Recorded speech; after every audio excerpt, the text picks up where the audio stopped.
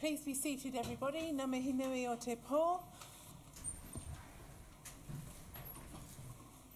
I'd like people to know that the council meeting, as usual, the public part of it will be live streamed to the web. And of course, some people can lip read, so whispering won't necessarily keep your comments private. I'd also like to welcome a large number of public participants. And in a few moments, I'll give you an idea about how the evening's going to run. I haven't received any apologies. I think everyone's here. I do have three very small announcements, well, not necessarily very small announcements to make. First of all, I'd like to thank all of the staff, our partners, and the volunteers for their part in making Cricket World Cup 2015 a great success. Secondly, I am very much looking forward to the work coming to fruition on Anzac Week coming up. And thirdly, and this is why I say they're not all small announcements, I'd like to formally acknowledge the work of our landscape architects. The senior landscape architect Charles Gordon and the council architect Carlos Gonzalez received the New Zealand Institute of Landscape Architects Supreme Award for the work on Takapu Reserve. And I'd like to just record that in the minutes. And this is the rather heavy and beautiful award. It's called the George Malcolm Supreme Award for its outstanding design and execution. And it's a fine tribute. It's also, again, a tribute that may be relevant tonight to the power of the community in having what was designated as a residential area kept and made part of a reserve. So I'd like to acknowledge that, and there's the announcement. Thank you.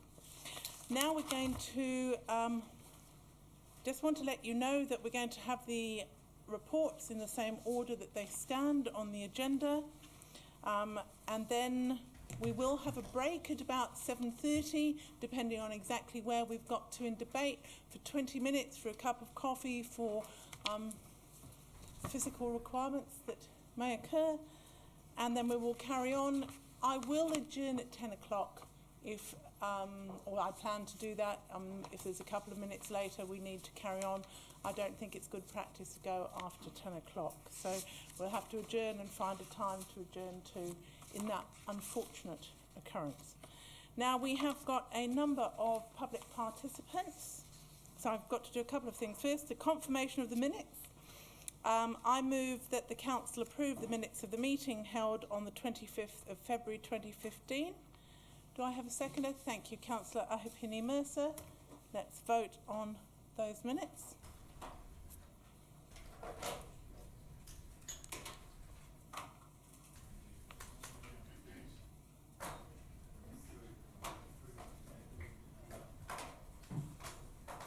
Thank you. I declare those carried. There are no items not on the agenda, and I'd like to move to public participation. We've got a number of people making public participation on a range of different issues. We set aside up to 1 hour at the beginning of council meetings for that. People are welcome to stay or leave after they've made their public participation. So our first public participant is the Honourable Peter Dunn, and you and anyone else may address either from this end or from that end as you prefer. And Peter Dunn is speaking regarding the Petone to Granada Link Road. Thank you, Your Worship. Councillors, ladies and gentlemen, I want to speak in favour of building the Petone to Granada Road, but to strongly oppose any link road either through Takapu Valley or widening of State Highway 2 as completely unnecessary. If I can just recall a brief bit of history, I don't know how long, it would be 70 years at least, that we debated the merits of building the Transmission Gully motorway. The Petone to Granada Road, by my recollection, appeared on the scene around 1998. The link road concept appeared in November 2013. It is an afterthought. It is the pet project of an engineer or two in NZTA, and it is totally unjustified. It is wrong to ruin, or potentially ruin, the lives of the people who live in Takapu Valley, or to threaten those who live alongside State Highway 1 with this set of unjustified and unexplained proposals. It is equally wrong to do as NZTA now appears to be suggesting, threatening to not build Petone to Granada at all unless it can get a link road. That is called blackmail, and it is not appropriate for a government agency to act in that way. And I would strongly suggest to the council that it not buy into that blackmail process and reject outright the link road concepts. Now, some of the other speakers on this topic tonight will talk from the heart about how they will be affected in their communities. Over the last 18 months since this issue first came to public attention, there has been a lot of discussion. There has been the pretense by NZTA of listening. They've had public meetings, they've had consultation sessions. Not one shred of change of their opinion has been evident throughout. This is something they seem determined to do, and they are not prepared to countenance any contrary view. They did say at a public meeting in Tawa in April last year that they would be guided by the views of the local authorities, and I think that puts you in a very powerful position. If this council votes against the link road proposals, either of the two options, it sends a very clear signal to NZTA to go back to the drawing board. If this council votes for one or other on the basis that at some point in the future a designation might be required, then I would humbly suggest to you that what you are doing is buying into NZTA's agenda.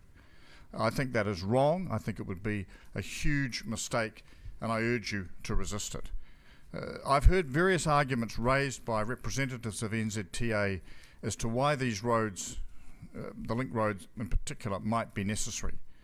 None of them seem to accord with discussions I've had with a number of councillors about Wellington City's future plans for that part of Wellington. And I think that it would be a very foolhardy decision to leap in at this point. If you look at the timeframes, Transmission Gully is under construction at the moment. Give or take, it's about 5 years away from completion. NZTA in all of its published material has talked about the Petone to Granada Road being fit for approval around 2018 and a 3 to 4 year build being likely to commence at the earliest 2018-19. That means it's 2023-24 before that road is complete. And I would suggest to you that once Transmission Gully becomes operational, once Peter G becomes operational, that is the time to monitor what the impact on behaviour of traffic is and see what is actually happening and what needs to change, if anything at all, rather than to rely on desktop calculations by engineers at this stage. When this proposal was first mooted, let me give you an example of the lack of preparation by NZTA. I was contacted by constituents in the Hunters Hill subdivision at the north end of Granada Village, concerned that they were about to settle on sections only to discover a putative road was going right through the middle of them. When I contacted NZTA at that stage, their response was, "What subdivision?" It had only been around for about 4 years. It's clear that they were operating off incorrect and false information, and I think that's characterised a lot of the way in which this has been approached. So, Madam Chair, I don't want to delay the Council unduly. I want to make a very strong plea to you for making no decision about those two options, to support the Petone to Granada Road, but to reject the add-ons, because they are add-ons, last-minute add-ons from NZTA, as being unjustified and unnecessary at this point.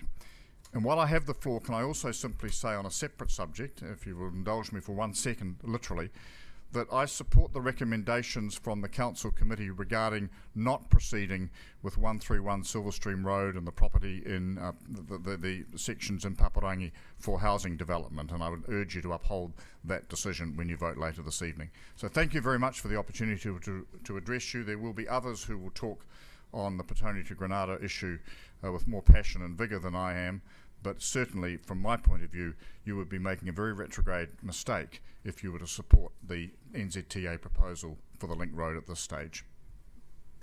Thank you. We don't generally encourage either applause or its opposite from the gallery, if you don't mind. If we could, because some people might feel intimidated if they don't get any. Can we now ask Marco Zeman to come up and talk to us regarding his proposal for a Wellington sculptural highway? I believe you've got a presentation. Just to talk, really. Your Worship, councillors, officers, I'll take these off. I'm here to promote an idea that I've had about the Wellington sculptural highway, which all councillors hopefully will have read.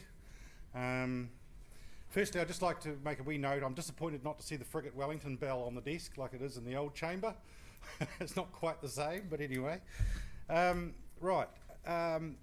Transmission Gully and the Kapiti Expressway are going through communities like a bulldozer right now, and I've had the idea that there's a way of giving back a little bit to the communities along that route and providing a bit of an identity for each of the communities fed by the interchanges, and enhance the road from being a very boring bit of stretch of highway like we have in Auckland.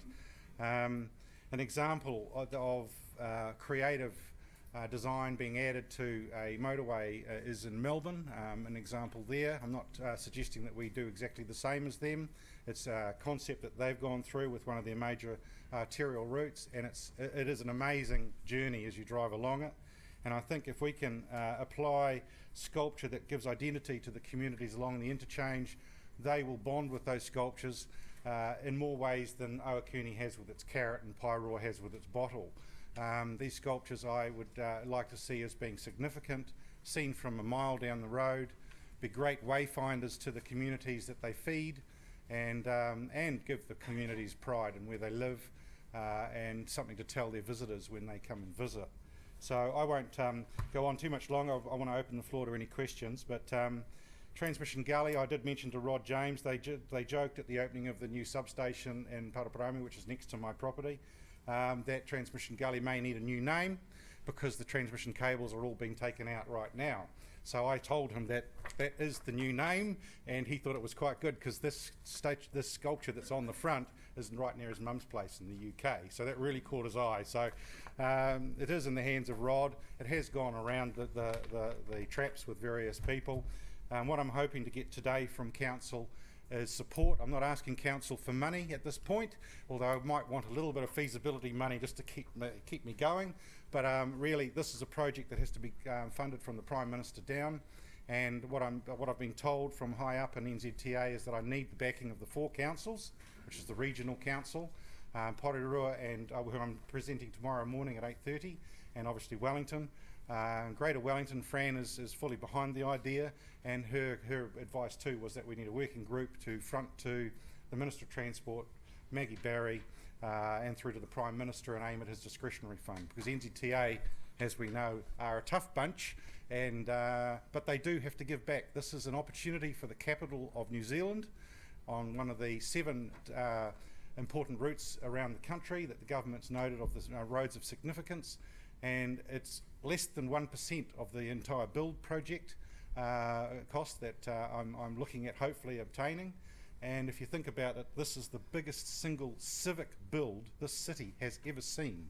And when we used to build public buildings and public structures way back in the 50s and 40s, our designers and our engineers were told to be creative and give us fine line concrete structures, sculptures and filigree. And we seem to have lost that in the chase for keeping costs down. And I think we need to give back to the community, or the government needs to give back to the community. So I open the floor to questions. Thank you, Marco. So it's the roads of national sculpture you're looking for? The Wellington Sculptural Highway. I've got two people asking questions. Quick question and answer from Councillor Foster and Councillor Ahipene-Mercer. Marco, as you know, I think it's a lovely idea, but I'm going to ask you the question which I asked you before, sorry. Yep. I'm going to ask you the question which I asked you by email, which is why stop at Linden? I have absolutely stated that in the document, but we're talking about a build and a budget that's currently sitting there which has a contingency, somewhere around 8 or 9%, I understand. And this is through people I know in the high up in the NZTA who are being very careful about what they tell me, hopefully. But so if we can do it while the NZTA have a budget, then there's an opportunity that we can prepare the places for these sculptures while they have all that infrastructure there. The minute this motorway from Linden to Peka Peka is opened and the ribbon is cut, NZTA's budget is gone, sealed and signed and delivered. So that's the end of the project. So, Marco, the point I was trying to make is that we also have roads of national significance well south of that, from Naronga south. Absolutely. Which you might want to consider. Yeah, so I'm just focusing on what's going built now, but I agree, the city has an opportunity to do it on every interchange through the city. Councillor Ahipene-Mercer. My understanding is that NZTA has not and may not commit any money to this, and no council is about to do so, including ours at this point. So can you give us a bit of a steer, even if it's conjectural thinking, on where the what sort of quantum of money, looking at, councillors may be aware from the documents, I am, but can you just tell us what sort of quantum and where you think this could come from, the financial side? It has to come from government. There's nowhere else it's going to come from. Kapiti have said the same. There's no money in Kapiti, obviously. They don't have the infrastructure of Wellington City Council. I'm not asking Wellington for money to fund it either. It has to come from the Prime Minister down, and I'm aiming it as discretionary fund. It is a significant piece of highway. It is the capital, and they do need to make it significant for our city. And so it has to go through the Prime Minister. And by having the support of Wellington City Council, I already have Kapiti on board with 2 councillors assigned to my team. I'm hoping for the same tomorrow with Porirua. I've already had some fairly good comments from councillors out there. So what I need now is Wellington to come in behind me, and then we can front to the Prime Minister and say, look, we seriously would like to see something creative done with our highway. Thank you.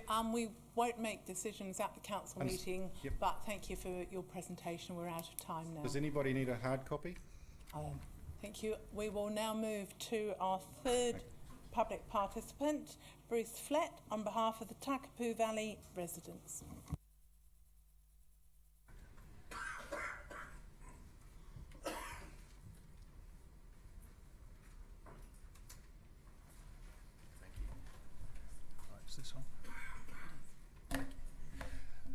Your Worship, councillors, ladies and gentlemen, I've got a presentation here to run through, but before I start, I really want to carry on from what the Honourable Peter Dunn basically said. The key issue I want to get across to you tonight with regard to P2G is that while you may think that you're here to make a decision on whether we go with option C or D, C being widen State Highway 1 or D being put a road up Takapu Valley, I am here to tell you or to ask you that both be rejected. You should not be basically following NZTA blindly. We are looking to you as the representatives of the electorate to actually support what the people of Wellington want. Now, to give you an idea on that, there were 1,400 submissions. Okay, we have been going through them painstakingly and in random fashion, and we've gone through 720 of them. And do you know out of 720, how many actually support option C or option D? 7 each. 7 in favour of C, 7 in favour of D out of 720 submissions. Okay, this project has actually gone off the rails, and it has done, and we've been trying to tell NZTA that for a year.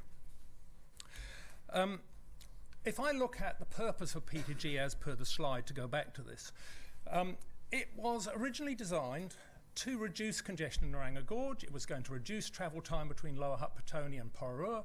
It was going to open up the Lincolnshire Farms area for development, and it was going to provide resilience in case of accidents. So I've got to find which button I'm pressing on here now. There. Oh, that way. Thank you. Oops. Just a quick one here to show you what we believe is the area served by P2G. The black line at the bottom, sort of a diagonal one, shows you the lower limit, and the other one shows you the upper limit. It basically was originally designed to support Petone through to Porirua. Anything north of that line is served as a cross-valley link by State Highway 58, including traffic coming down Transmission Gully and wanting to go to the Hut. What's happened in 2013 is NZTA decided, without any public consultation, to introduce new objectives. They were going to cater for an increase in traffic on north of Tawa on State Highway 1. They looked at options to take heavy commercial vehicles from Petone to Transmission Gully, and by inference they looked at reducing congestion north of Tawa on State Highway 1. So what did this actually do to the project analysis and options? Well, it completely changed it. The new objectives have taken precedence over the original ones. This has led to a series of decisions that have taken the project away from its original objectives. We have now lost the concept of efficient movement of vehicles between Porua, Tawa and Petone, because basically now instead of having a motorway junction, we have roundabouts, traffic lights, overbridges and delaying tactics. The congestion that we see at the bottom of Naranga Gorge will be moved to the Tawa intersection where it will be worse. The resilience that people keep talking about in their papers has now become a mantra rather than an outcome. Nobody actually knows what resilience they're trying to achieve. The project is heading towards a precipice where Peter G will never be built. Now, I just want to say again, we are in favour of building Peter G. Peter G is a road that's supposed to go from Petone to Granada, not Petone to Tawa or Petone to Whitby. Right, NZTA are now giving councils three options. They're going to either terminate Peter G at Tawa and widen State Highway North, option C. They want to bypass State Highway 1 completely and build a road from Whitby to Petone with a spur off it onto State Highway 1. That's option D. The third one they've given out as a SOP is that we will terminate it at Tawa. We won't build either of the two options C or D, but we'd like to designate some land in case we need it in the future. So all of those three options require a new intersection at Tawa to take 100% of all the east-west traffic from Petone to Porua. This is option D on this diagram. If you have a look at it, this is a diagram that was submitted by NZTA to the CEOs of all of the councils of the region at a meeting back in November. We've obtained it under the Official Information Act. You can see that option D on there is a black line going from Petone through to Whitby. There's a couple of dotted lines as afterthoughts joining it out to either Churton Park interchange or to the Tawa interchange. Okay? So that's what they think option D is. This is it closer. This is how option D would actually pass by in Tawa. It's a road that whistles past from the south and goes up Takapu Valley with a little junction shown in red off to the side. Now, if I expand on that with another NZTA diagram, that little junction, it's a bit faint, I'm sorry, but there are two roundabouts now being introduced, sets of traffic lights, so that if people are coming south in the morning from Porua and they want to go to Petone, they have to pull off at the Tawa interchange, they have to fight their way around two roundabouts, go up to the Peter G, which is now going to bypass and have to go through another overbridge and junction. The congestion on those two roundabouts is going to be enormous. At the moment we have about 400 vehicles per hour peak coming off that junction and going past the end of Takapu Valley. You can queue there in the morning for 9-10 vehicles to try and get out. With this proposal, that number of vehicles is going to increase to 2,000 vehicles per hour.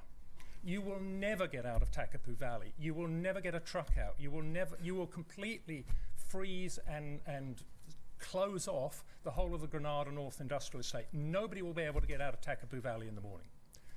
Okay, in the reverse direction, we had the pleasure of being invited to NZTA to look at a modelling diagram. Traffic coming up from Petone in the evening has to go round a roundabout under the motorway where they're going to widen it to 4-lane, through a set of traffic lights and join up onto State Highway 1. Even their own model showed congestion building back at least 1 kilometre south of that junction on the Peter G link. So, let's look at the three new objectives, and I'm probably going to run out of time here.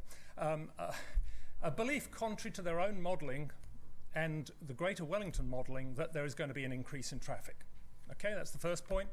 The congestion north of Tawa, they believe will grow enormously, but they actually are basing that on a belief of traffic growth, whereas in fact the congestion there is there today is because of the Tawa interchange and the amount of traffic joining. And there's a belief that getting heavy commercial vehicles from Petone to Transmission Gully would be most efficient using the Takapu Valley. but they have not looked at, nor have they estimated, costed, or done any calculations on those trucks going up State Highway 2 and over 58, which is the obvious route. This is a very complex slide, but it's just trying to show you that on State Highway 1 at the moment, at the Tawa College, that's north of Tawa, the traffic has been constant at about 42,000 vehicles per day. That's in both directions. It has been constant for the last 10, 12 years. Back in 2006, the Transmission Gully project said it was going to keep increasing, and by now it will be 50,000, and by 2026 it will be 62,000. That project of NZTA said that's okay, the road can handle it. We do not need to widen State Highway 1. We now have a new project team who's come along later, applied exactly the same growth prediction, said that by 2031 we're going to have 57,000 vehicles, and we do need to widen it. Okay, I'll skip past this. This is just straight out of the P2G report of what their numbers are, where I get those 57,000. I'd just like to say, all these figures are coming out of NZTA's own documents. There's an email here that I wanted to sort of cover, which I need to probably read it here in front of me because I can't read it up there, which is basically that we discovered under the Official Information Act, which was from Opus to NZTA and the Greater Wellington Council last year, which basically said the two models that they use, and there are two different models around, show that 4 lanes will be sufficient to cater for the increase in traffic by 2031. And neither of the models show that this section being particularly more congested than other sections of State Highway 1 further south at Johnsonville and Naranga. That's in their own words. HCV moments, well, I'll whistle through this quickly. They're talking about trying to cater for the efficiency of truck movements. Their own modelling says there are 59 vehicles a day going to go north and 110 going south. So we're going to build a road up Takapu Valley to handle 180 trucks a day. Okay? Again, it will go up State Highway 2 and 58. So the results of choosing option D are that 100% of all the traffic using P2G east-west will have multiple intersections, roundabouts and traffic lights to negotiate to get to and from State Highway 1. Times for this are not included in any option analysis at the moment. 2, NZTA believe that Takapu Valley will be used, as I said, by 60 trucks going north and 110 going south, but they'll actually go up State Highway 2. There's poor resilience on D. In spite of the fact that people keep on talking about resilience, it doesn't provide resilience anywhere that is needed. The real bit that you need resilience for is in case of accidents on State Highway 2. The new Tawa intersection will have massive congestion. I've talked about that before. And basically another factor we found that NZTA in their presentations to the CEOs said that even if you built the road up Takapu Valley, the amount of traffic going on it would not make any change to congestion on State Highway 1 north of Tawa. You are just about out of time, so if you've come to your main point. I will do, thank you. Your final point. Would it be possible, I know it's very unusual, would it be possible to move an extension so that, because an enormous amount of work has gone into this? It has, but I think most of the elected members around here are aware of the main issues, and I'd like you to finish. Do you have sent a copy of this to people? I've sent it, well, it's obviously in the system. I haven't actually sent it, but it's in your LAN somewhere. So we can email it to councillors now? You can. It's on the hub now. So thank you. I'll give 2 minutes and I will finish. Please. So there is a solution to all of these issues, which is to go back to the original Naranga Triangle study and basically what was called option A, which is to terminate the road at Churton Park. Okay, and I've just got some diagrams here. This is what this means. This is a very crude diagram. The green one is option A, the red one is option D that whistles up the top and off into the distance. This is a close-up of where option A would be. It would come down the existing road to Churton Park, and in their P2G study they show you how they would go about improving the junction at Churton Park to account for all the extra traffic. The benefits of doing this were that all traffic would use P2G as an Naranga bypass. We'll have free flow intersection off State Highway 1. It reduces travel time. Congestion north of Tawa will be reduced from today's level as joining traffic has plenty of distance to merge. It provides the best point for Wellington to Petone traffic for resilience. It's the cheapest option by far, doesn't block the exits from Takapu Valley, opens up Lincolnshire Farms for development, etc., etc. So we finally, there we are, we would urge the council to basically reject options C and D, which are being forced on them by NZTA, which are full of flaws and full of mathematical errors. reject the proposed massive changes to the Tawa intersection and instead urge and ask NZTA to go back to reassessing option A, which basically satisfy all of the needs that the project was originally supposed to meet. And finally, that's congestion. Thank you. Thank you. You're very welcome. I'd like to ask Stephen Mulholland to come up, and who will also address the council regarding the proposed Petone to Granada Link Road.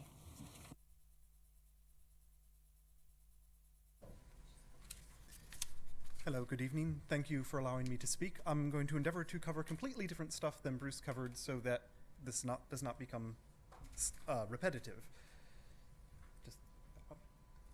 Okay, whenever you're going to embark on spending $300 million, you want to make sure you do it right. I mean, this seems a very basic premise. So as a scientist, I want to look at Petone to Granada and say, are we making good decisions? Does this stand up to scrutiny? Because, you know, this giant report was dropped on us, but what happens when you dig into it? What happens when you OIA the material within it? So we found a number of misconceptions and errors in the NZTA analysis, which changes, I think, how we have to look at what the best outcome is for this road. Where do I point this to?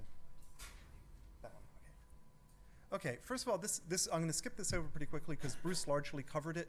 They talk about it as a heavy truck route, and the blue road is Petone to Granada, which involves trucks climbing a hill steeper and half again higher than Naranga Gorge, starting from a dead stop at a stoplight at the bottom.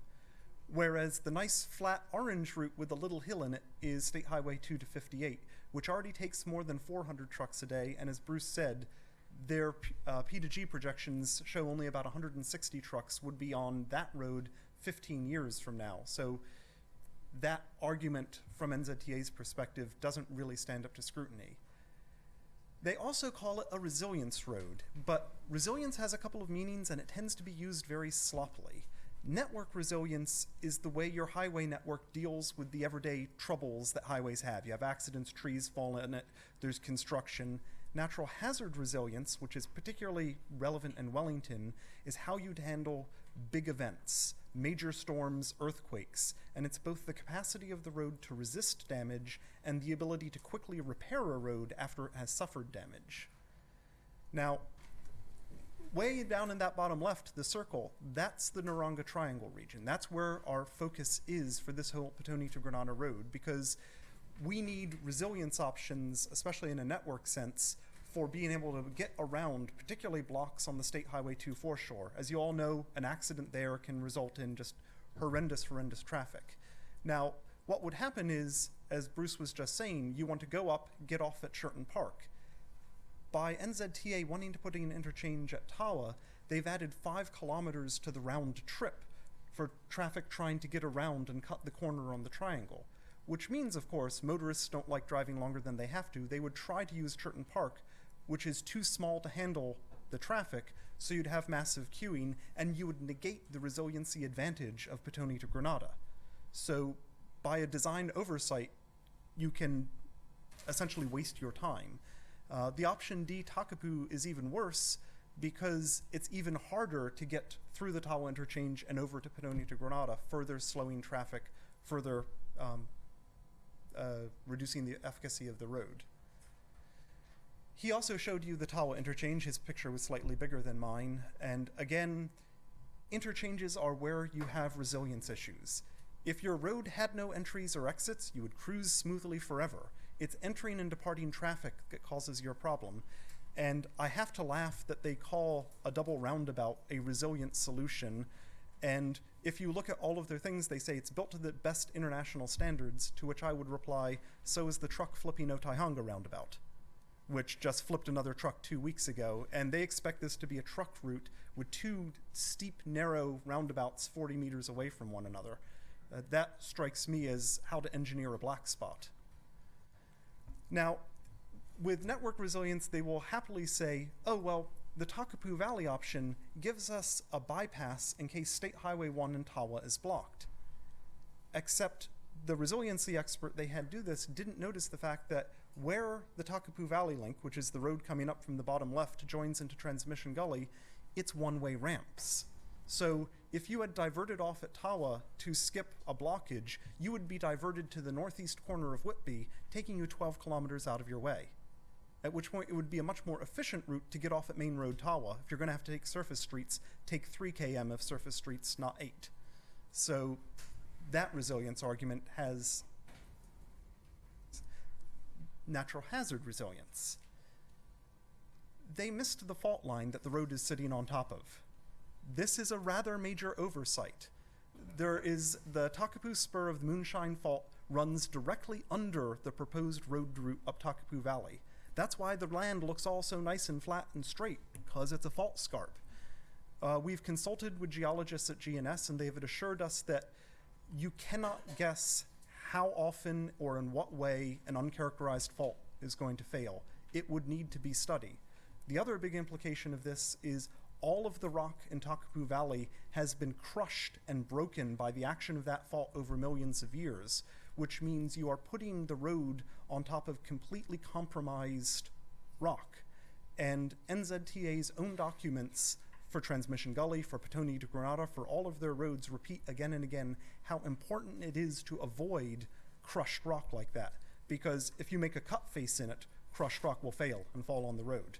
If you try to do infills, it's vulnerable to slumping. So that is actually a very low resilience road because of the fault line. The other problem is that the valley is filled with power lines. About a dozen major high voltage lines runs up the valley. The photo I've shown you there is the proposed road bed.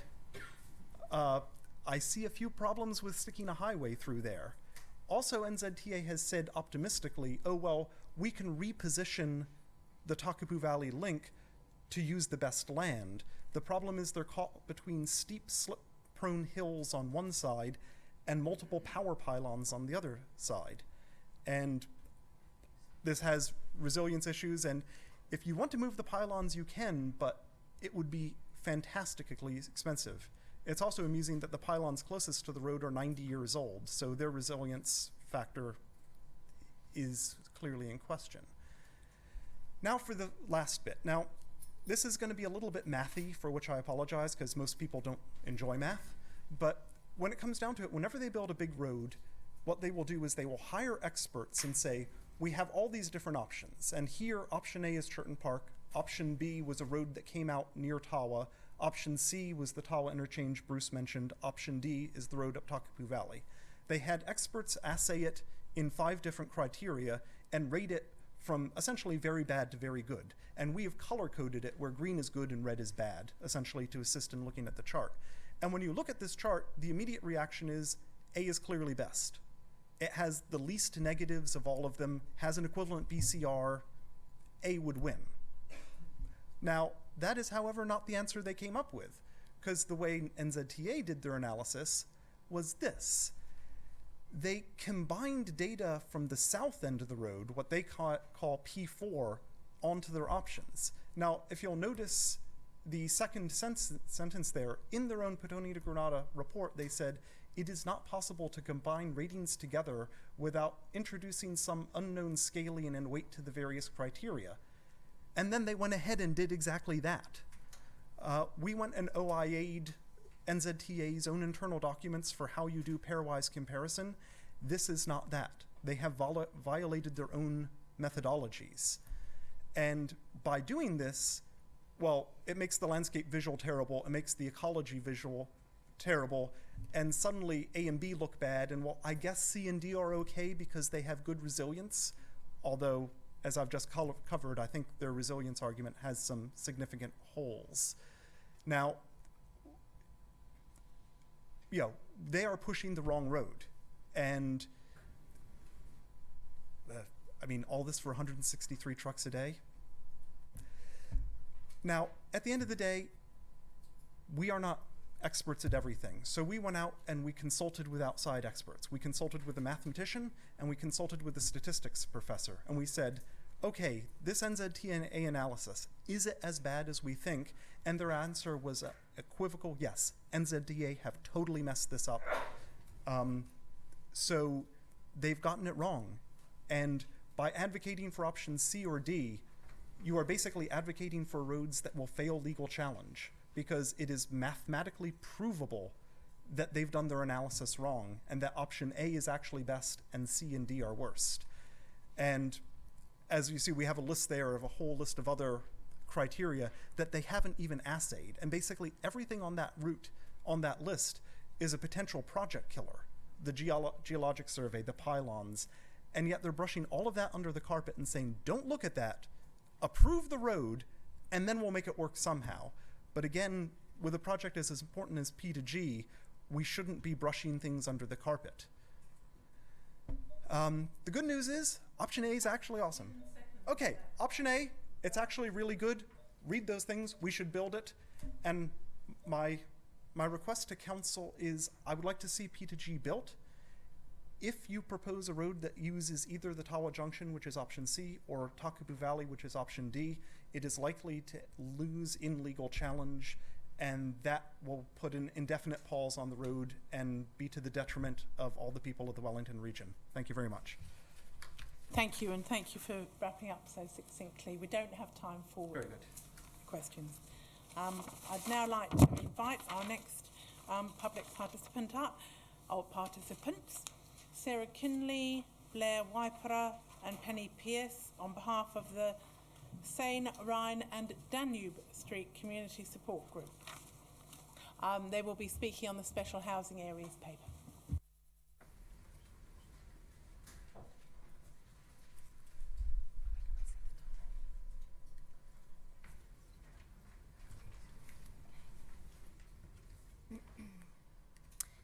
Kia ora, Your Worship, councillors and ladies and gentlemen. We're representing the Seine, Rhine, Danube Street Community Support Group, and we're a group of residents in the area surrounding the land owned by Tapu Tiranga Marae Trust, and that is an area that's been proposed in the SHA. Some members of our community group have been in the neighbourhood 20 plus years and have a depth of knowledge around past development proposals on the site, and that's what we're going to be talking about tonight. The reason we're here is that while we support the intentions of the Housing Accords and Special Housing Areas Act, we believe that the site owned by Tapu Tiranga Marae Trust is unsuitable to be classified as an SHA. We have a range of issues and concerns, but the primary reasons why we believe the site is unsuitable are the following. An Environment Court decision has said that the site is unsuitable for residential development, and that suggests that HASHA eligibility criteria has not been met. The HASHA will be unable to give meaningful effect to the conditions imposed by the Environment Court decision or deliver a fast-tracked process. Local e-reviews do not appear to have been considered, and there's a history of non-compliance with the existing consent framework, including the RMA, with the site. So the first item that we wanted to discuss was HASHA eligibility. As we understand it from information available from the council, the site meets criteria in that no concerns have been raised in relation to Three Waters availability to the site, and it's zoned as outer residential, therefore development is envisaged for the site. Now, just a little bit of history about the site. In 2004, there was an Environment Court appeal which proposed the rezoning of the site from open space to outer residential. The site had previously been used for landfill purposes, and until the rezoning discussion had happened, the community and the council had been led to believe that the site would be returned to the bird and bush, which was the Trust's words, and would have some playing fields built on it after the landfill activity was completed. So before the zoning it was open space, they thought it would continue that way. So some key things from the Environment Court decision was that the civil engineer who designed the landfill stated to the Environment Court that it was not designed with residential development in mind. It was planned around the fact that it would be a bush type reserve with maybe some playing fields on it, and as such it did not meet the requirements for residential building sites because of the lack of sufficient compacting of the site and because of the nature of the fill. The engineer believed that the only acceptable solution to enable development was to rework the entire filling and compact to current council requirements for residential housing. There are some risks associated with that, given that in the Environment Court decision they recognised that there is potential contamination of the site with asbestos and carcinogenic tars. The engineer was also concerned that sewers or water pipes laid in the fill would settle and leak over time and result in a major landslide in the future. So the Environment Court agreed with the engineer's views and stated that they had serious reservations about whether much of the site was suitable for any development that involved building and infrastructure services. They stated that significant investigations and reworking of the land would be required before development could be considered. But they noted that they could not change the zoning because the site was privately owned, and without the owner's consent they had no ability to rezone the land.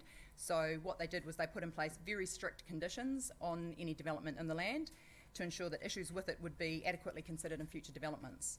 So there was a clear intent by the Environment Court to put in place a more stringent framework for future development there than was currently available under the RMA and the district plan, which seems a little bit at odds with saying that it meets eligibility criteria to be subject to a less stringent consent framework. At the Environment Court, the council itself noted that the Environment Court was better placed to form a view on this matter, as the Environment Court had a range of background and expert evaluation available to them that was not available, that wasn't there when the council, at the council hearing when the land was rezoned to outer residential. So we therefore don't agree that it's a foregone conclusion that this site would or could be developed for residential purposes, or that infrastructure services would be able to be easily made available given the stability issues with the site. The next item that we wanted to talk about was the ability for development at the site to meet the objectives of HASHA. As we understand it, one of the key objectives of HASHA is to enable fast and easy development, specifically in relation to this proposal to enable the building of 1,000 new homes in the next year to meet the council's targets that they've set or have been set for them. For all the reasons I just talked about, we don't believe that quick development of the site is possible in order to, whilst meaningfully complying with the conditions placed by the Environment Court, given the amount of rework and investigation required to even determine if it could be developed at all. Further, we believe that the removal of public notification would not enable the community to be consulted on whether any development is well integrated with that community and the surrounding open spaces, which is one of the conditions. We also believe that removal of the ability to appeal to the Environment Court is high risk given the nature of the issues with the land and the requirement put in place by the Environment Court to maintain a high level of control over future developments at the site. So if the site were developed inappropriately, there could be significant environmental effects for the community given the potential contamination and risks of landslips. It doesn't seem appropriate to us that the Environment Court couldn't be appealed to if the site were developed in a manner inconsistent with the intent of the conditions imposed by the Environment Court. Kia ora tātou. My name is Blair Waipara and I am the Land Development Manager for Te Tumu Paeroa. I'm also a previous trustee for the Ronga Whakaara Iwi Trust. So I have an in-depth knowledge of both treaty processes and Māori land issues with regards to the Te Ture Whenua Māori Act 1993. And so the first point I need to make is I am not Te Atiawa, so I'm Ronga Whakaata. And so it's actually inappropriate for me to represent an iwi view, and therefore I'm representing, I guess, a pan-Māori view and a view of due process, etc. So, and so that concerns me that it's me standing here talking about these things as opposed to a member of Te Atiawa who in my view, really should be here in my place talking about these issues, talking with some of the Te Atiawa people that I have contact with. They have no knowledge of this particular process. So what I really just want to kind of land on is some of the previous rebuttal evidence given by one Peter Love, at that time from the 10th Trust and representing the Te Atiawa view, that the local iwi does not view that site as a marae. And that also the establishment of urupā and papakainga, which we believe is likely to occur if it is granted an SHA zoning, they have not been consulted around those things either.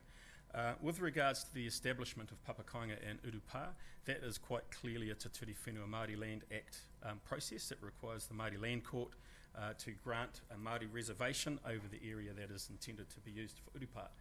The process to do that involves quite a lot of engagement with the owners being the people of the land, and also a process at the Māori Land Court level which gives effect to the principles of the treaty. So my key concern is that if this were to be granted, and what we think may happen, it's actually my view that the council could potentially be putting themselves in the position where they're breaching some of those key and crucial principles of the treaty, those being of mana whenua, by not recognising the people of the land and essentially ceding that process to a council process when in fact it should be going through the Māori Land Court and undergoing due process there. So I would strongly advise that councillors reacquaint themselves with Peter Love's evidence, because he pretty much speaks for that view. So the time not available, I'll leave my comments there, but I'm open for questions. The last point we wanted to raise is that there has been a history of non-compliance with this site. So the landfill started before consents were issued. After consent for the landfill was issued, landfill activity was undertaken that was not in compliance with the consents that were given. We understand that all the buildings currently on the sites owned by the Trust are unconsented, and the landowner has previously misled residents about the future use of the land in order to gain their agreement to the consent for the landfill. So we think that having a less stringent compliance framework in place would be high risk given the history with the site. So. Thank you. If you want to leave any moment for questions, we've Yes, got just under about a minute. Yep. We have our conclusions up there, but you can read those. So. Thank you. Do we have any questions? Well, maybe we'll get you to read the conclusions. Okay. So we haven't had much time to pull this together, so we're hoping that we've given you a compelling argument about why we think that this site is unsuitable. Most of the things, all of the things we've talked about are based in the Environment Court decision, and I think the decision document was circulated, so there's a lot of detail in there that supports what we've talked about. What we're asking for is that the site be excluded from the proposal that you're looking at today, so that any future development on the site can be planned together with the community, the local iwi, and can be controlled to the extent that the Environment Court intended when they put in place the more stringent conditions over this site. Thank you very much. Thank you for your time. I'd now like to ask Andrew McClellan, on behalf of the NIO Crofton Downs Residents Association, also regarding special housing areas.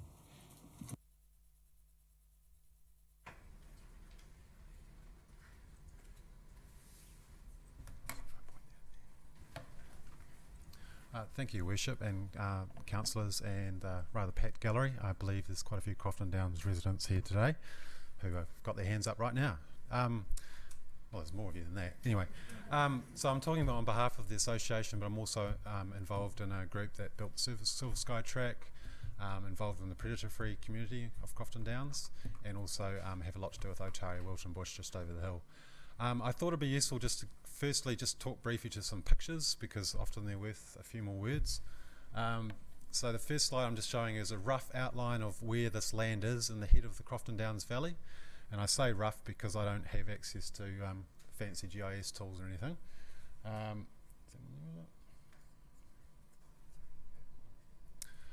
But I also wanted to hit you with some words too, and just to give you some idea of the complexity of the planning history behind Silver Stream Road. It has been before various planning tribunals, environment courts over the years, starting as long ago as in 1975.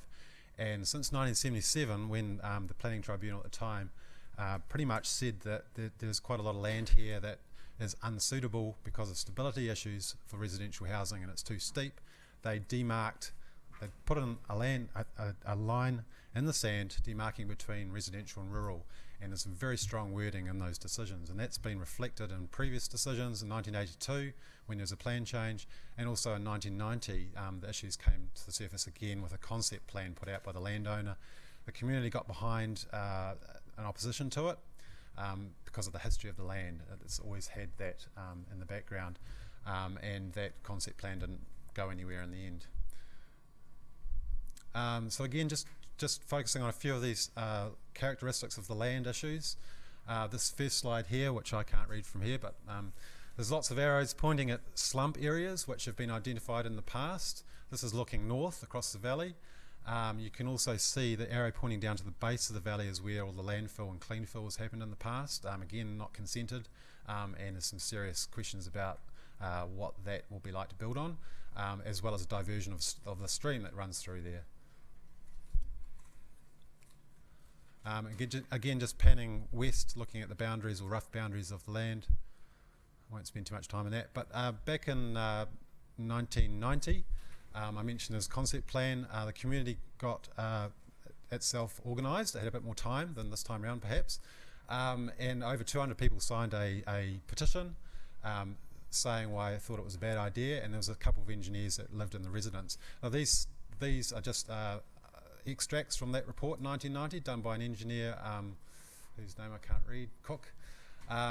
And they again indicate areas of slumping at the base of and along spurs that feed into this valley, and the nature of the geology in the area. And again, looking across the other side, it's a similar story. So there's quite a well documented history of the landforms in this area. Also of interest nearby, very nearby, is a Huntly Reserve, partly council owned but also privately owned. Some great podocarp forest in there, as well as some koe forest, very quite mature koe forest in some of the gullies within the Silverstream property. And lastly, just to show you some of the attempts to previously control water in the stream that feeds out of 131, that's just on the boundary. It's a jumbled mess of concrete. It's just not pleasant, and I doubt it works very well. So I guess the key factors that I want to comment on tonight is why we oppose 131 Silverstream Road being included in item 3.2, recommendation 2K. They're three or fourfold. The first one being we don't think the rural land that is currently zoned, actually, I don't think you can nominate it as meeting the criteria in the Act. As I mentioned, the 1977 decision of the Planning Tribunal very strongly said that that land was unsuitable for residential development, and that's been carried through a range of decisions since then, and particularly in 1982. That was reinforced by the Planning Tribunal then. Secondly, the outer residential zone land, which comprises about 15 hectares, I don't think that meets either the council's criteria that it said it would assess these things against, or the criteria in the Act, because it doesn't. None of the information that's put before the council tonight assesses these properties against criteria that officers said they would assess it against. There's a brief mention, I think, about water as far as infrastructure goes, but that's about it. There's no other mention of the character of the place. I've given, in my submission, I've given a rundown of what I think makes this place what is relevant as far as character goes. That includes the instability of the landforms, previous events which have caused damage and flooding, and even the loss of life further downstream. There's a whole range of issues there which I think should have been reflected, not just for this property, for other properties that were put before you.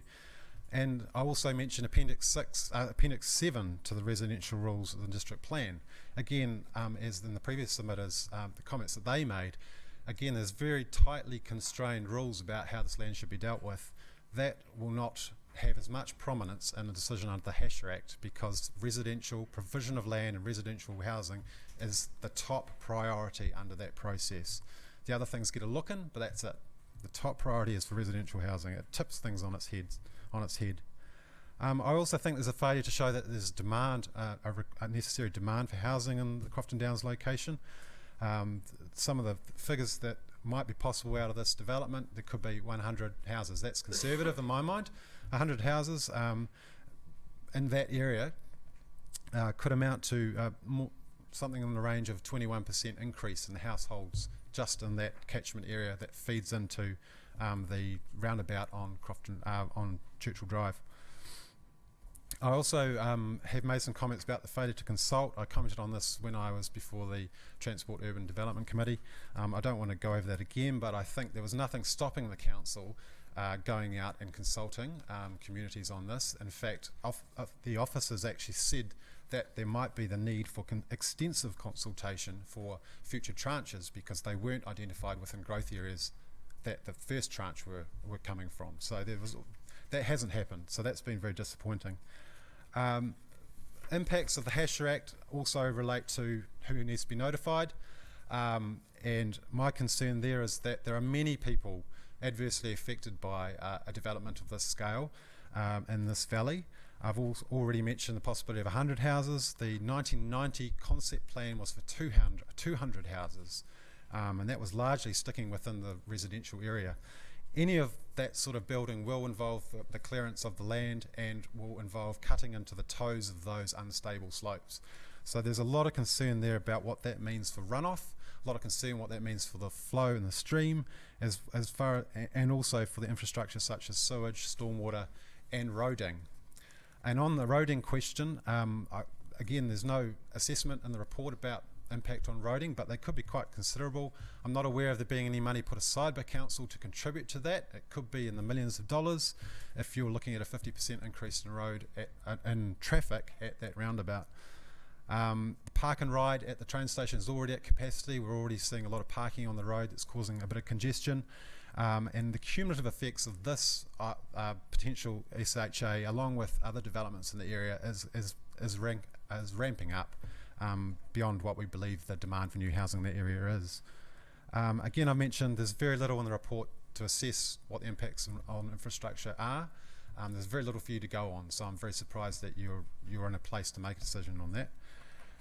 The other key thing with the HASHA Act process is there is really no second chance for the community.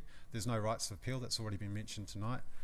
This is our chance to have a say, and we believe that this 131 should go through a normal RMA process for that to happen, to the extent that the RMA provides for that anymore. But it is more generous than the HASHA Act, and equally,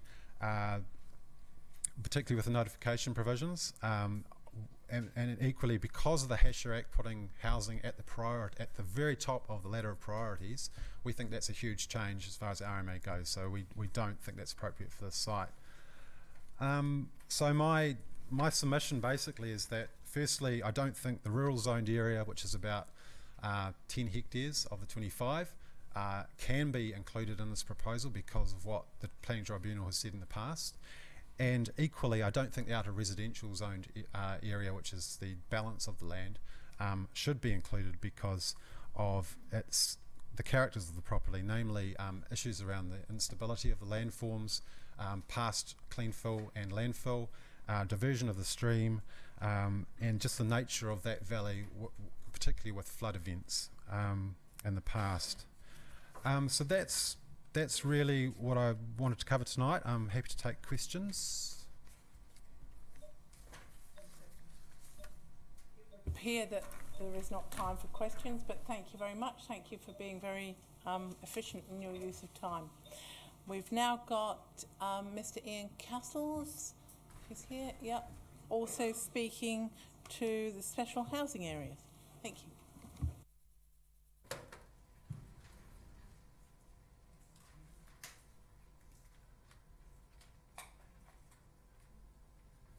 Thank you, Your Worship and councillors, for having me tonight. There'll be plenty of time for questions because I only take about 30 seconds to deliver my usually short diatribe. Look, we've been Wellington property developers for 25 years.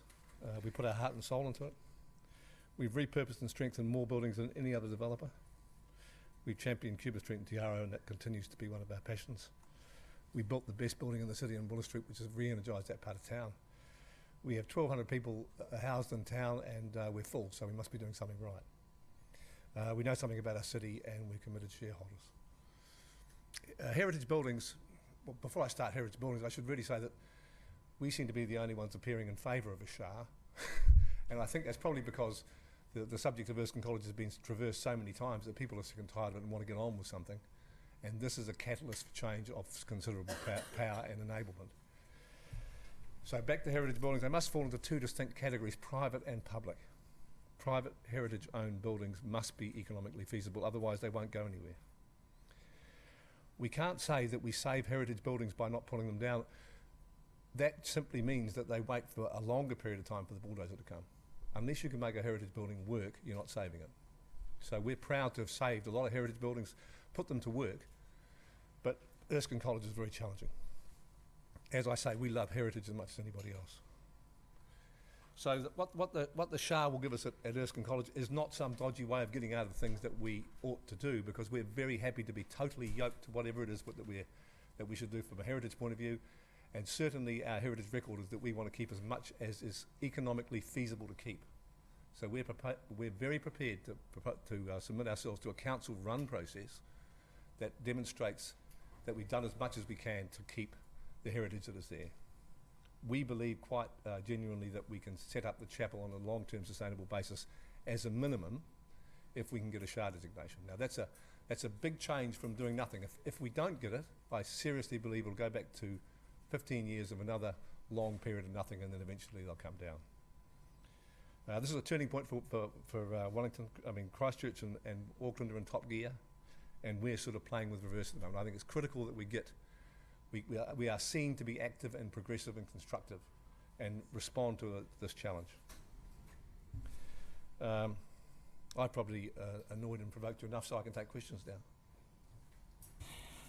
Thank you for leaving time for questions. I got Councillors Foster, Pannett, Lester and Ritchie. If we have time, depends how quick the questions and answers are. Ian, look, thank you and acknowledge Oh, I can't remember to do that. Thank you, Ian, and thanks for all the work that you do around the city. In this instance, you've said, I think you want to keep as much as it's economically feasible to keep. And I guess the challenge that we've got is that we actually don't know that. And I know you've been working on a lot of different propositions over a period of time.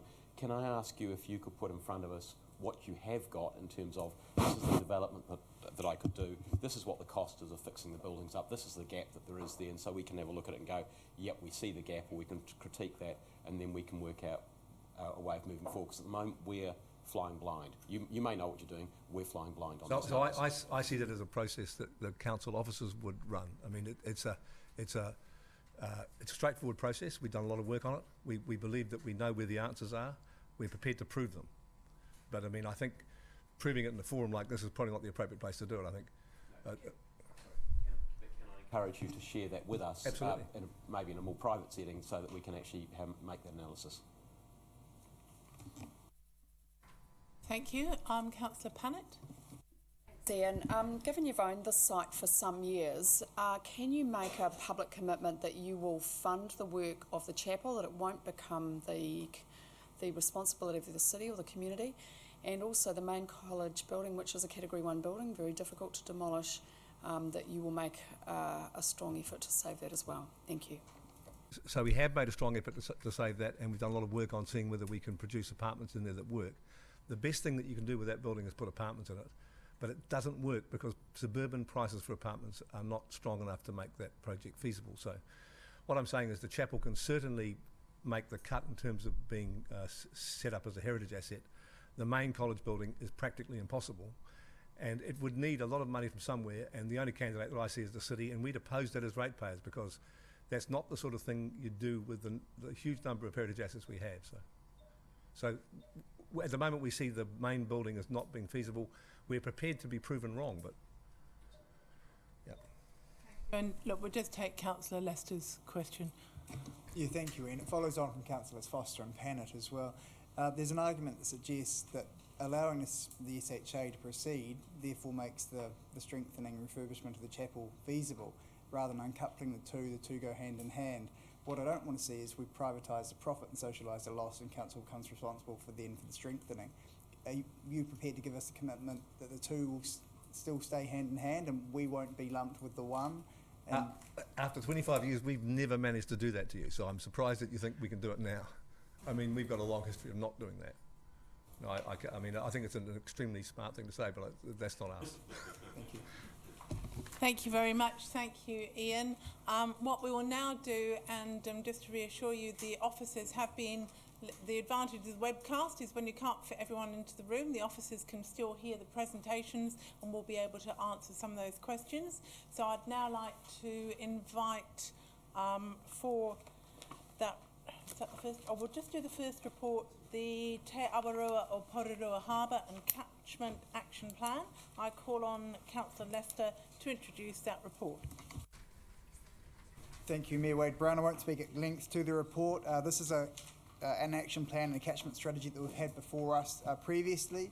It's a joint committee around with the objective and aim of cleaning up Porirua Harbour. Now, the action plan was produced and adopted mid last year. The consultation went out to the public It's reproduced in full on page 12 for you, and the changes to the document, which are largely minor editorial changes, have also been described on page 9. I see no reason why we shouldn't accept this. It has been adopted at committee, and this is merely ratification of that previous process. I ask you to support. Thank you. Thank you, councillors. Do I have a seconder? I think I saw Councillor Ritchie's hand if you wish to speak. I'm quite happy to, well, I'm reasonably happy to second this, but I have one reservation about this. When you read this document, you will see a headline and headlines which say a tale of neglect and misuse. But today we are being asked to approve something that will have no funding attached to it. And I know that Councillor Sparrow actually has made some inquiry earlier about funding to ensure that there are funds and there is a proper commitment to reverse the neglect and misuse of Porirua Harbour and associated areas. In fact, item 7 here before us simply notes, I'm not quite sure why it only notes, that she probably should recommend, I don't know whose note it is, that we only fund after 2018. I don't think that's acceptable, and I know that Councillor Ahipene-Mercer and certainly both of us were heavily involved with a similar scheme at Mile Point in raising the issues and actually eventually getting some funding for the misuse and neglect of our waters there. So I hope that perhaps Councillor Sparrow, as he has a particular responsibility in this area, may be able to make some progress in our LTP to ensure that there may be some funding by way of amendment so that there is a proper commitment by this council. Thank you. Thank you, Councillor. Councillor Pannett and Councillor Sparrow. Thank you, Madam Mayor, and I would certainly be supporting this document, and I'd like to thank all those who worked on it because it is reasonably comprehensive. Councillor Ritchie, I'd like to support the comments that you've just made. I mean, really, agreeing to a strategy without understanding the cost implications is not what I'd consider entirely sensible. I've got two other issues as well, and I think I would describe this as a document which has a tendency to want its cake and to eat it too.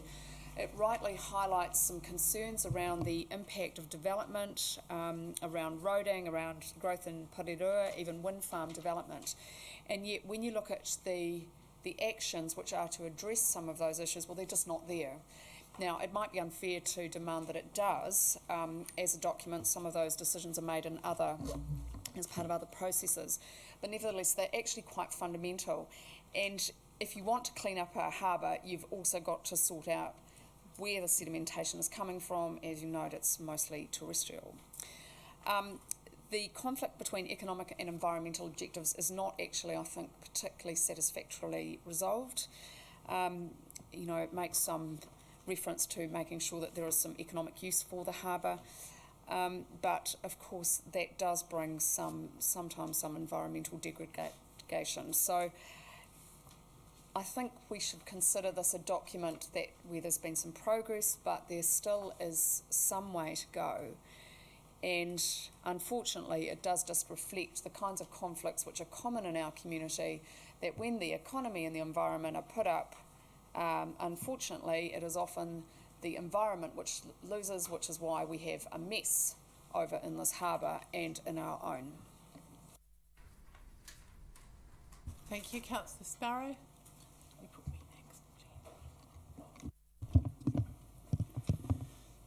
Okay. Restoration of the Porirua Harbour does obviously make a lot of sense. The issue of funding is something that I have asked about, and I'm not sure to what degree it is being addressed, but I hope it will be. There are a lot of good people who have been pulled together as part of the Whaitua Committee, Greater Wellington scientists among them, and I'm very pleased to be part of the group that is working towards restoration of the harbour. That's all I have to say. Thank you. Thank you. Just briefly, I'd like to comment because I remember going to Takapu Valley a number of years ago when people actually described, sometimes with tears in their eyes, when they could actually collect kaimoana in that harbour, and it was incredibly moving. I think there are two first steps that have been taken here. One is to describe the problem, and that's where that history of misuse and turning our back on that which sustains us exists. And the other one is to list some actions to fix it. And given the size of the budget for managing stormwater and the number of restoration groups and replanting along the streams, I think it's fair to say we are doing a number of things. I also would draw your attention to the list of things that people can do on page, whatever page it is, yes, page 37 of our report. There are also a whole lot of things that individuals and households and schools and businesses can do at no cost. Or at little cost. Not putting motor oil down the drains because people think it magically goes away and gets processed through some system. There are a whole lot of things like that that are important as well as the big investment. And I do think with our water sensitive urban design guidelines that hopefully will have more teeth in the district plan at some stage in the near future, we are also setting some rules and regulations. So yes, we need to fund things, but we also need to change behaviour, and we also have some real opportunities with a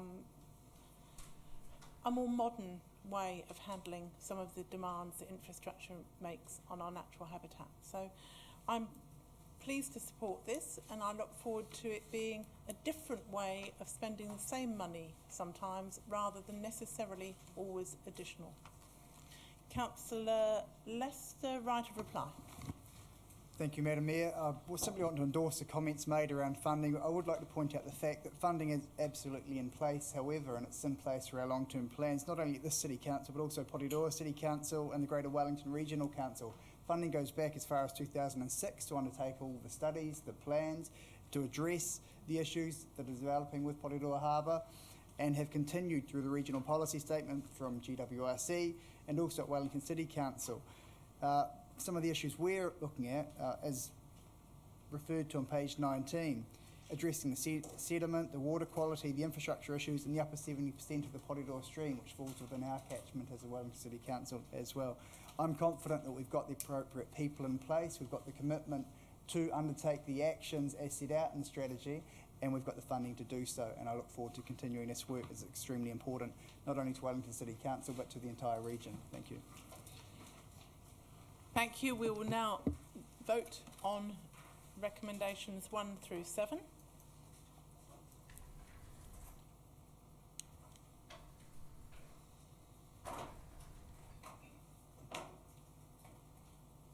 I declare them passed. And I would now like to invite Mr. Ulasele, who's going to make a very short presentation, not repeating what's in the paper, and then we'll be able to answer questions from elected members only.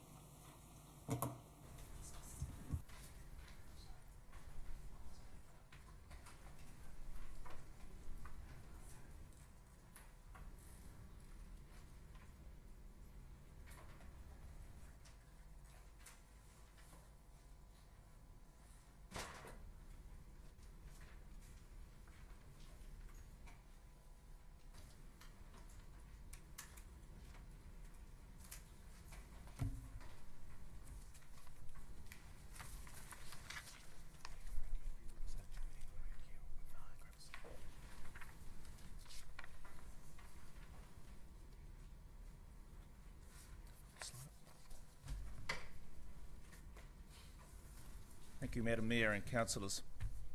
Now, I have a presentation here. I'm going to move through it very quickly and not speak to each point, but I'll just pick up a couple of the key points and then move quickly to questions. So firstly, just the background to the Housing Accord. I think you're all reasonably familiar with that. The key point I want to make here is that the Accord and the HASHER Act are tools to aid in the Council's wider housing program. If we look at our objectives under the Wellington City Growth Plan, the Accord plays a part in that. It also complements the other council initiatives that we have towards boosting the economic performance of the city.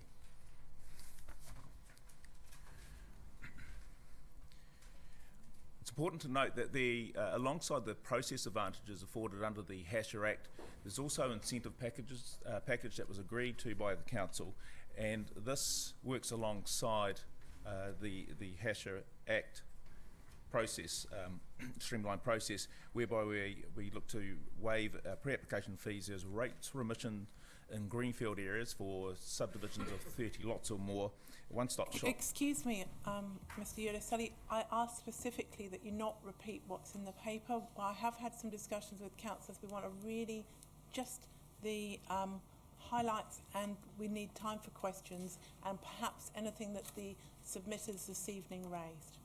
Absolutely fine.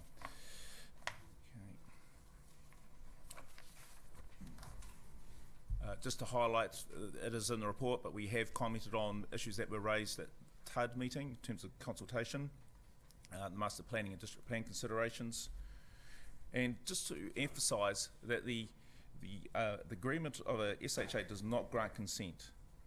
A resource consent is still required and can be declined, and the approval of an SHA is only a procedural decision to enable the consent process under the HASHER Act.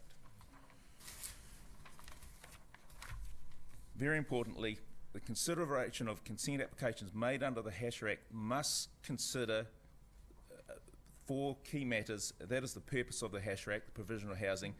Matters in Part 2 of the Resource Management Act still apply. That's the purposes and principles of the Act. Matters that would be considered under Section 104, that's your district plan provisions, still apply. And the key urban design qualities of the urban design design protocol equally applies.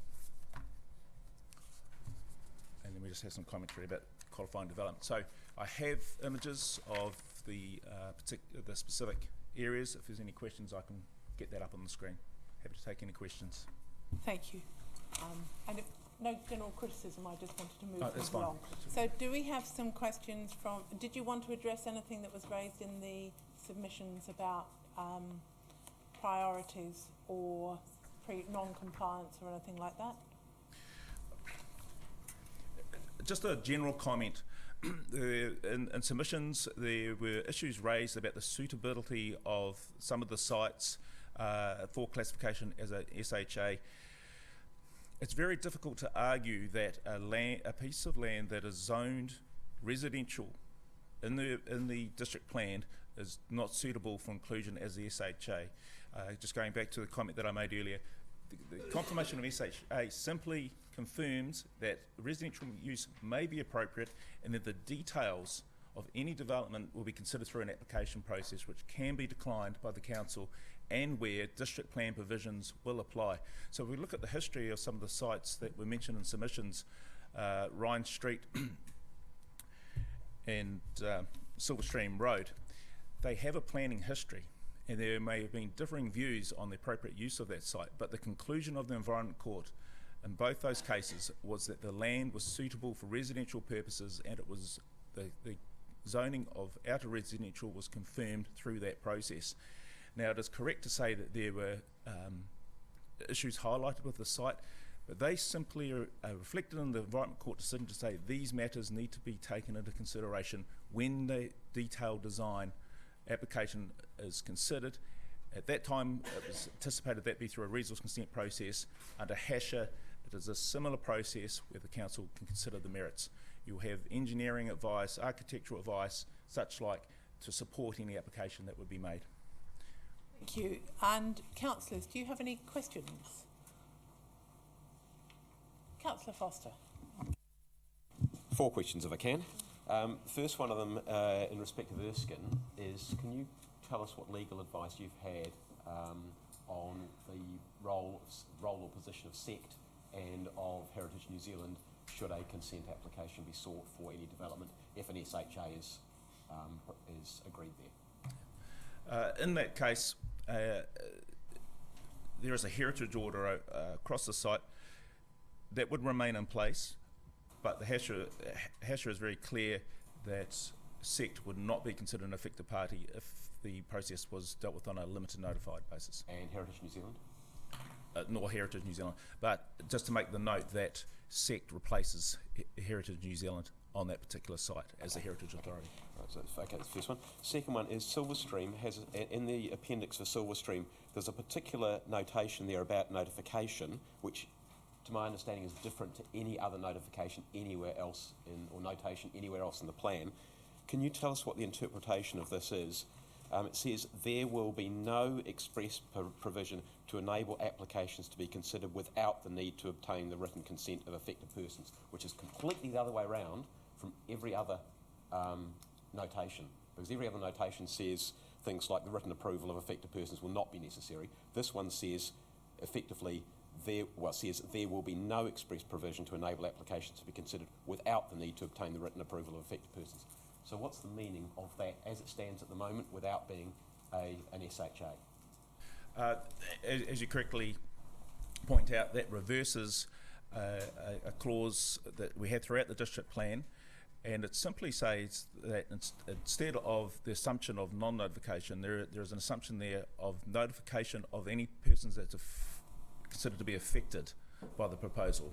So that does not necessarily mean that a proposal for residential development on residential zone land would be publicly notified. That's a full notification. It may mean, however, that you can't waive a requirement for limited notified if you identified affected parties. So it is quite different to normal, isn't it? It is not unusual on the plan to have that clause, but this type of residential development would typically be dealt with on, I'm just trying to avoid some sort of technical explanation, but it does reverse a presumption, but it does not necessarily mean that there will be full notification on the site. No, I understand that. So if you can point out where the other places are, maybe offline, where the other places are playing, because I don't know if there are any. And the third one is Spenmore Street. The clear conclusion that the Environment Court endorsed in the end said the maximum number of homes on that site was 90. We have 90 provided for, locations provided, design provided, everything's provided for in intricate detail in the district plan. Question I've got is, obviously the intention of the SHA is to allow for more than that, which means you have to provide access somewhere, either by widening Spenmore Street or by going through the recreational route at Wakeley Road. There aren't any other options. How do you propose to deal with those if there is no notification provision, but yet you've got a road arrangement being changed through communities where clearly there are going to be affected parties? Again, that would be a site-specific detail that you would expect to be addressed in the application, and that could be considered by traffic engineers or any other advisors deemed necessary. Well, they've already given us their advice. Okay, and the last one is just in terms of the general consultation. When you came to us, your paper of 26th of June talked extensively about consultations. It said we've got a bunch of early SHAs, so things like the northern growth areas, where we've done years of consultation. In these ones, it said you made comments like, it is important to note that the new powers are not about rushing decisions or forcing decisions through without good engagement and consultation with our communities. And you went on to say extensive consultation may need to be undertaken to determine whether any new areas should be. So shot through that whole paper, there was a whole lot about consultation, and yet we've done none with the affected communities here. Why not? I would suggest that the consultation process involved through the RMA in confirming the residential zoning of the land is by far the most significant and involved with the community process that could be undertaken. It's very thorough, and we've referred already to a number of sites that have been through an Environment Court process. So by that point, you've been through a council hearing process to confirm the residential zoning. Then if there's any concerns held, that was taken through to appeal in an Environment Court where all parties have their say, and then a decision is made based on that information. So it is a very thorough public consultation process that has allowed us to arrive at the zoning of residential purpose, and that is very consistent with the recommendation for the majority of these sites, where we're saying simply a special housing area allows this area to be considered under an alternative process for residential development. It is not saying that any particular development. But that is the process. Sorry. Okay. I'm going to ask another quick. Just to finish that question off and make my last part of it. But all those other areas that we started off with went through an extensive planning process, specifically about getting rules together, whether it was Johnsonville or Kilbirnie or Stebbings Valley or Lincolnshire Farm, structure plan for Lincolnshire Farm. We have not done that for any of these, and those processes lasted several years. Do you think that communities might feel that maybe we needed to take that extra step? And in fact, you anticipated that, and yet we're not doing it. The sites that have been proposed in Tranche 2, as I say, are largely residential or areas that have been signalled for residential development. So I would not expect that the public should be surprised that residential development might be considered on residentially zoned land. I think in terms of consultation, if we had looked at a site, for example, where that wouldn't have been the public expectation, a rural zone, open space zone, you'd certainly expect some extensive consultation before that was brought forward for consideration. Councillor, I've asked you not to debate. There's plenty of elected members that you can debate with. So I've now got Councillor Ahipene-Mercer. Your questions, please.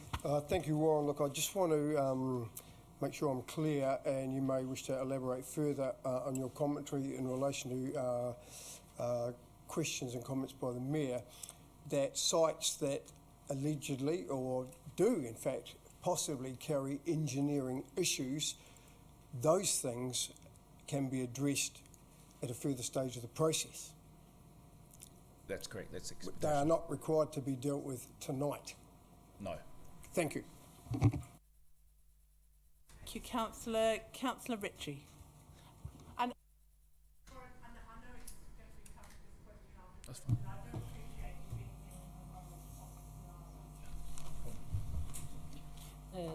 Thank you. While I will have a clear position in the debate, I just want to ask one detail, because I'm still not understanding what will happen in relation to Erskine. Do I understand correctly that the proposal would end up with houses, apartments, and we would receive a liability? That is, we would receive not a heritage asset, as it was described, but a heritage liability like the Chest Hospital was, still is, and Truby King House, for example. Am I correct in understanding that? Is that what would happen in the proposal before us? That would not be a consequence of confirming the area as a special housing area. Would not be. thank you. I've got Councillor Eagle. Thank you, Your Worship. Just Warren, just to clarify the Environment Committee report in relation to the Taputiranga Trust site. I thought the Environment Committee report said it was not suitable for residential development. In fact, it put in place a more stringent process than that used for the RMA and the district plan. But you're saying that's not the case? No, that's not entirely correct. First and foremost, it confirmed the residential zoning for the site. So in principle, that site was appropriate for residential development. It did, however, note there was some geotechnical issues with the site that needed to be addressed, and so my understanding of it is that the Environment Court decision has demarcated certain areas within the site where different provisions and different requirements will apply. So you can still undertake residential development in any portion of the site, but for example, Area A may require particular geotechnical investigation and reports. It may have a reduction in terms of the heights of buildings that can be built on it and foundation requirements and things like that. So if we know that, I mean, we've got plenty, there's screaming evidence there that says the site is not suitable. So when you even read the Environment Court report, it says this is not suitable at all for residential housing. It goes into detail around why. It talks about everything from the fact it could be another Kingston slip example if housing did progress there. So what overrides what here? I mean, why would we even... Read your question, plain. I think you've tried to answer that in saying that different parts of the site have different requirements, but that it's still zoned residential. That's correct, and across the site, residential development can occur at any place. It'll just be more difficult in certain areas, but one would expect the appropriate engineering advice to feed into any decisions made. Okay, and just one more question, Your Worship. On Erskine College, in terms of the SHA for there, so what work has been undertaken by ourselves or other parties around the economic viability of the convent school or the chapel? There have been conversations between council officers and the owner of the site to investigate options, and economic viability as part of that they have been ongoing for some time. And so if the economic viability of the convent school was found that it wasn't economic, and so would we get, what role then does Heritage New Zealand or SET play in that decision, and then what, I guess, role does that give, or what permissions does that give to the owner to do? Well, again, there's no direct relationship between that conversation and that consideration and confirmation of the area as a special housing area. I could really only answer that in general terms. And that is that those matters will no doubt influence a proposal that would come forward for consideration. The heritage value of the land, residential amenities, the impact on rating, there's just a wide range of things that would need to be considered in making any conclusion, final decision through either the RMA or HASHA. Okay. Thank you. Thank you. Any other questions? I've got 2 questions, if I may. Given the more limited notification for these sites, would you expect that a number of them would have some limited notification? Or would you expect in that list of 16 that you would be able to have proposals that came to all of them without anybody being affected? Being considered affected in the legal sense, that is, not. Yeah, I mean, obviously, without the details of application in front of me, it's entirely hypothetical, but it would be reasonable to assume that applications could come forward that would not be notified either under HASHA or the RMA. Equally, there are some that may be limited notified under HASHA, but would have been under the RMA as well. Thank you, and I think you've actually answered my next question as well by answering that. But the final one is just to confirm when special housing area applications have to be in by, or the proposal to do something under HASHA, and how long that lasts. Can people sit on it and gain value for years and years, or is there a limiting time? The SHA status effectively expires in September 2016. By that time, an application would have to be lodged, doesn't necessarily have to be granted, and then there will be a further 2 years to implement any application that has been approved under that Act. So the first step is to create the SHA. That takes some time, and then we go through the application process. Thank you very much. That's come to the end of the questions. And I'm now going to move the paper. And what I'm going to do is I'll introduce some general principles. I will pro forma move all of the items, and then we'll debate, and then we'll take them one by one. And I just want to go back to reflect on the process that has brought us here. And I will be moving those pro forma, and I have got my 4 amendments that I shall also move. I do have a seconder. I have Councillor Marsh will second them pro forma. Thank you. We have agreed for a reasonable amount of time that there is a housing affordability issue in this city, and that there are limited choices in some areas. We also have seen the greatest growth in population in the CBD, and there are more apartments planned in the CBD, and we have also, with the first tranche, tried to help some other areas in the CBD. There are also a number of sites in the city that for one reason or another have languished. There have been some plans, they haven't been able to come to fruition, and one can argue all sorts of reasons why that may have been. My view is that the Housing Accord, the HASHA Act, offers some opportunity to accelerate development and to accelerate it at scale in some places. If you look at the recommendations, there are a number where we say minimum 10. You have to have 10 units to be a qualifying development, or you have to be 30 units to be a qualifying development.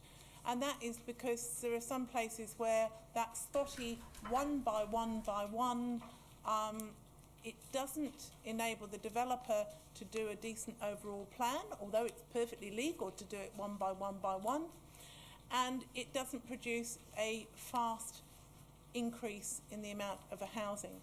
We think there is about 3,500 units shortfall in this city with the current population. I have seen many people in this council and externally wring their hands at the conditions of overcrowding, of damp homes, of issues like that. And it's really good to see, and I think these are the ones that are likely to go through without argument, that there are a number of Housing New Zealand sites on there for redevelopment, and that those will be improved. The reason that it helps to be a special housing area for example, the Housing New Zealand one in Britomart Street, is that it doesn't have to rely on being on exactly the same footprint as what it was to start with. So I think there's some great advantages there. I want to use the still relatively limited time even for the Mayor, but I am going to be reasonably relaxed because these are big issues, both with myself and with the rest of you. I want to look at some of the particular sites. Erskine College, I remember when I was first elected as a councillor, I think one of the first things that happened to me is that all members of the council were trespassed off the site. And it's been quite frustrating to see that since that point, not a lot has been able to happen in that area. I have got an amendment here that notes in number 4 that any subsequent application involving modification of the listed buildings and area would be required to include independent engineering and economic reports. So that, and I believe there's going to be something a little bit stronger brought forward as an amendment shortly. I would like to see that chapel strengthened and open to the public. In an ideal world, I'd like to see the college open and reused as well. But we want to see whether that's possible or not. And until we actually see those independent reports, we can say you've done some wonderful things in some parts of the city, Mr. Castles and the Wellington Company, but we actually need to see those independent reports. In regarding to Tapaturanga Marae, I know that the people that have come along tonight are very well aware of exactly what portion of the land it would be allowed development on, but there are some members of the public who think that it's going to go all the way up to the skyline, and I just wanted to make it really clear that it's only the residential portion of that site. Regarding Tapaturanga Marae, it's complex for a whole lot of reasons, but it's also, we need to remember that before the current trust owned it, before Bruce Stewart came and took it on, it could have been residential over the whole area. There would not have been bush regenerated. So I think back in the 90s, that was in the Old Town plan, that was a residential zoned area. And yes, when people have done things wrong, you have to make sure they don't do them wrong again, and I don't condone any shortcuts with earthworks and so forth, but I also think that somebody who's had a dream to create the most amazing 7-storey building out of recycled timber that gave our building inspectors even more headaches than some of Ian Athfield's proposals, I think there is a chance that this could work. The staff are very, very aware that some pieces of land are not suitable and some people are, and they know some of the issues on the earthworks. So on the Shelley Bay land, we own a significant part of the flat land. I've been working through with the Ministry of Culture and Heritage and the Port Nicholson Block Settlement Trust. We're working on the future governance arrangements. We own not just where the road's meant to be, we own the area to the seaward side. There can't be a significant housing application there without our agreement. So I think that, again, I don't want to see those wharves rot away. I want to see a ferry going there and that being lively area at the moment. And just remember, for most of these, at the moment, there could be an application for a mixed use development. It is a business area and that would not be notified. So I think we have to be really careful that what we're doing with the special housing area in most cases, and not all, as Councillor Foster made quite clear, in most cases, if it's already residential, it could be developed as of right. And finally, this is just a note saying that there is the provision protecting against loss of vegetation only applies on open space B. At this stage, and I will wait to hear what people say in debate, unless we can separate the residential from the rural land, I will not be supporting the Silverstream Road site. But if it then came back for the third tranche with some separation of the rural from the residential, I would consider it at that point. So I'm not going to speak about every single one. I do need a seconder for my added amendments, and I'd just like people to get them, I'd like them up on the table, even if you may or may not vote for all of them in the detail. Your Worship, can we ask for clarification on a few things? Yep, meaning of motion. Just the meaning, yeah. Thank you, Worship. Just in terms of number 4, in terms of required to include independent engineering and economic reports, can we get some clarity as to whether the council has already commissioned those? Because my understanding is that some work has been or is about to be undertaken or has been through the heritage. Would have been helpful to have asked Mr. Yulusali when he was well, here. No, we didn't have these, sorry. Yeah. I thought I saw So that's a yes? Yes. All right, cool. And just in terms of question 5, the map on 58 talks about zone outer residential.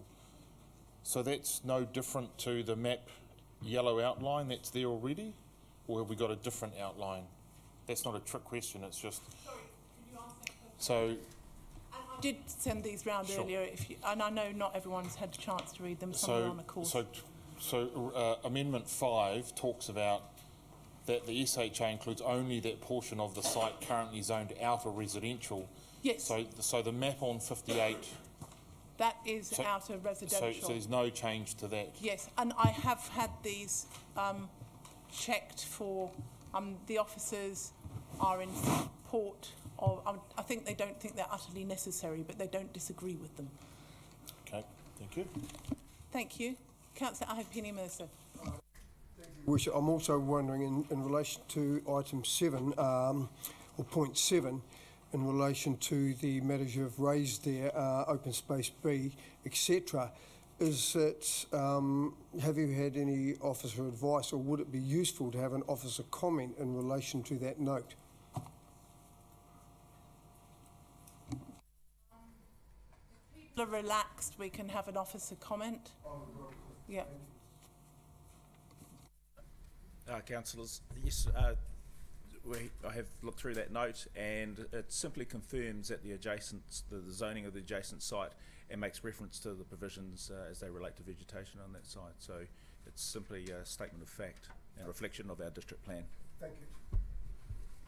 Thank you. So I'm hoping that even if people support subsequent amendments, if you haven't got would you support seconding these, Councillor Ahipene-Mercer? I'm relaxed. Thank you. Can I take that as possibly going to a yes?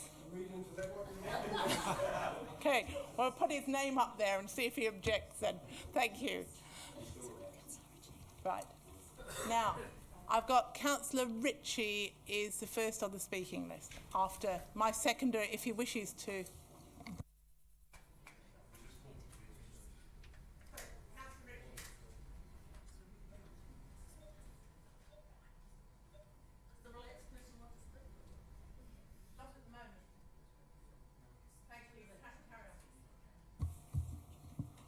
Thank you, Madam Mayor, councillors. I am assuming that you have moved the whole thing, including those amendments. Well, councillors, Madam Mayor, I want to say that I will not be supporting any of these special housing areas. Not one. And I want to say why as quickly as I possibly can, because I've only got 3 minutes to explain this very difficult item. First of all, I don't believe that there is significant evidence of a shortage. Secondly, I don't believe that there is significant evidence of a population growth. If it's based on our Wellington City growth plan and our 10-year wish list, that is all that that is. But more importantly, there is no definition of affordable housing, neither by this council nor in the legislation. So I suppose you could say we don't know what we're talking about. There is no definition of affordable housing. There is also no guarantee that any one of these houses will be able to be afforded by those who need housing and shelter. There is no guarantee in what you are doing today. Even the Housing New Zealand sites will not necessarily guarantee affordable housing. Housing New Zealand seems to have a mandate to sell its housing, to make money. Okay, if that's their mandate, but it is not necessarily to provide affordable housing. You will know, councillors, that this council has completely unrealistic targets in relation to the provision of housing in these special housing areas. So the target for this year is 1,000, and as the Mayor has mentioned, it is 7,000 across the 5 years. This council is never going to achieve that kind of target in cooperation with developers. I oppose these special housing areas on environmental grounds. I believe, and I have heard today, and I know that the environment in various of these areas will be significantly trampled on. Can't go into further detail. On infrastructure grounds, on resilience and hazardous grounds, and on public consultation grounds. To suggest that it is adequate, that only those directly affected parties will be consulted, is not sufficient for this council. I value local knowledge. I value local knowledge. I've just said I'll be reasonably relaxed. We'll have a bit when it comes to 3 minutes, but I think more five I'm not or going to six will be speak to fine. an amendment, unlike some people, but I absolutely value local knowledge, and you have heard some of that tonight. Without that local knowledge, this city would not be what it is today. There is rural land affected, there is coastal land affected, there is open space B land affected, Ohariu Valley will be affected, our Skyline track will be affected in the northern area.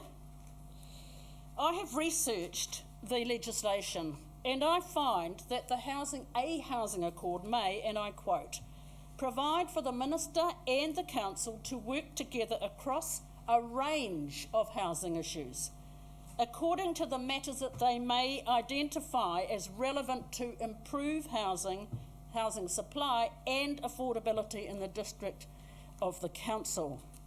So what I would prefer us to see and have discussions with the government about is not promoting unrealistic targets or SHA areas that are untenable, but ensuring that we have adequate social housing, that we have adequate shelter for those who are in need, and that we ensure that the regulations relating to social housing will ensure that we, local government, throughout the country, but particularly here, will be recognised as a social landlord and will be able to charge, will be eligible for income-related rents.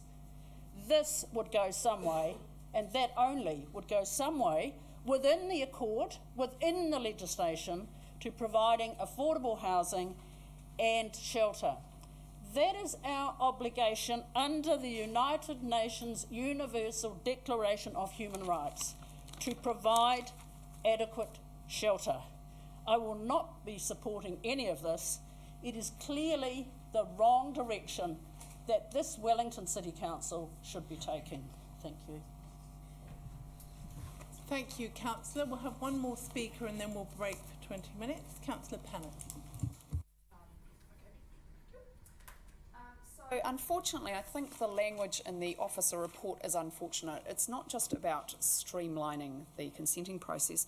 It's actually a political process which excludes people from a process which they actually should be part of because it has a fundamental impact on their life.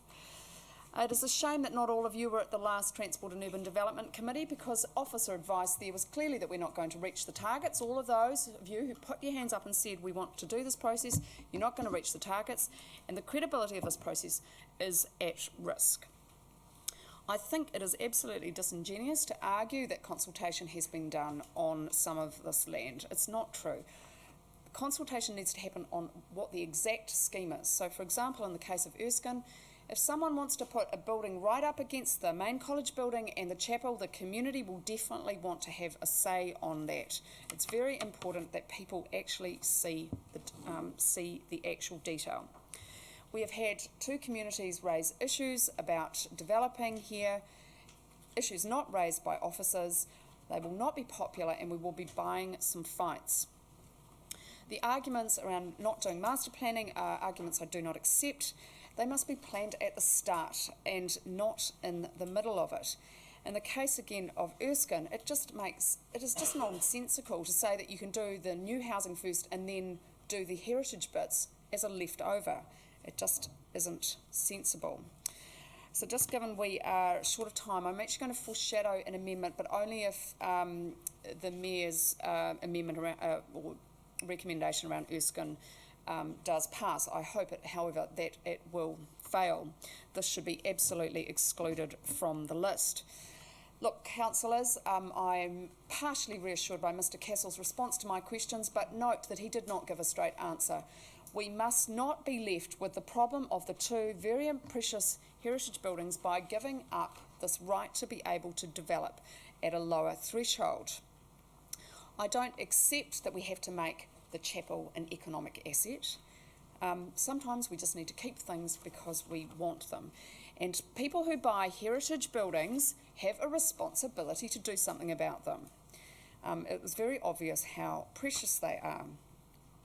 Erskine has not been difficult because of consenting processes, but they've been difficult because of funding issues and the technical issues around strengthening these wonderful buildings, which are in a difficult location. The community has been clear that it wants both of these buildings saved, and quite rightly. And we have heard much about how consultation is very important in Island Bay. Over the cycleway, we've had months of discussion about how consultation is very important. Councillor Eagle and Councillor Lee and myself spent many months also consulting on the seawall, and yet it seems tonight that it doesn't matter in relation to Erskine.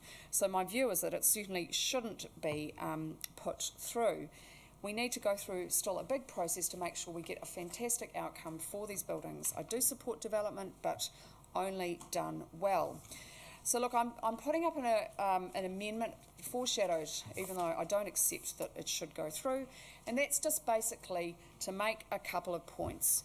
That this, and it's been subtly worded, but let's just be frank here, that if we give the chip away of allowing someone to do an SHA here, that we are not going to be left with the responsibility of funding the heritage buildings, because that's a $10 to $12 million baby that we will be left holding with.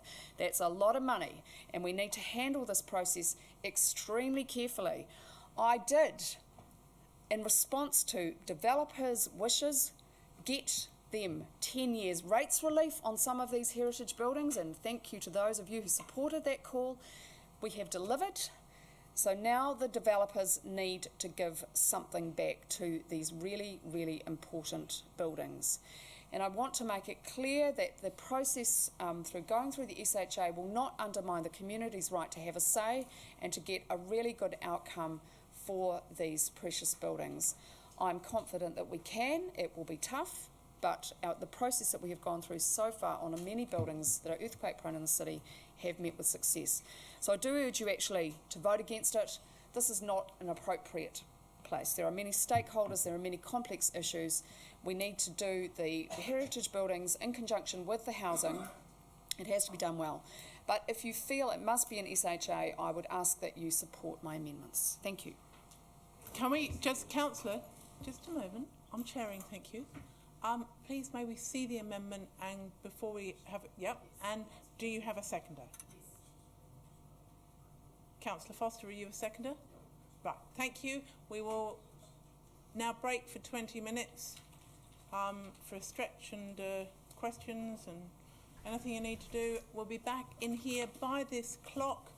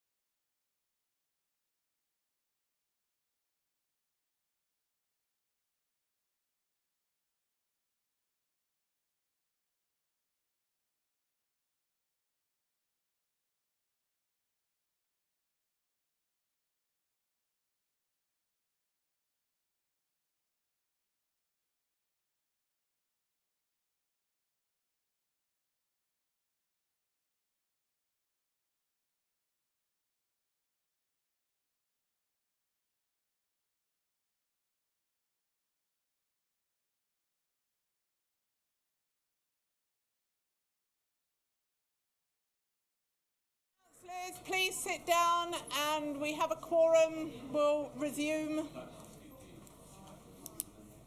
Councillors, sorry, you can text, you can pass notes, but please don't talk to each other.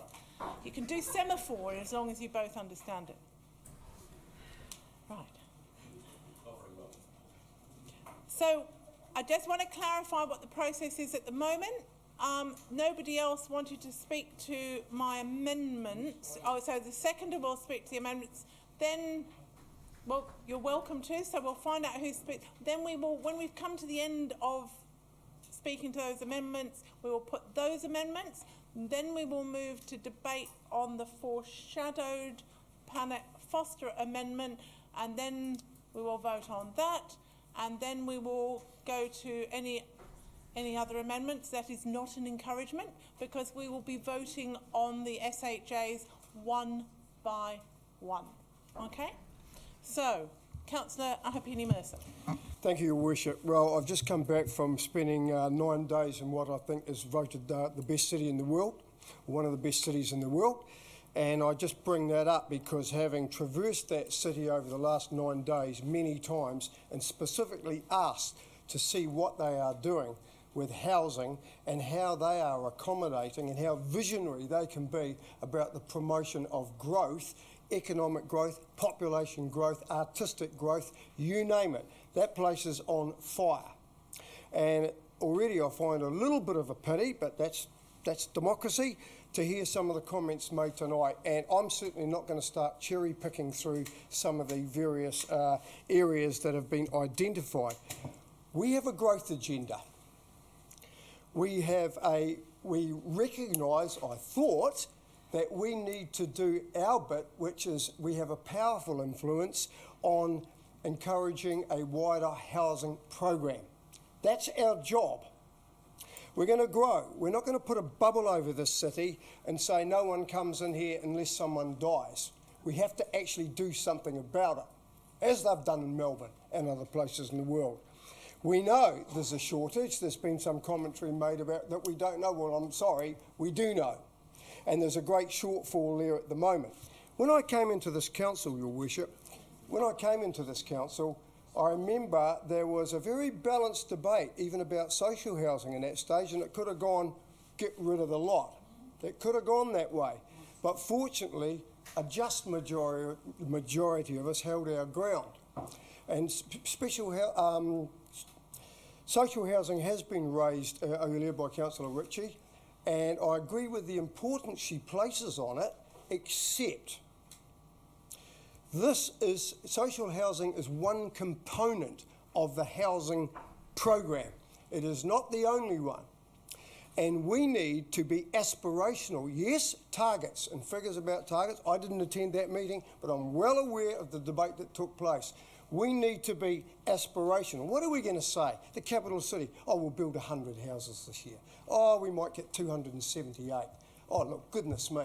This is not the backwaters of New Zealand somewhere. This is the capital city, the idea city, the innovation city. We need to actually act on the indicative arrangements we have made with the government, act on it, and actually find ways through this. Yes, some sites, and I'm rounding off, some sites have been, there's been commentary made about some sites maybe not being fit for purpose. There's other sites where the vegetation is growing up against what could be the boundary of that place, you know, and so it goes on, and Erskine, etc., etc. And I accept that, and I recognise those valid concerns which people have made. But we've got to start doing something for the city. And councillors, I would recommend that you try not to get into cherry picking too much on the sites. Have your say, but let's not forget what is in front of us and what we have to do, and we have been elected to do. Thank you. Thank you, Councillor. Speaking to the amendment. No. So I don't. Councillor Foster. 4, 5, 6. Councillors, I said I'd be reasonably relaxed. Let's just... Do you want to speak to the amendment? Well, you have your own foreshadowed as well. Yeah, I do. Look, thank you, Madam Mayor. I want to say a few words in relation to these. I guess the issue I've got, first of all, about the amendments is that they are all essentially telling us things which are statements of fact. They're not. I don't think they're going to have a lot of effect in terms of any reality. What they do, perhaps, is give us some little bit of comfort when we've taken away the rights of the public to participate in processes in relation to these pieces of land. And the reality is that there are a whole bunch of pieces of land. What's happened here, and Councillor Ahipene-Mercer says we shouldn't cherry pick, but that's exactly what our officers have done. What they've done is they've gone and said, let's look around the tree, around our city, and we'll take every damn cherry off it we can find. In fact, no, they did leave one, because when they first put it up, they suggested it. I did say to them, oh, that's completely lunatic. They were going to put Curtis Street in there as well. Now, I mean, that is insane. I mean, are you trying to create World War III? Because that would have done it. But they haven't done a hell of a lot better, I have to say, in some of the ones that they've put in here. What they've done is they've said, we'll take every cherry off the tree. Now, a lot of these have been through extensive processes with those communities, not just over a few years, but over decades. You look at Silverstream, that's going back to 1975. 1975. Erskine, I don't know how long that's been going back, but it's at least 25 years as well. So there's been a huge amount of community interest, a huge amount of community involvement in all of these, well, not in all of these, but in many of these places. And what we're going to say to them tonight, if we approve those, is, sorry guys, your interest in these finishes now. End of story. See you later. Trust us though, we know what we're doing. When a resource consent application comes in, we will sort that out, and you can trust us, and we will make sure that we get the right outcome there. The only problem is, not only that people's democratic rights will have been removed, and as Councillor Pannett said earlier, you know, we've talked a huge amount about consultation. People around this table have talked a huge amount about the need for consultation that's come to cycleways, for example, but in this instance, doesn't matter, apparently. No, don't worry about consultation. So, first of all, we take away the consultation right. The second thing we do is that because you put the Hasher Act in there, you change the nature of the resource consent decision. So an identical application comes in, which might be turned down under the Resource Management Act, now it gets treated differently. Because housing provision is at the top of the tree, it gets a yes. Not necessarily, but it is a possibility. And that is the way that the Act is structured. That is what you've heard. And again, the public is asked to trust us because we will sort out the outcomes there. Now you look at the sites that, particularly the ones that are of concern to me, and they've all been through a process that have gone to the Environment Court. So Tapaturanga, that's been to the Environment Court. It was originally, actually, it was open space, and in fact the owners then argued to have it turned into a level of residential. And I can remember the hearing, because I sat on that hearing, and we made a compromise decision that said, yes, some parts are residential, some parts not. But it was fiercely fought. Freeling Street, same thing. There is a great deal of passion in that community about their skyline. Then you get to Spenmore Street. Now that's relatively recently, only 3 years ago, and we've got a special appendix in the plan which says this number of houses, 90 houses maximum. It says how those houses should even be designed and where they should be located. Have a look online at the level of detail that's there. And now we're turning around and saying, oh, actually, we can put more houses there. Don't worry about that. Even though we know that there was a limit of 90 houses before you had to do infrastructural improvements, change the roading, etc.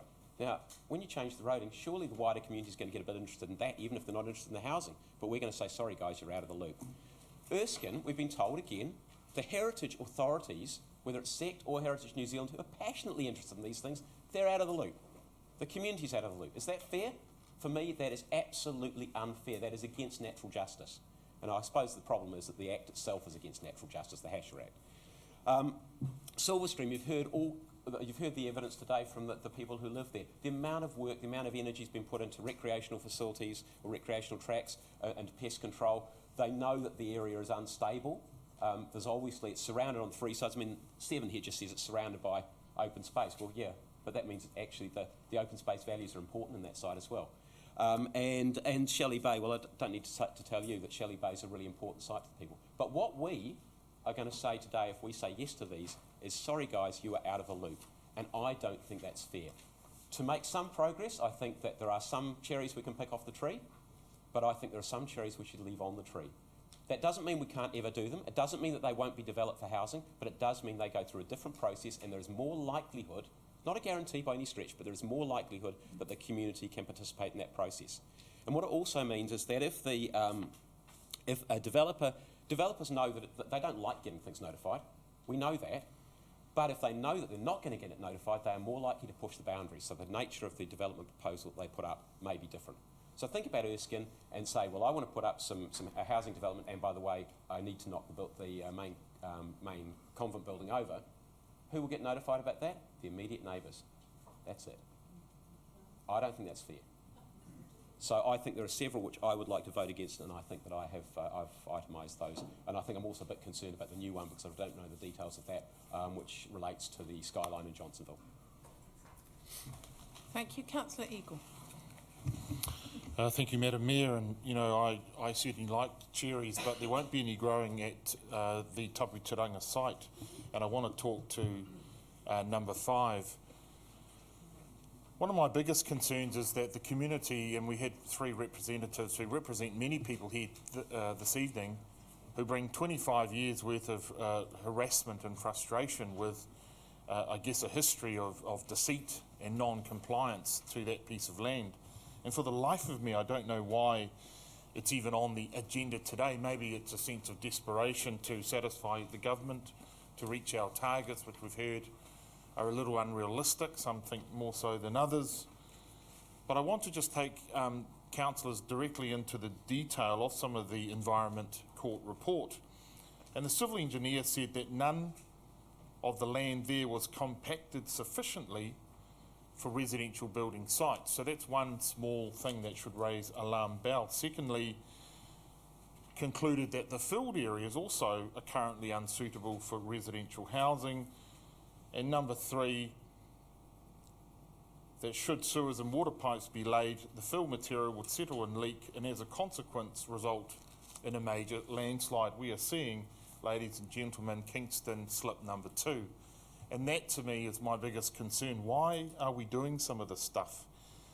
We've had a history, 25, 26 years of non-compliance. In fact, at the hearing, and let's just go back 25, 26 years, the landfill operations began on the site. And the outcomes, the final outcomes envisaged were a bird and bush reserve, playing fields and a parking area, but no mention of housing. Only within 10 years it was, and the discussion with the owner, with the nuns next door at the Sisters of Compassion, that he would give it back to the trees and the birds. Well,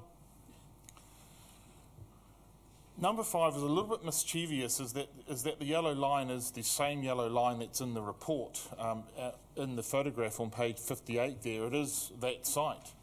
And that is exactly what the people who have come in this evening have come in to talk about. You may not also know that there's a cemetery there, there's Urupa, and again we heard what Blair had said around saying, look, he's not there to speak on behalf of the iwi, but he certainly raised concerns that were also raised by Peter Love, a member of Te Atiawa, the iwi there, saying no, these guys are not the people of the land, the mana whenua, and therefore what is this? What is this marae? I mean, it would be inappropriate of me to even call it that. So I'm asking you all to say that we need to strike out the Taputiranga option and say no. And if, look, I mean, I'm happy for further consultation and conversation to take place with local people, and it can be brought back in another tranche. If so, that you can actually dispel 25, 26 years worth of issues, I don't think you will. But also just to bring an emotional bent to it, that, you know, there are people living there who experience some sense of their personal safety being compromised, and I don't want this to continue for another 25 years worth of harassment, and the people who live there and those who have moved in recently to be subjected to what was there for 25 years previously. So I do highlight one other portion of the proposed SHAs, and that's in Freeling Street. That's not on the amendment. Sure, that's fine. So you can all right. come back and speak. I will come back to that. So yeah. look, I want to finish there and say no to number 5, strike it out when we go for the vote, both here and the substantive. Thank you.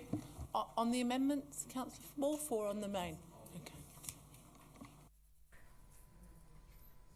Sorry, I beg your pardon. It was Councillor Peck next. Madam Mayor, I think I'm on the substantive. I want to talk about Silver Streams. Thank you. You're right, Councillor Wolf.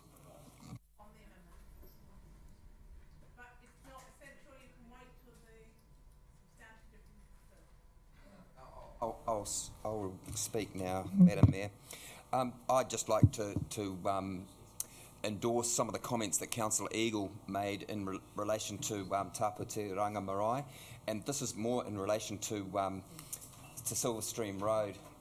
I've spent a lot of time in that area just recently. I believe that it has a history of problems, hazards, being unstable. It's very, very problematic. Fast-tracking an area such as this, it creates some dangers, and my preference is that it goes through the normal resource, the normal RMA process, rather than the HASHA, which is... Councillor, can I just interrupt you? You are definitely speaking to the substantive. Okay. Bless... I'm speaking on... No, you're speaking very much about whether it should be a special housing area or not. These 4 amendments are not about whether they should be or not. They're about some notes. You can vote for 7 and against 2K, against both of them, or for both of them. Okay. So if you want to speak to what's in that note, please do, or otherwise we'll wait till we've dealt with these amendments. Okay, I'll speak later. Thank you. And apologies. I'll do right of reply before somebody else waves their hand on the amendments. And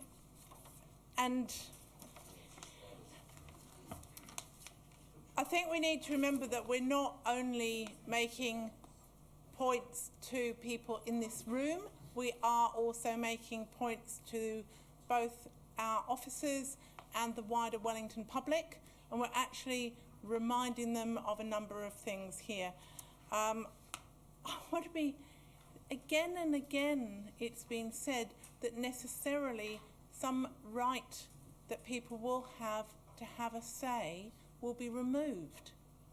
A number of these sites, development can take place as of right now. Whether you might agree with that, you might not agree with that, but there is not necessarily a right being removed on these. It's quite right when there's a couple of changes of use, but not necessarily.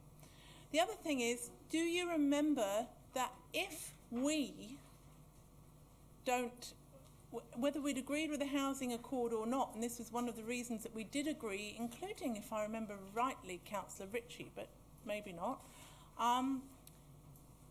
if we don't agree some special housing areas, Minister Smith may take it into his hands and agree housing areas. And no, he doesn't go back to Parliament, so Northland is not going to change whether he can or can't do that. Now, it may be unlikely, but let's remember the alternative is not necessarily peace and no change. So I think these make some modest and minor points that whether you agree with the items that are referred to or not in the main recommendation, they help with a little bit of clarification. So I would seek your support. I will be putting them separately so that we don't have to... And remember, this is not whether it's a special housing area or not, it's just whether you note, as I think somebody said, a fact.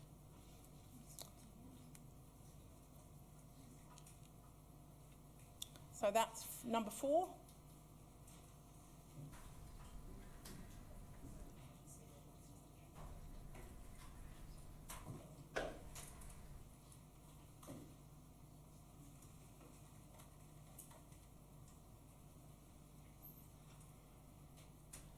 Carried. Number 5. Oh, okay, you voted the wrong way. That's great. I hadn't taken the next one, so that was number 5.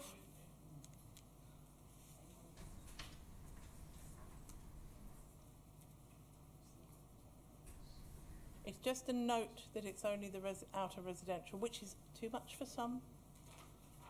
That's carried.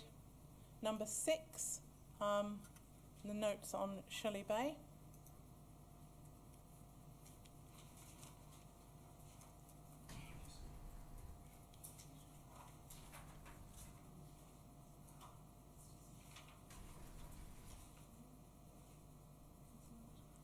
It's carried. And I'd like the note on number 7 is the last one of that group.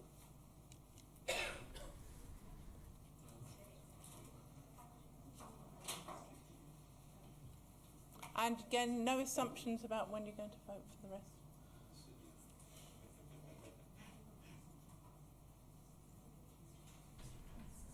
Okay, and that's carried as well. So we will now move to the Panet-Foster foreshadowed amendment.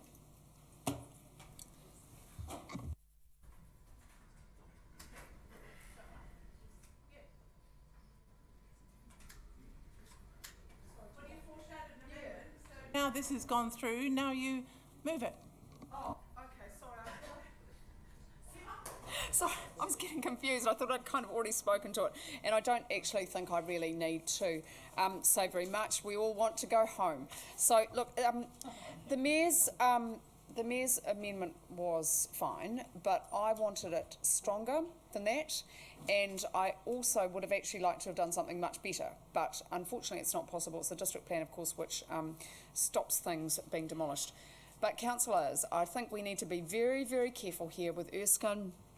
This is a potentially very expensive project for us. So what I'm basically saying here is that I want to be really, really clear that we are not going to be making any commitments because of our commitment to the SHA that we will fund. Now, I'm quite happy to give some money from the Built Heritage Incentive Fund to the owner if the owner does the correct thing. But what I'm not prepared to do is to be left with a very, very large bill for those 2 buildings. It is not acceptable. And look, it has been a deeply frustrating process to work on this project to try and get some agreement. We have to get there. There are a number of parties, but I guess I'm very, very strongly of the view, to those of you who care about consultation in Island Bay, I will be consistent. The public must be involved in that process to get a great outcome for the 2 heritage buildings, the garden and the rest of the site. So there's nothing inconsistent here with what officer advice is, but I just want us to give a clearly worded message. It's quite subtle, a clearly worded message that we want good consultation to happen, we want a good outcome, and we're not going to pay all of the bill. Thank you, Councillor. Councillor Foster, and then I think we've got a meaning of them. Did you want to speak on it, Councillor Ahipene-Mercer? No, okay. Councillor Foster is seconder. Councillor Lee. Thank you, Your Worship, councillors. I share a similar concern with Erskine. It's of public interest that the chapel is actually part and parcel of the whole site. I think there's a real risk of the site being carved off. You're carving off all the good stuff, which is the land around the chapel, develop it as a special housing area, flick it off, and then you leave the undesirable bits, which is the chapel. And then you call it heritage asset, and then you try to find someone to pick up the bill. And I think that's council's responsibility. I think there's a real risk of us being left with a white elephant to look after. So it should be part and parcel of the whole site. So any development should actually have public participation, public consultation. Thank you. Thank you, councillors. Councillor Eagle. Thank you, Your Worship. I just want to bring councillors up to speed around, we had a public meeting in Island Bay in June last year, and at that public meeting we had all the stakeholders there, or representatives of them, and that included Heritage New Zealand, the Save Erskine College Trust sect, council, ourselves of course, and the owner Ian Castles. We also had the Southern Bays Historical Society and a good range of both locals who live nearby on Avon Street there where the school is, and others around the Island Bay community. There'd also been previously a former pupils function, and the issue of how we are going to save Erskine and do something, because it's been nearly 30 years, if not 30 years, since the Catholic Order Sacré-Cœur closed that, sold it, or whatever they did, 1985, 30 years. And what I wanted to say is that to you is that the outcome of that meeting was quite clear, and that meeting put the challenge to all the stakeholders to say, let's work together on a solution, because what we didn't want is another 30 years of it just sitting there. And I think, colleagues, you need to really think hard about saying, you've got a chapel there that we want saved, you've got a convent school there. Doesn't it look great? I mean, apart from the graffiti and everything else, but never mind. But when you do look at it for what it is it going to be economic in terms of saving it? What are we going to use it for? And I do understand the heritage aspects of that in terms of saying, let's put some value on that.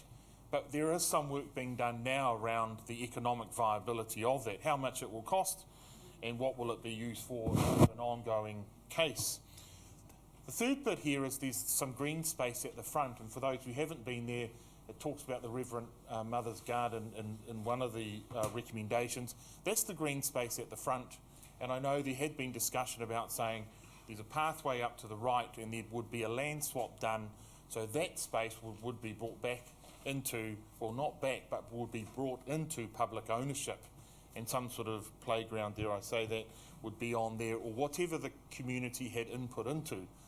So I'm less nervous about the community consultation. After all, they've had 30 years to sort of sit around and say, what can we use this for?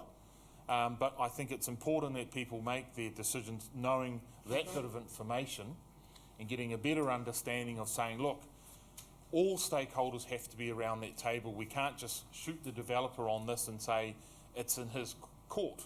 We do need the Save Erskine College Trust, who, for those who don't know, has the power of veto. And what we were saying at that public meeting is we needed you to be at the table so you weren't the last port in terms of checking off the master plan or any designs for it.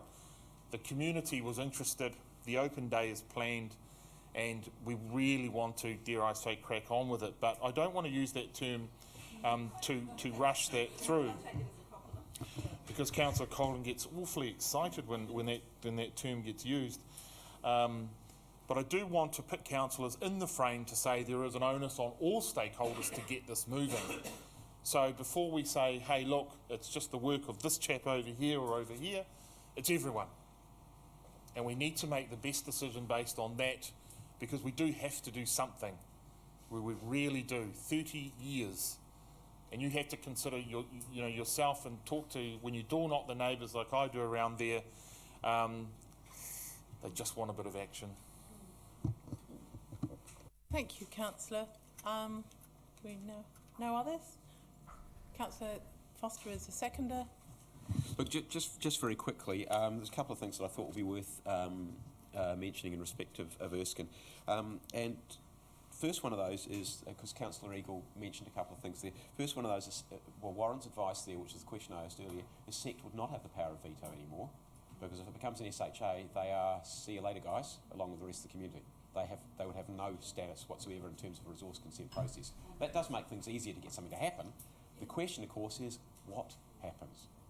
And I note from just looking at some dates here that the actual date that the buildings were vacated was 2009 by the Learning Connection. So it's not 30 years; it's relatively recent. Notwithstanding that was a more limited use than it should have been, but it's not 30 years. Now, why haven't we been able to get to do anything? I think the real reason is because we don't have any information in front of us which actually says what is the scale of the problem in terms of dollars, and that's what we need. That is the challenge. And Ian, in asking the question earlier, Ian has said, yeah, well, look, we'll provide that information, not in this forum, but outside this forum. And I think once we've got that, then we've got the ability to move forward. Without that, we haven't got a clue what we're doing. We're just, we don't know whether the problem's this big or whether it's this big. We're just guessing to a degree. We know it's probably reasonably sizable, but we don't know how sizable.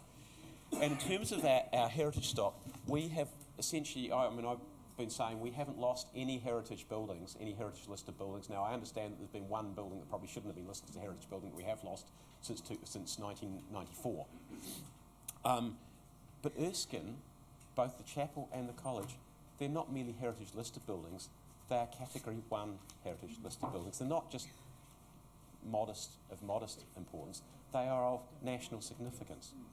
And that is something that, you know, to then say, well, this is a site that nobody other than the immediate neighbours and council can have any interest in at all, I think that's just a step that we can't possibly countenance to do that. We do need to move forward, but I suspect the risk is that moving forward we're sacrificing potentially a category 1 heritage building. Now, and in doing that, of course, because that building also has a red sticker, in fact both of them have red stickers on them, so that puts them at an even greater level of vulnerability than any other building other than the tramway building in Adelaide Road. Those are the only 3 listed heritage buildings which we've got with red stickers on them. So it's highly vulnerable, and the risk is that we could have a non-notified application which has the building knocked down. We get no say in it, and our officers deal with that alone. And of course that not only puts Erskine at risk, but it also every other developer, or every other building owner who says, oh, I've got an earthquake-prone heritage listed building, which is now, you've knocked that one down. I think it'd be easier if I got rid of mine as well. And so I think we need to think very carefully about this, and just rushing and grabbing that cherry off the tree for me is just the wrong thing to do. So this strengthens things a little bit, but look at the wording there. Approval of the SHA does not commit council to any funding work on the heritage buildings. That might save our chequebook, but it sure as hell doesn't save the heritage buildings. And that's my fear. We've said that heritage buildings are really important.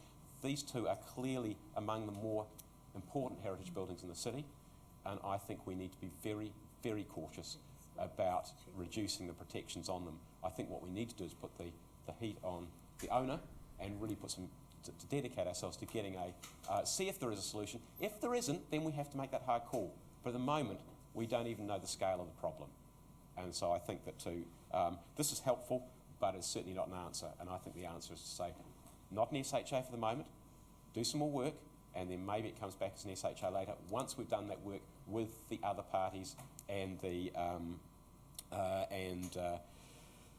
community. And the last thing I would say on this one is that if I was SECT and HNZ, and SECT, this is their only interest in the world, it's their reason for being. If I were them and we said SHA tonight, I would be looking at every avenue I had to challenge us and challenge our SHA decision. And you'd expect them to do that. Now, they may not find that, there may not be an avenue. But you are definitely getting onto more of the substantive. I was absolutely focused on Erskine. Erskine doesn't mean that you're talking to the amendment, Councillor. So I think we come back to the right of reply if you wish for one. Madam Mayor.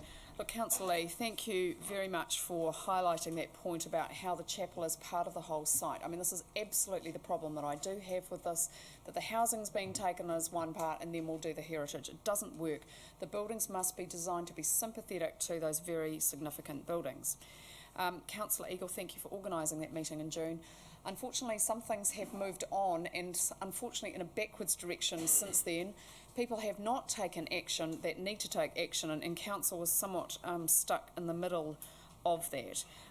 Of course, we must find a solution, and it does need to be one that everyone can afford, but it is, as Councillor Foster rightly points out, a nationally significant building. It is very important. It's going to be very difficult to knock down if people come to that conclusion.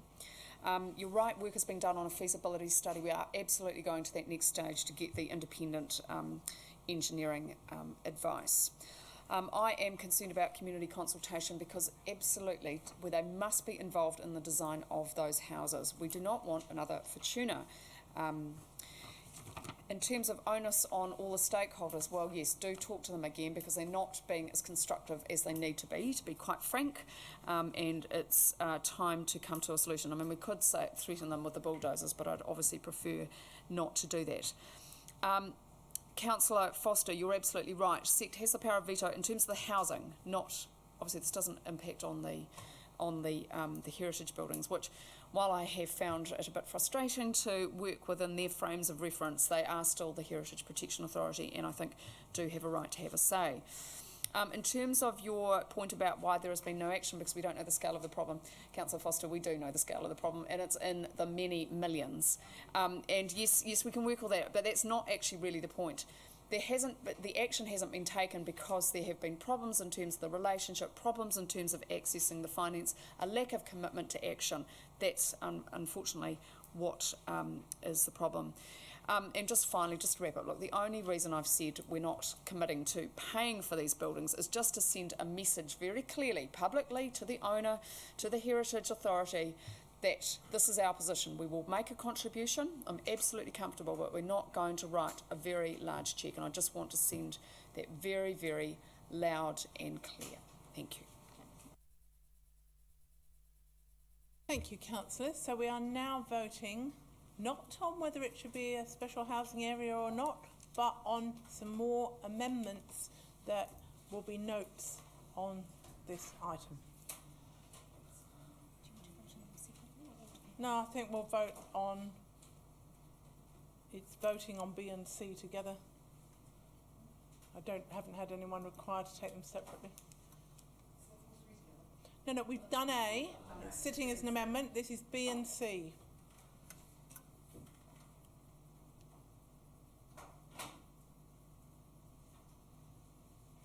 So that's carried. Remarkable show of unanimity. So we now move back to the substantive, which is all the two little A, B, C, D, E, F and so forth. And we've got Councillor Peck and Councillor Wolfe. And then Councillor Young and Councillor Lester, Councillor Free. Thanks, Madam Mayor. I've enjoyed the discussion and surprisingly found quite a bit to agree with from Ray Ahipene-Mercer's contribution, as much as Councillor Pannett's contributions. So, coming from different areas, but there's stuff that around both which are interesting, and I sort of know why we're in this position. The government's determined to do something about building more houses. Well, good luck to them. And it's clear to me that one of the key things we're going to need is infrastructure to be able to do it.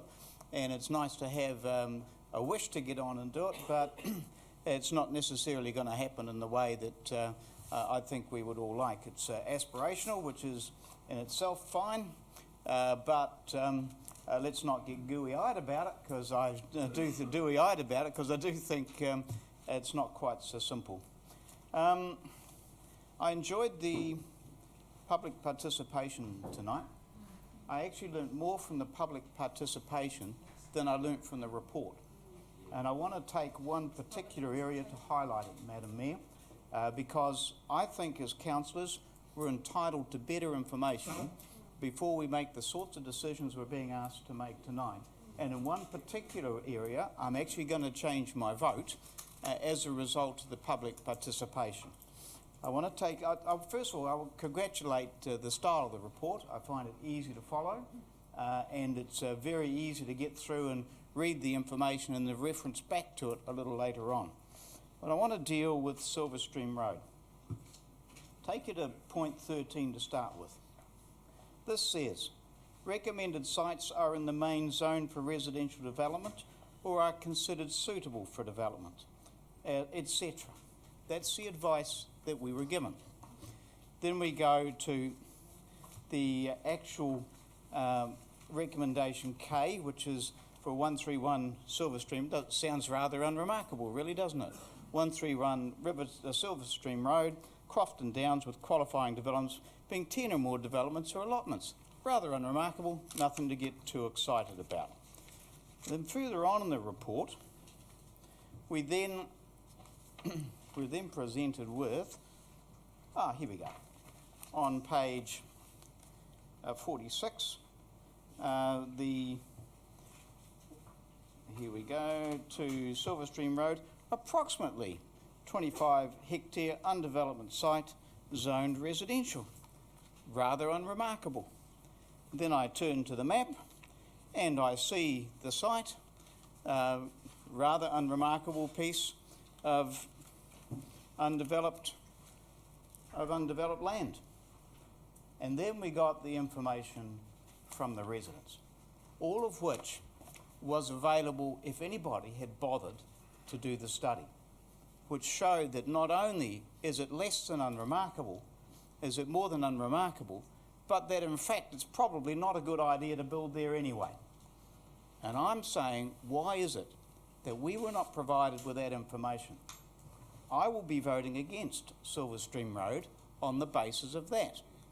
And as a result of that, I'm a little jaundiced about some of the other recommendations that we're being asked to vote on tonight as well. I certainly found the presentations from Tapaturanga well worth listening to, and I will be voting against them being included in this as well. And I'm starting to become a little concerned that in the interest of trying to rush stuff so that we're seen to be in concert with what the government wants to do, we're starting to forget the rights of our citizens. And I'm not prepared to do that any longer. And I want to just give councillors a bit of a reminder. Winston Peters is now the MP for Northland. Why? People, frankly, do not have much appetite for the removal of their rights and for actually being taken for granted. And I'm afraid, Madam Mayor, that in this situation, the government now no longer has the votes in the House to make the RMA changes. Now, Madam Mayor, I want to make this comment and make it very clearly indeed. The RMA is about people's land rights. One of the basic land rights a landowner has is the right to be notified if someone's going to build a story on top of their house that's going to affect their views. In fact, Madam Mayor, I would have thought that the ACT Party would have been a strong supporter of the Resource Management Act. And I'm somewhat surprised that at the altar of right-wing politics, we head down this particular road of removing our citizens' rights. So tonight, I'm going to fight back a little bit against that. And while we've got certain things that we need to do, because whether we like it or not, if we don't do it, the government will do it for us. There is actually a word for that, which people are starting to vote against. Madam Mayor, so I'm going to vote against some of these going ahead. And I've got to tell you, I'm somewhat jaundiced about the rest now. Not at all happy at what's been given to us. And I think as councillors, we deserve better. To Councillor Ball. Thank you, Councillor Peck, Your Worship. Councillor Peck's probably stolen a hell of a lot of my thunder. Other than to say, if we were to approve some of these special housing accords or the proposed special housing areas, we'd actually be doing the government a disservice. We're actually offering them some crappy land. It's actually, some of that land is not viable. Like Silverstream Road, like last night, we had a little bit of an event, a lot of rain, and that river nearly flooded. There's already been a fatality in that river during no, seriously, there has. And it requires a hell of a lot of infrastructure outside the development itself to be able to mitigate certain aspects of a big development. And as Councillor Peck referred to, we're not talking about 5 to 10 houses probably. We're talking about 100, if not 200 houses in that area. And in respect of some of the information that we've received, it also should be clarified that Silverstream Road is actually rural and residential, and it's the rural part that constitutes quite a bit of the danger. That's where the instability lies, and that's where there is a lot of problems. So, like Councillor Peck, I won't be supporting the inclusion of Silverstream Road, and I won't be supporting some of the other proposed special housing areas either.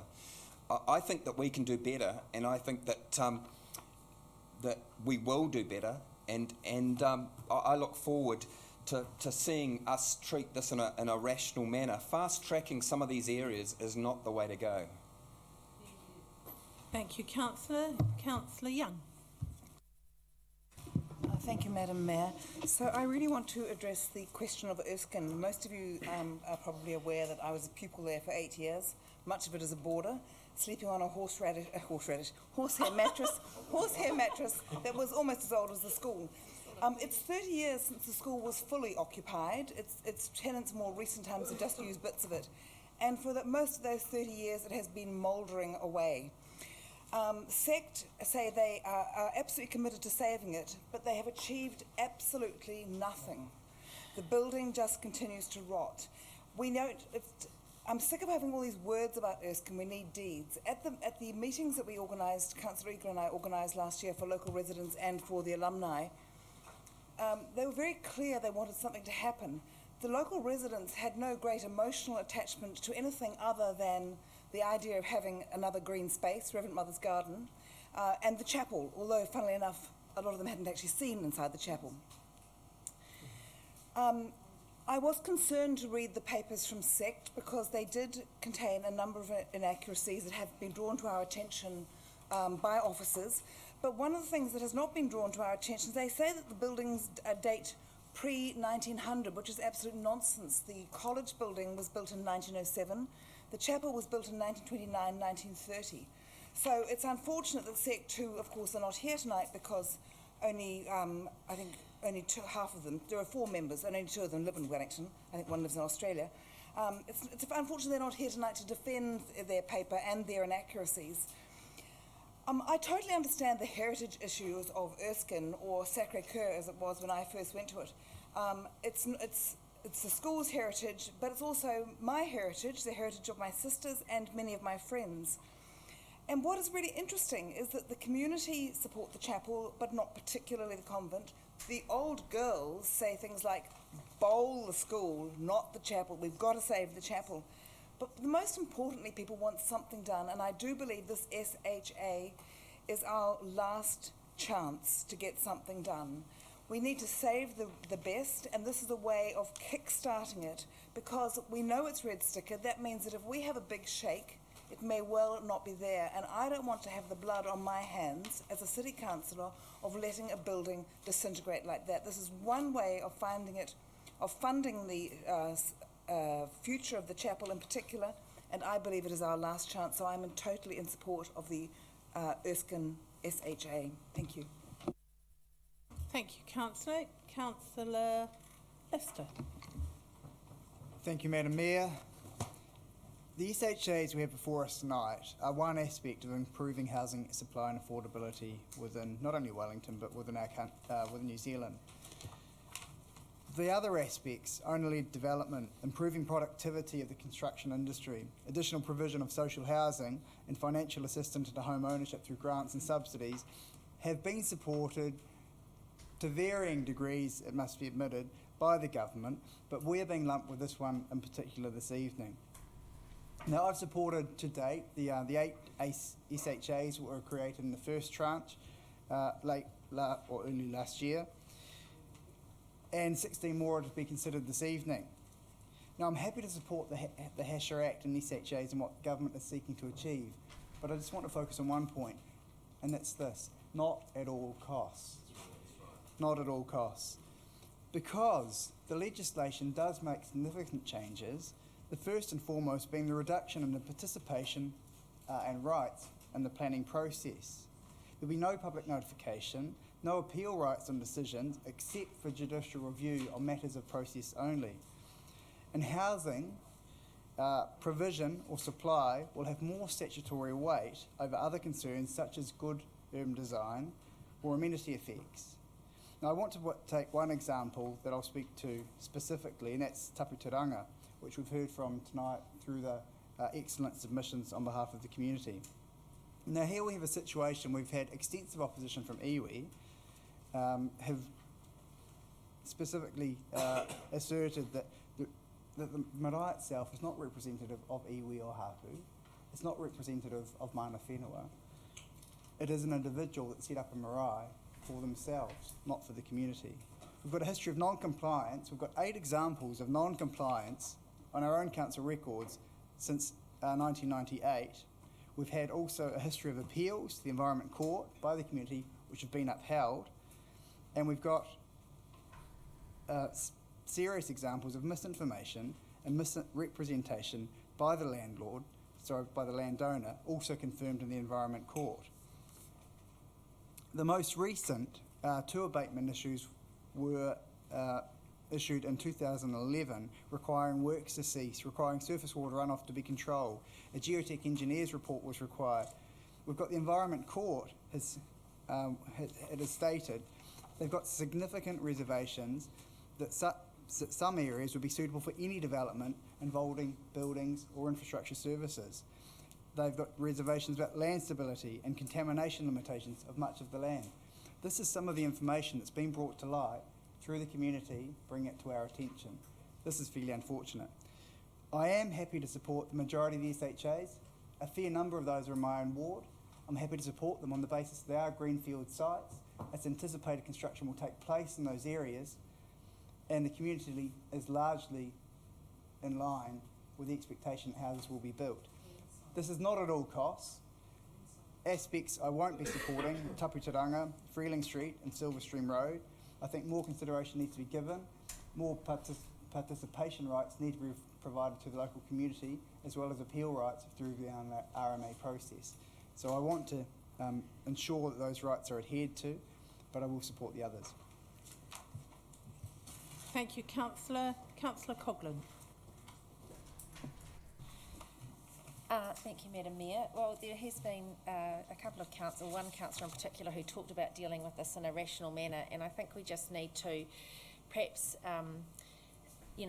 think about some of the claims and assertions that have been made tonight and ask ourselves, are there some misunderstandings around what's going to be the effect of the special housing areas, and are there some overstated perhaps concerns, not withstanding the fact that, everyone's entitled to have concerns. But I think the thing is that, June last year we signed up to this accord as a council. 2 councillors didn't agree with it, everyone else signed up to it. So in fact we instructed our officers effectively to go out and find places around the city that, we could have as special housing areas. So we gave them the instructions to do that. They forced it upon us, and this is what they've come back with after a lot of work. I think that it is very important to keep in mind that this is simply procedural in that it identifies where new housing may be appropriate. This is not about signing off developments tonight. That is not what this is about. This is about identifying areas where potentially there could be residential developments. Landowners will still need to apply for council approval for new developments within special housing areas. And this is a separate decision-making process where the council will assess specific proposals and can decline applications if necessary.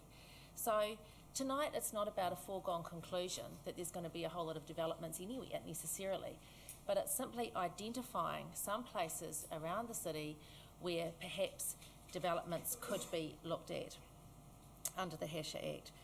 So I think we've got to think about the sequencing here. We've got to actually, accept that we are a signatory to this housing accord, that we have committed to encourage increased housing supply with a range of incentives and the identification of special housing areas.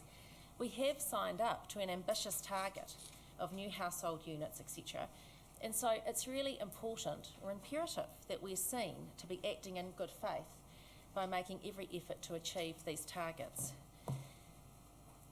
We do have that risk, of course, that if we don't have enough special housing areas identified, that the Minister can invoke legislative power to impose requirements and actually take over the process if they consider that's necessary, and that we are not meeting as a council the intent of the accord. So I think that the officers have done the best they can.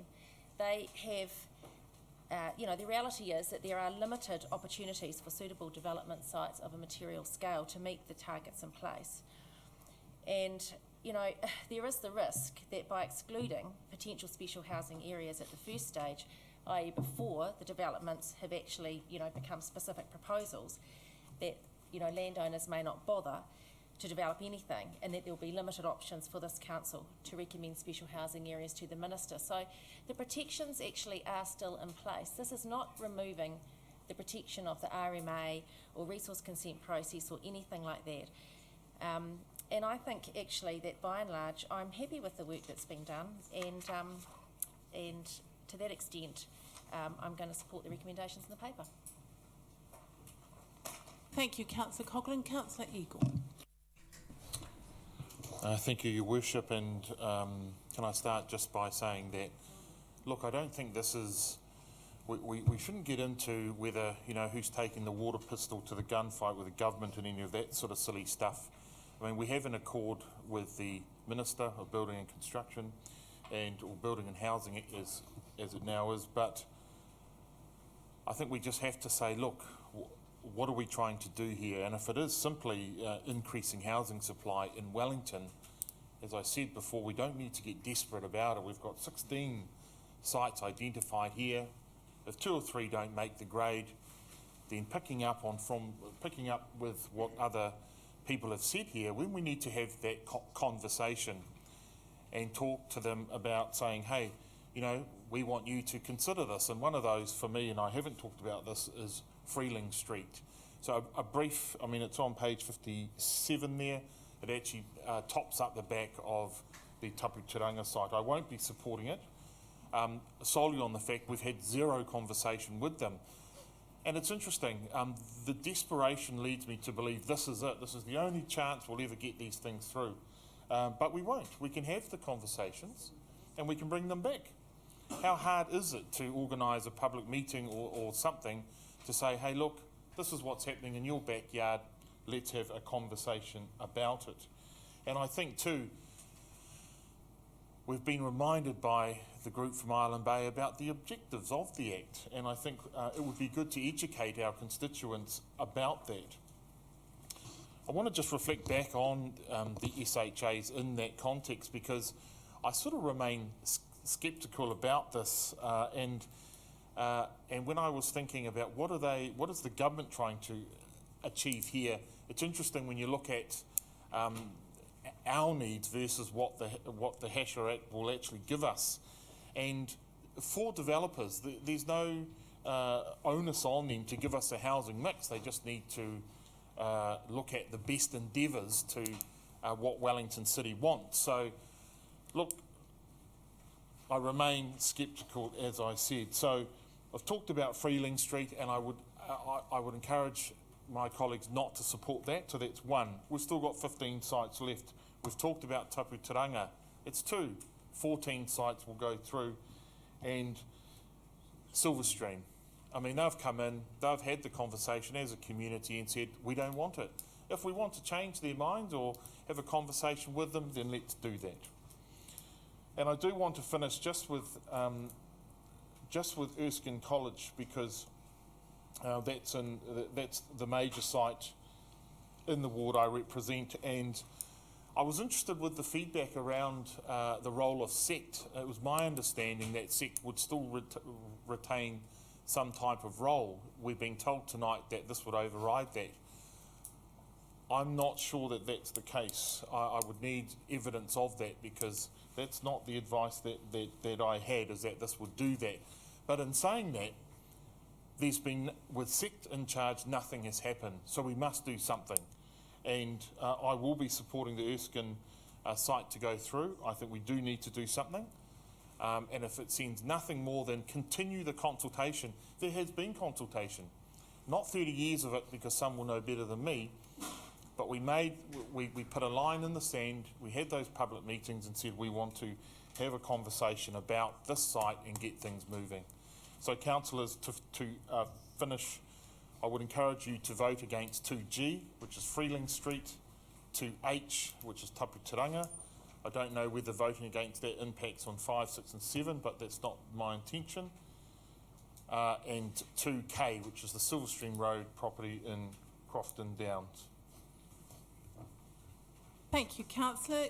Councillor Marsh, the seconder of most of these. Yes, you can put your hand up. Councillor Free. What? Sorry, pardon? Yes. I don't feel that there's any level of desperation in the air tonight in getting these through, as perhaps my colleague here hinted at. Well, I guess the only area I was concerned was the increase in blood pressure from Councillor Peck when I think he hit the red line at one stage. And my concern was that I was going to have to do mouth-to-mouth or CPR. And I don't know whether I'd have been able to do that. But still, it's important that we must open up some more land. Thank you, Councillor Wolfe. You'd be my second then for it. It's important that we do open up more land for housing.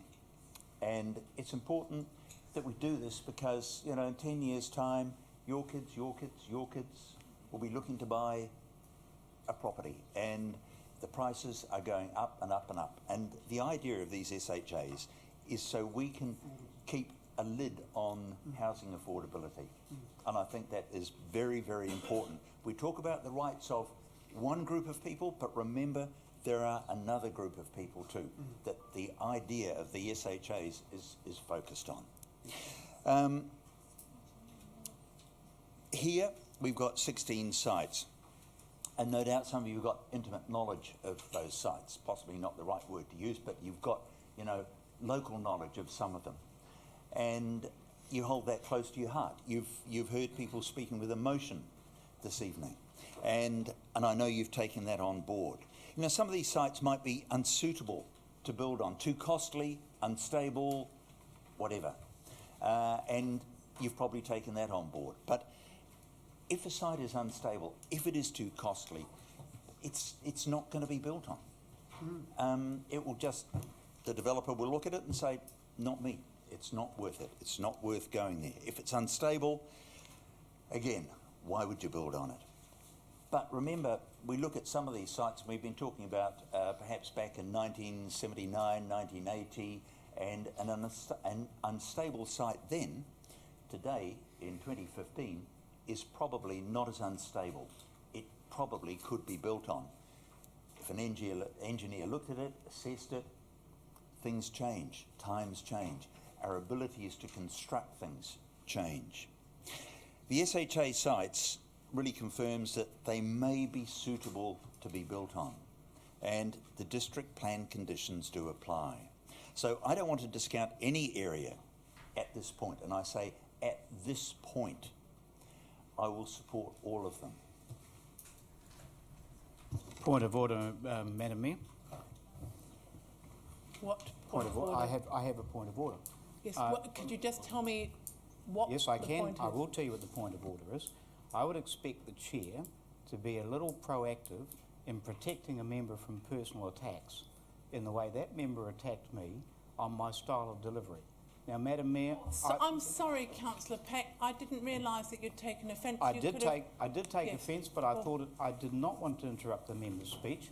He had a point to make, but I get a little tired of people that find my style of delivery a little unusual in a council chamber. I come from a different jurisdiction, and that's the way I speak. I make no apology for it, and I furthermore, Madam Mayor, make absolutely no apology for the strong views which I will represent around this council table. Thank you. And if members Councillor wish to Peck, take you've made your exception to point. that, they should talk to me about it afterwards.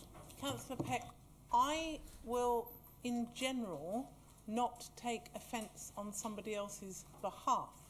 If somebody doesn't like what's being said, the practice around this table is that they rise at that point. Councillor Marsh has now finished his speech, but I would urge you to follow the protocols in this House, which is that you put your hand up straight away and say if you would like me to rule on something. So, Councillor Marsh, I'm sure you will have a conversation with Councillor Peck afterwards. Now, Councillor Absolutely, Free, Your Worship, and then and a big man hug. And then Councillor Free, and then I will do the right of reply, I think. Thank you, everybody. Well, housing's long been a passion of mine, and I've spent some of my professional life actually as a housing advisor. And affordable housing, I do agree, we need more of it in Wellington, but I do think that there's been a point made already around this table that we actually need to understand what we're talking about. And I very, very much doubt that some of the housing that's going to be put in with the expensive engineering that's going to be required will in fact be that affordable. So I have actually had to ask one of our staff, one of the officers, how did we come about with these areas? Are these really the best areas that we've got? Because to me it seems like, okay, we've identified some areas where some development could happen, perhaps. What I think we've actually ended up with in some cases is we've actually identified some areas where in the past it's been in too hard basket, and maybe the sort of almost desperate clutching at straws is that this might be the last gasp to actually get some development to happen in some of these places. Some of them have been before courts. They've had issues that have been identified with, land contamination, with slope stability. I have to really ask, if this is where our new housing is appropriate, have we got it all wrong? Do we need to rethink our growth agenda? If this is the best we can come up with, 16 areas of which some of them are really problematic, we've heard, if this is the best we can do we actually need to give up? Because honestly, there must be better areas to develop than some of the ones that we've got in front of us. And that, I certainly won't be voting for all of these. I'm happy to vote for some of them. There's probably going to be probably five at least, that I won't be voting for, and with good reason, in my view. We do need to think about climate change. We've got to think about heavier rainfall events. We've got to think about earthquakes. We've actually got to think about what are we buying into with maintenance of retaining walls, with maintenance of our infrastructure, when we're going to consider building high-density housing in some of these difficult sites. Okay, that's some of the sites. There's a particular site, I will not be voting for Erskine College, and I won't be voting for Shelley Bay, partly because I don't think those particular sites suit this kind of fast-track development. I think both those sites are particularly sensitive and do need a package approach. We need to have a big overview picture of what we're doing with those sites, and think of it in a coherent manner. It's not just about getting numbers of houses on the ground. Those sites are quite special. I won't be voting for them on those grounds. I think that's more or less what I wanted to say. I didn't support the Mayor's amendment in regard to Shelley Bay because I wasn't entirely sure that the fact that we owned some of the land at Shelley Bay was actually protection against the kind of development, sufficient protection against some of the kinds of developments that might arise there. Okay, well, I think that's my bit. So thank you. I'd like to think that there'll be at least some people who will feel as I do that not all of those sites actually should become special housing areas. Thank you, Councillor Free. Councillor Foster. Thanks. Look, I want to say a few things in terms of the substantive, having spoken before on the amendments. The first thing to say is that not once in this debate have we had any mention of our urban growth strategy and where we are actually trying to target housing development, residential development. And the best place we can have that is in the CBD, and that is by far the fastest growing place, and there's a whole heap of capacity in the central city. And that's where we should be supporting and encouraging development first. The next place is those areas which are close to public transport, those areas which are close to other amenities. And we've been doing that as well through the medium density areas in Johnsonville, Kilburnie, the Adelaide Road development area, and of course now we're consulting on Karori and Tawa. So we are doing the right thing in those places. The second thing I just wanted to say just quickly is that a couple of councillors have mentioned that we're signing off areas where there is potential for housing development. But sorry, hang on. Most of these areas are actually already residential. They've been signed off as having potential for housing development 20 years ago. 20 years ago. And to a degree it hasn't happened either because people have gone broke or because, as Councillor Free has said, a lot of these are quite difficult places. So, but what we are doing is signing off not the potential for housing development, but the reality that people will not have a say in the nature of that housing development. That's what we're signing off today, not about whether the housing can happen there. It can happen. It's not prevented. And in terms of affordability, the only way this really affects affordability, it makes the consenting process a little bit cheaper, is that it puts more housing stock in faster. In other words, there's a greater level of supply, and therefore usually the laws of supply and demand, it means that the price should come down somewhat. But the reality is that the cost of providing that housing, that new housing, is probably not going to be that cheap anyway. So developers are still going to be looking to make money, so it's not going to suddenly make a huge amount of reduction in the cost of buying a house anyway. And so I don't think it's going to achieve that outcome. And the final thing that a number of councillors have said is oh, look, if we don't do this, if we don't pick every single cherry from the tree, the minister will intervene. Well, hang on a moment, we can pick some of them and say we're making some progress, and we can go back, as Councillor Eagle said, and say, hey, we are going to engage with the community on whether some others should be there, but let's engage with the community. And when that paper came to us on the 26th of June, it said, when we do the next tranche, you know, extensive consultation may be required, may be appropriate. It was pretty strong on that, and yet here we're not doing any of that consultation, which I think is quite wrong. So if the minister decides that we haven't done enough and goes and beats us up, what's he got to do? The first thing he's got to do is actually got to undo the accord. He's got to give us notice that he wants to undo the accord, so he can't do it overnight. So does he then say, look, because you've taken out 2 or 3 problematic sites for the moment, or 4 sites, or however many it might be that we end up taking out, because you haven't done that, because you haven't taken every cherry off the tree, I'm going to intervene, I'm going to undo the accord. I don't think so. I don't think there's any chance that he'll do that. If we took the whole lot off, maybe he might, but I don't think he will. And so I think that is just, frankly, that is scaremongering. I think the way to go is the ones that we think there are problems, the ones that we think the community has a real interest in, a long-held interest in, a legitimate interest in, we should just tie-ho, and then we should engage with the community as the paper in June said that we would and should, and then we may bring those back. Once we've got some sort of clear indication of what's going to happen, we may bring those back as SHAs later on, but not now. That is rushing, and that is just not fair to our communities. Councillor Lee. Just very briefly, there are a few sites I can't support because of higher public interest.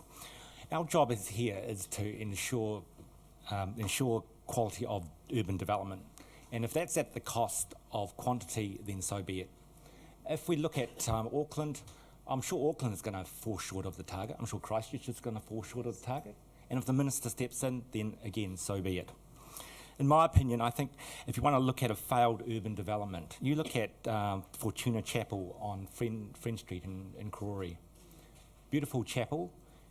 There's been a lot of, it's basically a chapel which looks like it's been sited or plonked right in the middle of an urban subdivision.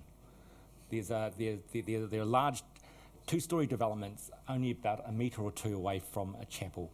And that's what Erskine College could look like. Thank you.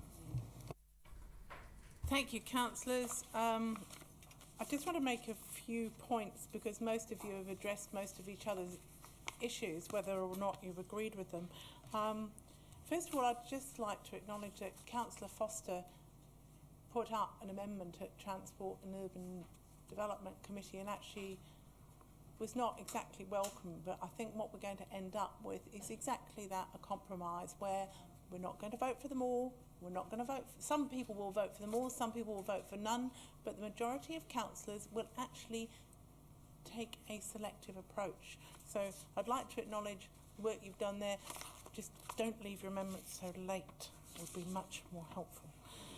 Then I'd also like to make the point that I think it is I think Councillor Cogler made one of the most useful points, is that the majority of this council said that we have agreed to a housing accord and we want the officers to go off and find something.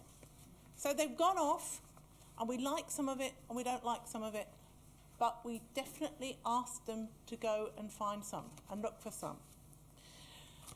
Councillor Foster, you must have been writing your amendment. I did actually mention that the majority of our population growth was in the CBD, and that was where the opportunity was for more of it. And this is only a very small part of the development and growth of this city. There are areas that are total greenfield development. We may get on to mentioning in the paper later on tonight, we may not.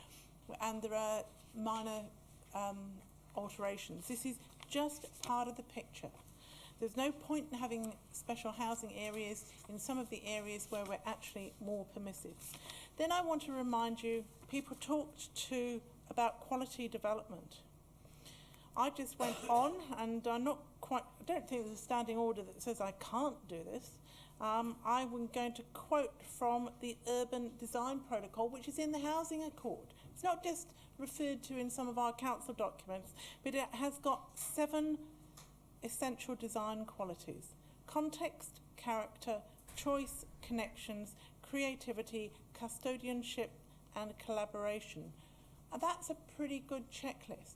Now, I know we don't always agree with our officers' decisions, But I also think there's a fairly clear message that we want quality development, and that they should feel after this debate tonight, even for the ones that go through, that that doesn't mean that we're necessarily expecting them to say yes to every site, yes to every proposal, that they should feel that they should really be able to test for those good quality developments.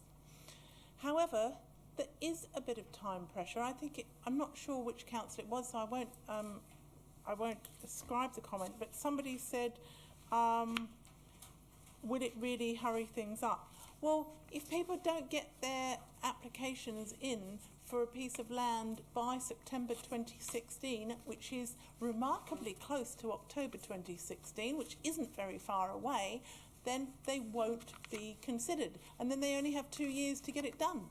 So I do think there is a real time pressure.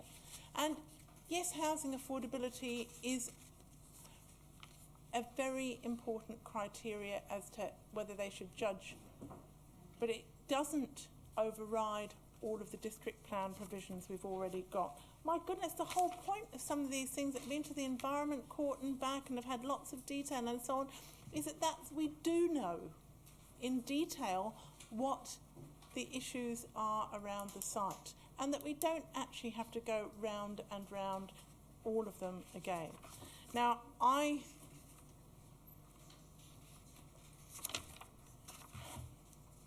would like to comment that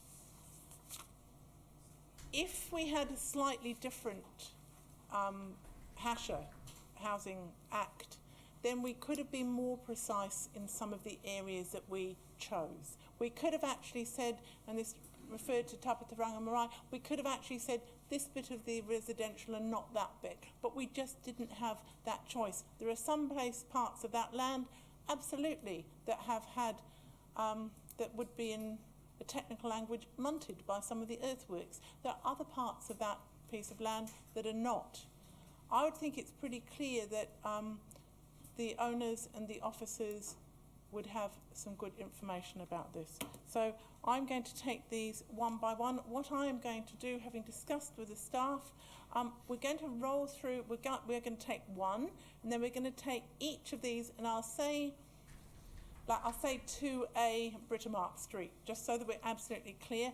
When we've got through to 3, I will then only take those bits of 4, 5, 6 and 7 if we've done the corresponding thing that they apply to. So if 2F has gone through, then we'll take 4. If it hasn't, it lapses because it's got nothing to attach to. Is there any questions about the process of voting? Okay. So just make sure that your lights go out. It's up. We would quite like to get through more papers tonight. So 1, receive the information.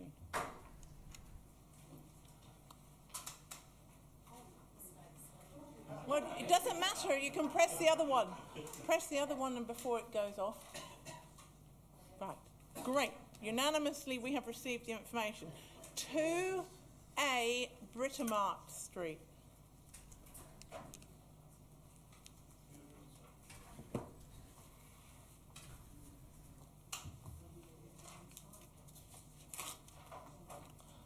That's carried.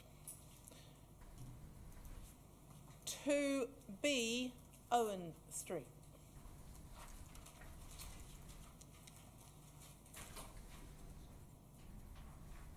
That's carried. 2C McLean Flats, the Terrace.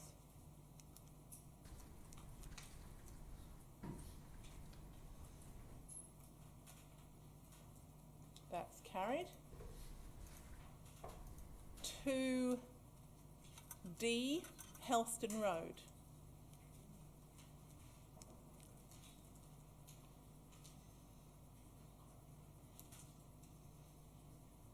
Councillor Pannett? That's carried. 2E White Pine Avenue, Woodridge.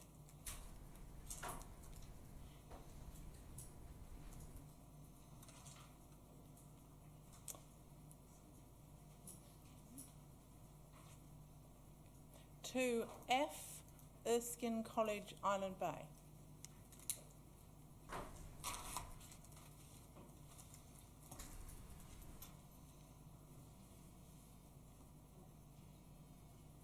That's carried. So I actually, could somebody move the stand a little bit? Thank you. Now 2G, Freeling Street.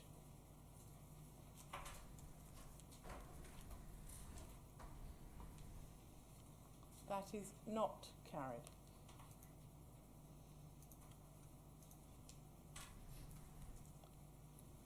To H, Tapaturanga Marae.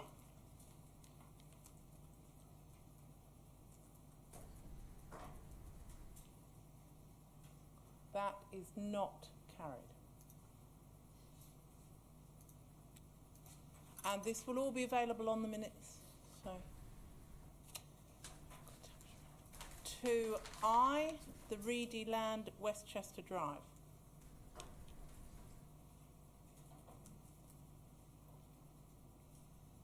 That's carried. Shelley Bay. Is that 2J?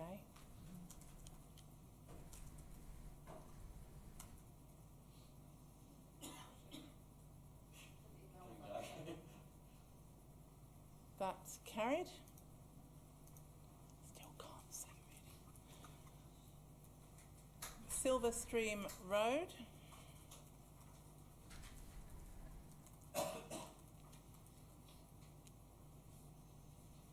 That is not carried.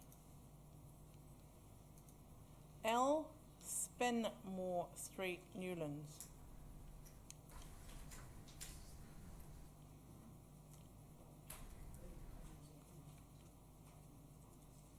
That is carried.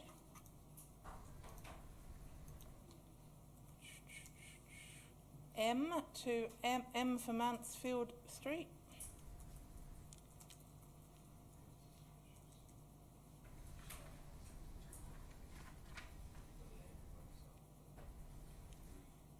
Carried. To N, Westchester Drive.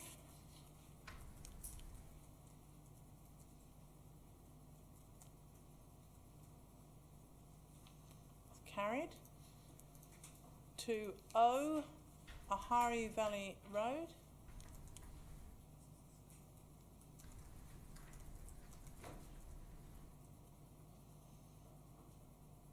It's carried. To P, Adelaide Road.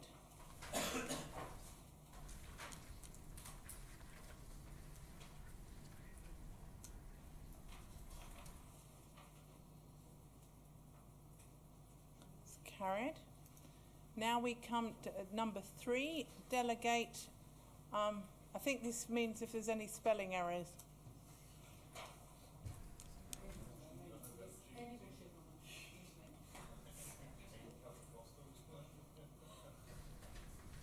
Oh dear.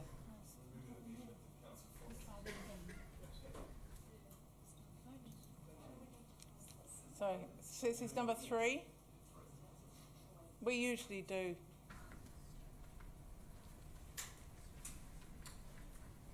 I don't really want to have to bring it all back to council because somebody spelled a street wrong. Councillor Foster?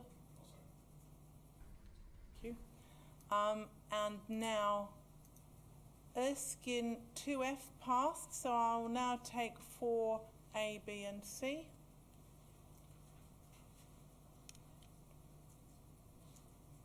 Again, whichever way you voted on the first one, you can. Yes, A, B, and C. Yep. Carried. Tapaturanga Marae did not go through, so there's no point in taking 5. Shelley Bay did go through, and there'll have to be a bit of renumbering here. Sorry, staff.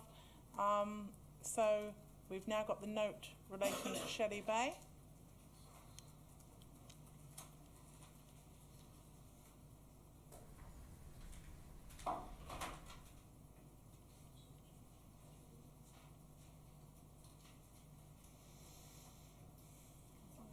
Thank you, that's carried. And the last one, Silverstream did not, so I won't be putting that. So thank you very much for all of that. Does anyone need a fight? Should we just battle on?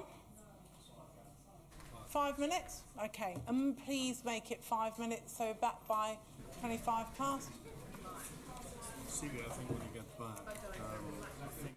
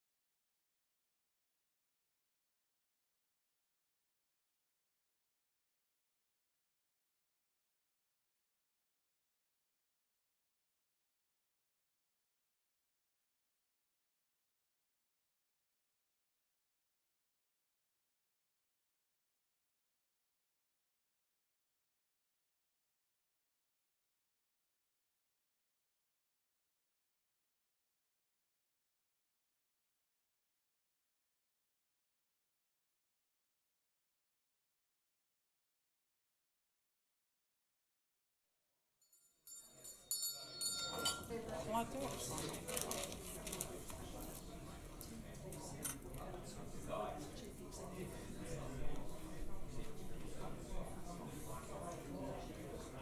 Oh. Now I've got.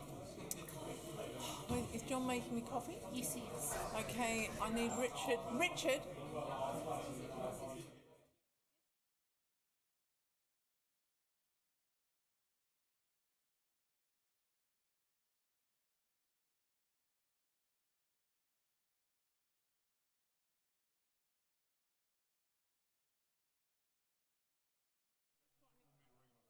Well, it won't be Pauline, but whatever his old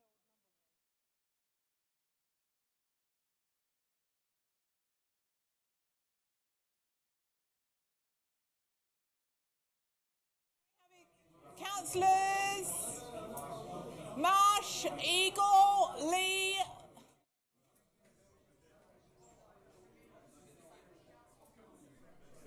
If only we had food. Yeah, come on, move along, please. Yeah, that's the one. I hear the bells.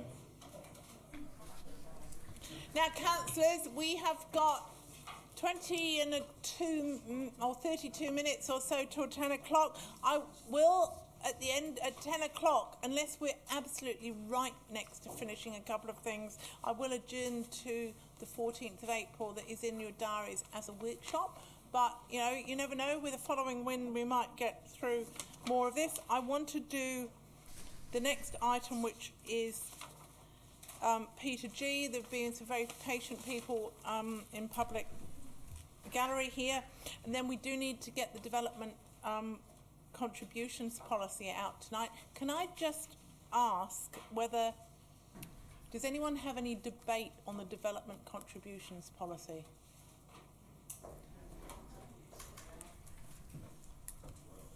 Any debate where you want to actually make changes? Well, I'm just asking because we might do it now if there's no debate on it. Nobody's actually said they want to debate it, so do I have to move something to have it in a different order? The leave of the meeting? With the leave of the meeting, we will take development contributions policy review, and Councillor Lester, please very rapidly introduce.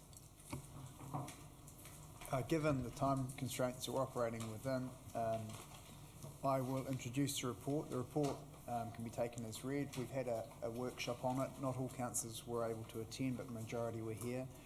A number of other funding mechanisms have been considered aside from outside of the existing development contributions policy that was deemed they were inappropriate to proceed with at the current point in time. I'm happy with the officer's recommendations. I'm also pleased with the work that they've done in this area. It's good to canvass all options, but we've decided status quo is best currently. I move. Thank you, Councillor Lester. Seconding, Councillor Foster. Does anyone wish to speak? Right, we will now put recommendations 1 through 7.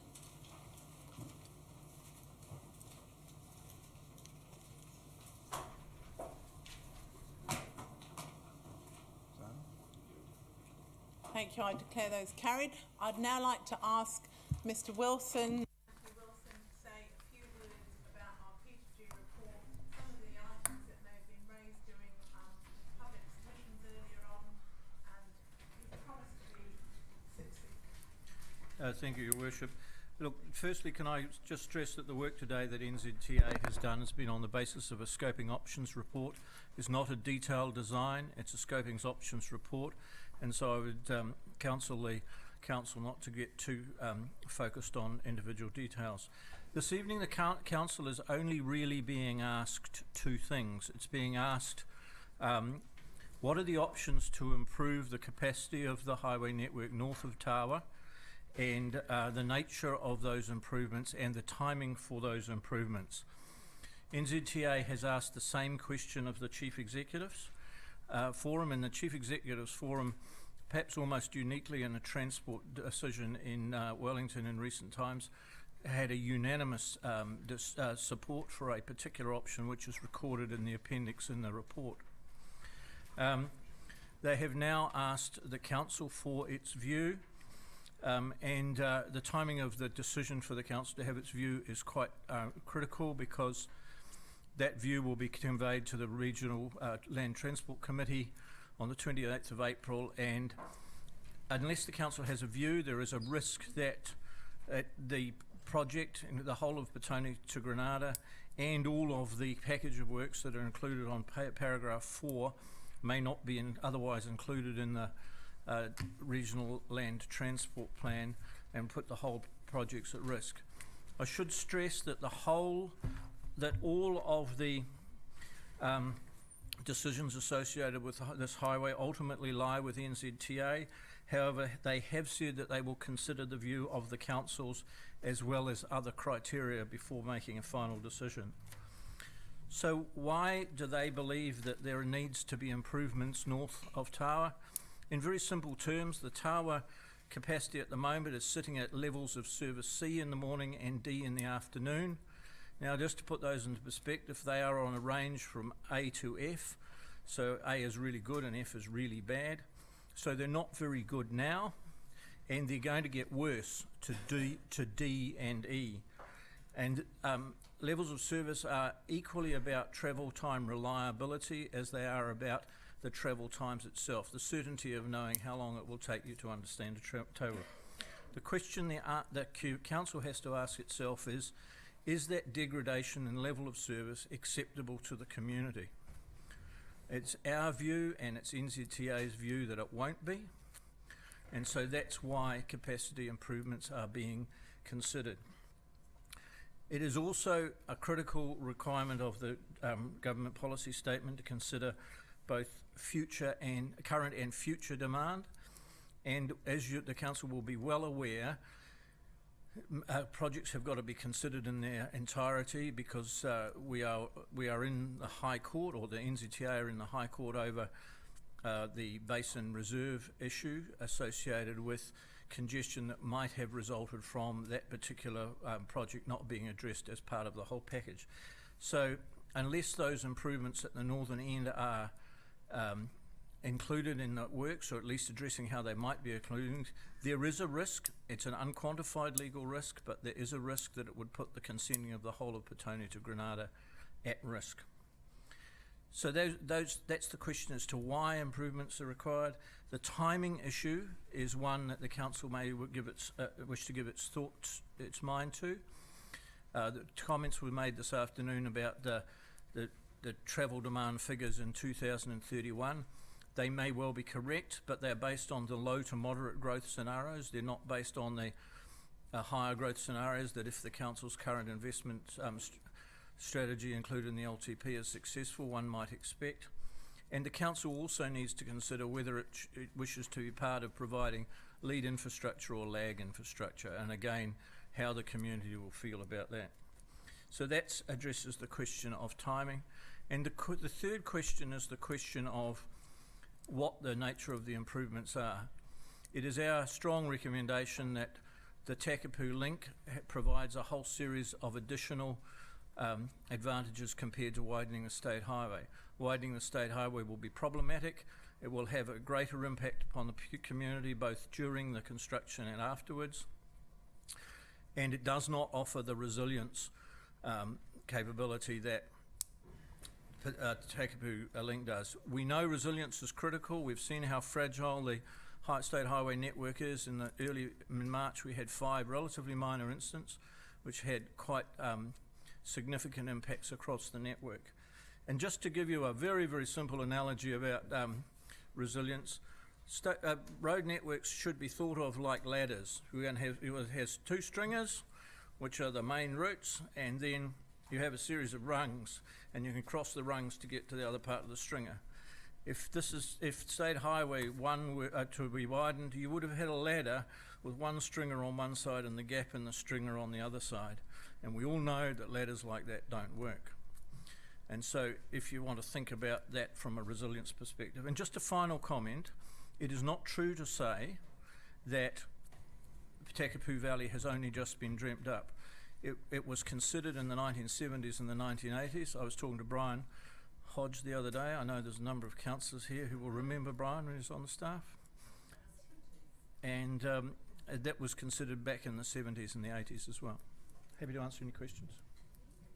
Thank you. Do you have any questions? Please don't ask ones that are answered in the paper. Now there's a challenge for you. Anything that you wanted to follow up from questions from tonight? Councillor Lester. Thanks, Anthony, for your presentation. Just in terms of the information that was provided to us today around the OPIS analysis around traffic modelling, which states that up until 2031 there won't be a need for widening beyond 4 lanes north of Tawa. Do you want to comment on that? I mean, it conflicts with what we've received, but it does align with GWRC traffic modelling, so I'm interested in your response. There's no debate, there is in fact no debate about the modelling.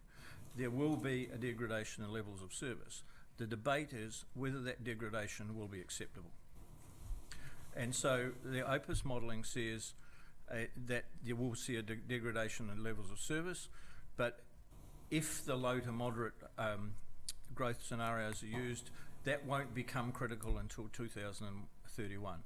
That may well be correct, but if higher scenarios are there, then obviously it won't be. However, none of the modelling addresses the resilience problem. Councillor Foster, then Councillor Ritchie, Councillor Free. I think probably only one question, Anthony. Look, thank you for the responses that you gave to a number of questions that I asked, and they've been circulated to councillors.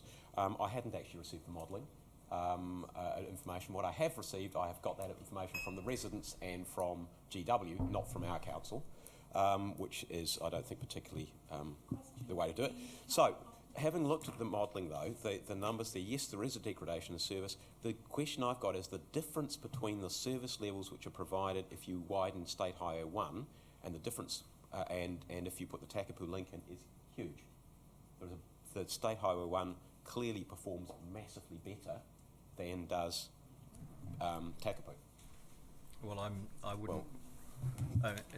Those, as stated before, those do not take into account resilience. It only provides a high level of service if none of the existing lanes are compromised. So what you're saying is the resilience issue is significantly more important than the actual level of service, because that's the only way I can possibly read that. Levels of resilience is an essential part of levels of service. It goes back to travel time reliability. Councillor Foster, please reserve your debate for the elected members. So just in, oh look, I might just circulate that to people just so they can see it. Yeah. Councillor Free. Yes, I was interested in the evidence that was presented earlier from one of the submitters about that the original proposal for the P2G road was that it would connect at Tawa, at Granada, and then it's changed a little bit and has sort of gone up to Tawa, and his view was that it would have been better if it had stayed as a connection to Granada, and I'm interested in your comment. It's his view. Well, I'd like to have a bit more than that if you can.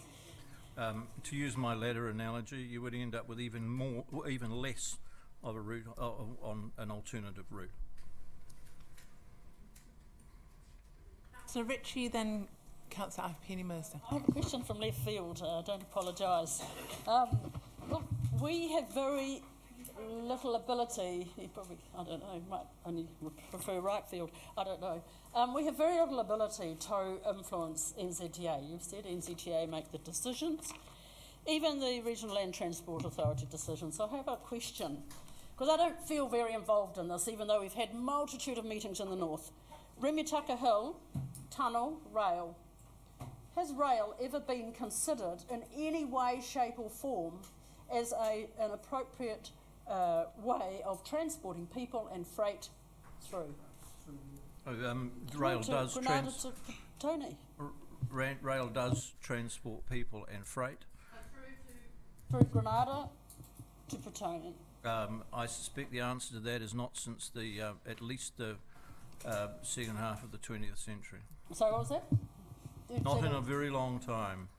But why not? I mean, surely as a council we would have, if we'd had the opportunity, considered the breadth of transport provisions, which is the NZTA's statement of intent. They must do Councillor. that. So, you know, we have no say. I don't think there is a burning desire to answer this Oh, question, so we'll move on to Councillor Free. Oh, sorry, I would just make one simple comment. Rail freight is very much point to point around bulk. Councillor Free. Yes, just look, going back to the point that I was referring to before, the submitter, I think his point was actually also about the congestion, the difference in congestion that he saw with it connected into Tawa versus Granada. And he thought that it was a simpler, cleaner solution. This is my interpretation of it, when it connected to Granada. I just wonder if you could actually provide an opinion about that. Well, again, I would make a comment. This is about a scoping options report. It's not about detailed design, so I wouldn't get too fixated about the design of a particular roundabout or the proximity of that roundabout to another roundabout. If you have 8 lanes joining 4 lanes, you are going to get congestion. Thank you, Councillor Ahipene-Mercer. Anthony, I think you started to answer my question. I just guess I'm wondering, have you any comment to make on, there are at least 2 submitters who made comments on roundabouts and their proximity. I know we're getting into detail, but have you any comment to make about the fact that they won't work? One only needs to drive in England to realise that roundabouts close to each other do work and can carry large volumes of traffic. Thank you. Thank you, councillors. Councillor Sparrow. Okay, well, on that aspect, are there examples in England of about six successive, it's a bit tricky to say that, roundabouts working effectively? Because we'd be talking about possibly 5 or 6 roundabouts in succession and using those as a link between 2 highways, linking one highway, the end of the Petone to Granada route, linking that onto State Highway 1. I mean, surely there has to be a better way of designing it than that. There is an infamous roundabout in the UK which has 6 roundabouts within a larger roundabout. So it is a matter of detailed design. And again, it is also possible to improve the performance of roundabouts with traffic signals, and there is one operating in Tauranga. Basin Reserve. Dare we mention it? Thank you. I think that's come to the end of the questions. Thank you, Mr. Wilson, and I'd like to ask Councillor Foster to introduce the paper. Thanks, Madam Mayor. I think it's useful that we've got this paper in front of us because there have been a number of comments made about what Council's position is on the bits, not Petone Granada, that's pretty clear, we support Petone Granada as a council, but on any bits north of Granada, in other words, the additions, what Peter Dunn referred to as the late afterthoughts. And the reality is at the moment we don't have a position on that, so it will be very useful for us to have that position. I think the position that we take will be very influential because I think the other councils are saying, well, Wellington, it's in your jurisdiction, we want to know what you think. And I have to say one area that I was going to ask a question about but said to the Mayor I'd just put in the in opening is that in fact we do have the ability to say to NZTA what should happen here, because NZTA can only put into can only give effect to the things which are in the regional transport plan. So if Petone Granada is in there specifically without anything north of Granada or with one option or the other, that is what they can do. They can't do something else. This is not something which is specifically identified in the government policy statement. It's not like a transmission gully, and so we're not required to give effect to it. So it is a call that the councils of the region actually can make through the regional transport plan. So we don't have a position on the bits north of Granada, and as you've heard, essentially that issue has turned up only in the last 14 months, 15 months. Not at the beginning of last year. Until the beginning of last year, we had no idea that there was a proposition to do anything that was north of Granada. So we had Petone Granada, was clear, but anything north of Granada wasn't there. There were thoughts about putting a road through the Takapu Valley area for many, many years, as Mr. Wilson has said. But in fact, the process that was gone through with Transmission Gully, when the planning was done for Transmission Gully, it was where was the southern terminus going to be, and I can certainly remember the objections to that, particularly from the Tawa Community Board. And we ended up with the Parliamentary Commission for the Environment making some comments on that as well, and we've ended up with the southern terminus being at Linden, and specifically Takapu was ruled out at that stage. So I think we should be cognisant of that. In terms of the recommendations that are in front of us, one that most of them is noting, but I do want to say that the recommendations 5 and 6 I think are particularly useful because it says there is a package of stuff here. It's not just about Petonia Granada, there's a whole bunch of other things there, and they do link in to a considerable degree. And 6, we want to encourage the NZTA to get on with doing the stuff just around the Petonia interchange, and that, I'm told, will give us enough soil, enough material to be able to do the reclamations that will be required to give effect to the Great Harbour Way. And I think we're not far off a deal being done there, and I really, really want us to get on with doing that. A deal, because I think that would be quite a transformational project. So that's the really good news part of this paper. So I'm really excited about that, and we need to keep on working on doing that, probably over the next month, month and a half, 2 months at the most. I am, however, overall disappointed in the quality of the analysis which is sitting in this paper, and also which sat in the CEO's paper. Now, it's not just me that said that. Certainly it was given a bit of a kicking at the Regional Transport Committee, and not by me in that particular instance, but particularly by GW's reps. And I think I've got to say that I've got more information from the residents who are intelligent, well organised and very well informed on this. I think they have more information at their fingertips than we do, or certainly that has been made available to us through the council officials, and I think that's disappointing. I echo the comments that Councillor Peck made in the previous paper. I think we need to have better quality information in front of us on a lot of these things. As I said, I was told that I'd seen the modelling assumptions. I haven't, or hadn't until I got those through GW and through the residents. And what those say, and I will circulate those, but what they do say is that doing something on the main road performs massively better. It doesn't give you the extra route, but it does perform massively better if your issue is congestion. It's not a small margin, it's a big margin between the two. That might seem surprising, but that's what the modelling says, and that's the modelling that both NZTA and GW are using. They're using the same model. All they're doing is one of them is saying, oh, actually, we think we need to do things sooner, and the other's saying, oh, maybe you should wait and see a bit more. But the same information is used for that. There's a few other things I wanted to comment on. The first one of them is something needed now. Look, to my way of thinking, the answer to that seems to be no. It may well be needed in the future. But that modelling is based on population growth. What it's saying is that the vehicle kilometres travelled, as population growth, if population growth is going up like that, the vehicle kilometres travelled will be going up like that too.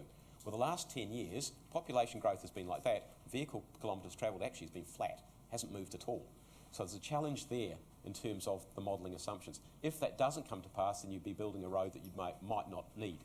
The second thing, which is certainly not in there, is anything in regards to congestion pricing or in parking levies on the CBD. Those aren't in there, and they would have a significant effect.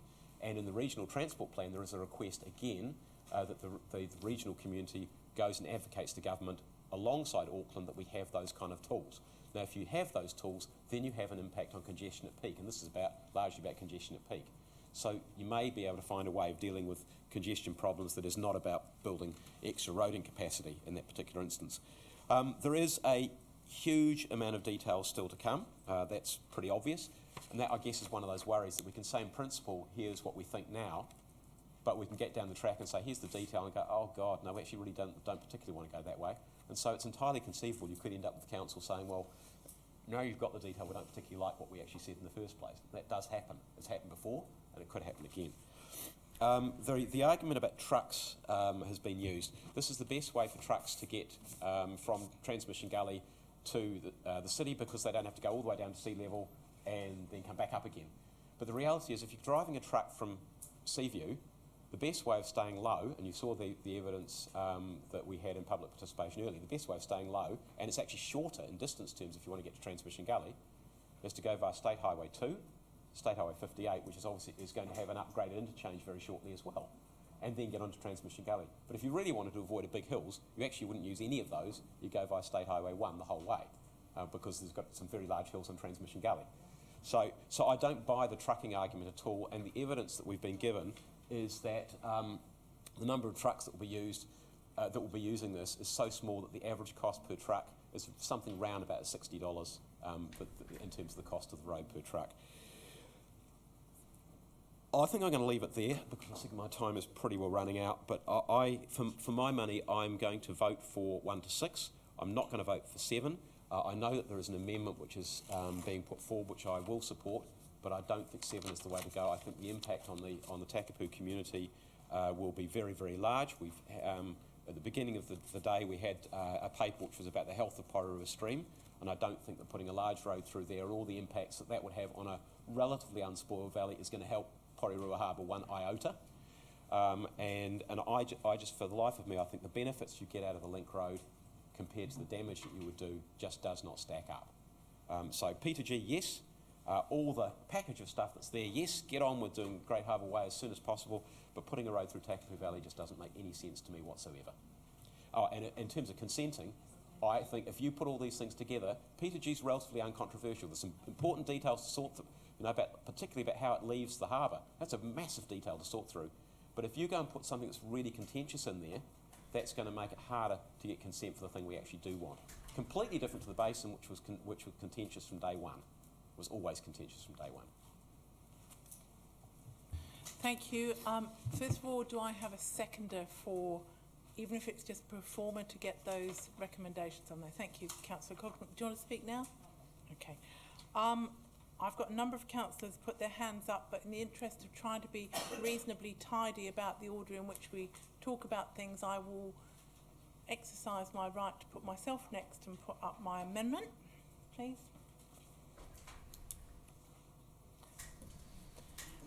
And as I move an amendment, I can speak to the substantive as well. And I do think this is a sensible road to have from Petone to Granada. I think it connects two areas that are not undergoing the economic growth that the centre of, or the heart of the economic region is going. We are doing better than Porirua, we are doing better than Hutt Valley. I think it would be helpful to both of those areas if there was this connection. I don't think that it's even, I mean, if you look at the numbers and the distance of the rail, to have a little rail spur, I don't think would work. But I do think we should jolly well have a bus service from day one. And while people say that it enables public transport services, unless we actually say we want it from day one, you'll start with people having made their plans that are completely one person, one car dependent. Now, I have listened to the public today. I have been out to Takapu Valley.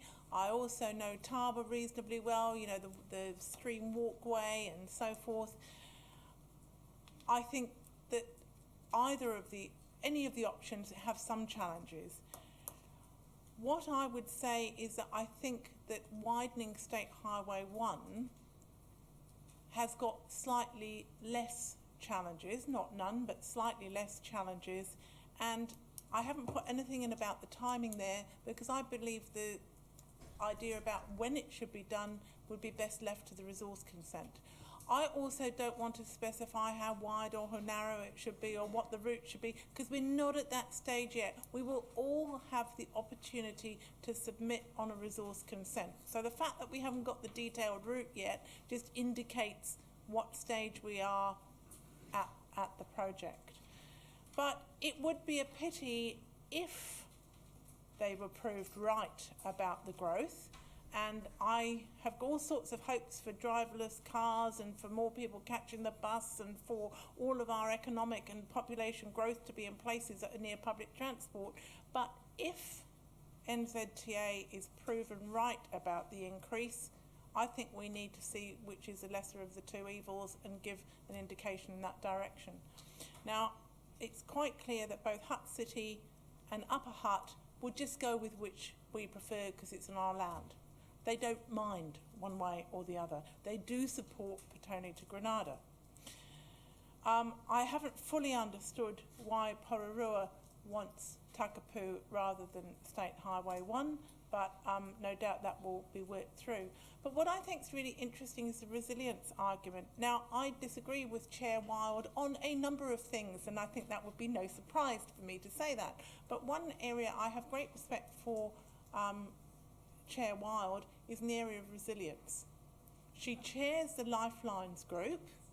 She's argued for a number of projects on the basis of resilience, and she's not arguing for the Takapu Link Road on that basis. So I do think there is, from somebody in that area well qualified, I think that's a point for people to consider. It may well be that neither of the options gets through tonight, but I think we should say, if your projections are right, let's go with that. So I don't suppose people are willing to vote for or against these amendments or the main projects without debate, but you could if you felt so inclined. Do I have a seconder for this? Thank you, Councillor Lee. Thank you, Madam Mayor. I'm supportive of removing that 7 because I can't support the Takapu Link Road. I think it is an afterthought and that it will have a detrimental and irreversible impact on social and environmental environment. There is no resilience issue identified in the RLTP north of Tawa, so I think this amendment will actually be a far better option for the area and will provide that cross-link connection. Thank you. Thank you, Councillor Lee. Now, Councillor Ritchie, Councillor Sparrow, and Councillor Lester. Look, the quicker and the more singly, the better. So I will. We've got about 2 minutes. Let's see how we get on, and then I will see whether people want to go for another half an hour and try and get this done.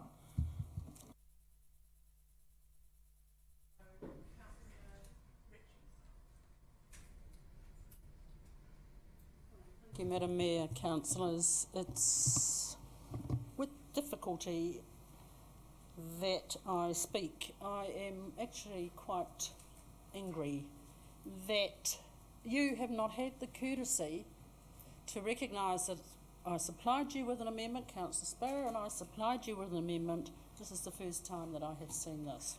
So what I want to say is this. What you are proposing here is a cruel impost and possible degradation of the Tawa community and significant parts of it. I'm going to ask that Councillor Sparrow actually be able to speak for as long as he wants. He has put an enormous effort to address this issue over and over. He's got 10 pages there, over and over again. We in the Northern Ward, the Northern councillors, could probably have gone to a meeting a week when this was announced, and some people actually did. I don't think that councillors around this table understand, and you, Madam Mayor, as well. I will be voting against 7, and I will be asking that all councillors vote against 7. I don't think you understand what happens in the Northern Ward, and I don't think you understand what has happened in relation to these roading proposals. Can I urge you to focus on the issue rather than addressing comments to whether I understand or not? The issue is roading proposals and the impost on the Tawa and Takapu Valley. So the amendment that I had proposed, which now will not be put, was to reject both. To reject the route through Takapu and to reject the widening. Both. Why? Because of degradation. Not degradation of the level of service, but possible degradation and uncertainty for a huge part of Wellington City, the Tawa community. We have heard tonight that the proposals generally will not reduce congestion, will not necessarily reduce travel time, and will not reduce resilience. We've also heard tonight, and I want to thank the community, they have put enormous effort, far greater than any voluntary community should have had to. 4 lanes are sufficient until 2031. That's what you heard, that's what we heard tonight. Councillor Foster and Councillor Lee and Councillor Lester did a site visit to Takapu. We learnt much. I will be supporting to take out Takapu, but I will be voting against 7 to have an impost on Tawa. So I knew about the Belmont Regional Park access, I knew about the narrow gully, I knew Takapu Valley. I didn't know about the gas pipe that goes through there, that apparently, according to, I don't know if this is correct, but according to a person who lives there, provides all of the gas to Wellington. The transmission lines, very obvious. The fault line, the proliferation of roundabouts, which are going to be there. And I am informed that Takapu Valley is the last undeveloped headwaters of the whole Porirua Harbour, and to bulldoze that would be to go against the decision that we made earlier. So as I've said, there have been numerous meetings.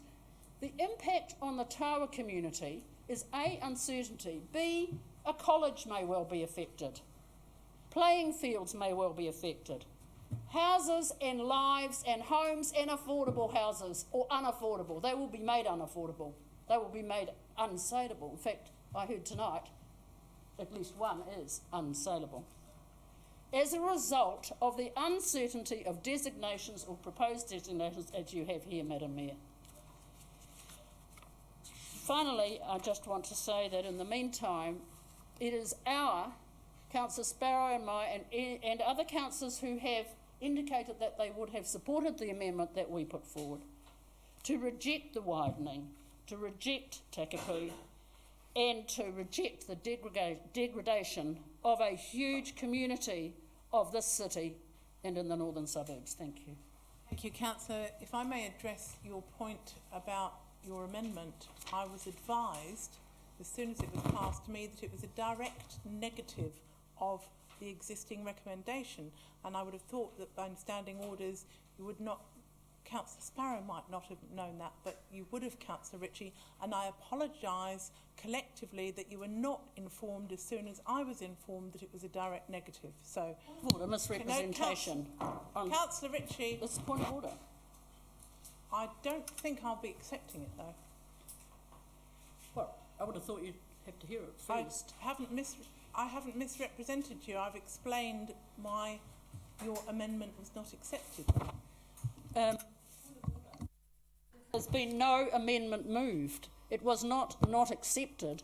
I was not aware of your amendment at all. I have been completely misrepresented by you. There has been no amendment moved because it was not possible, because this is here.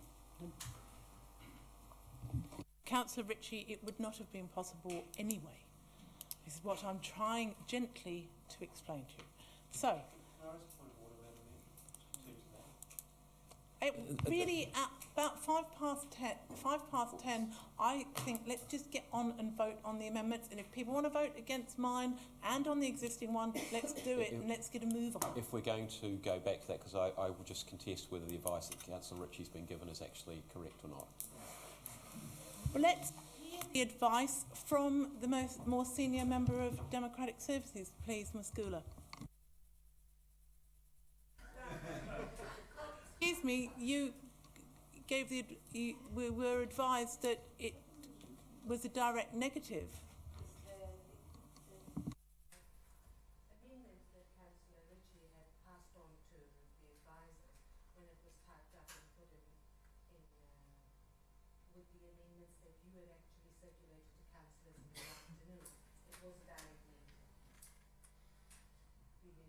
So direct negative of what was already there, was my understanding.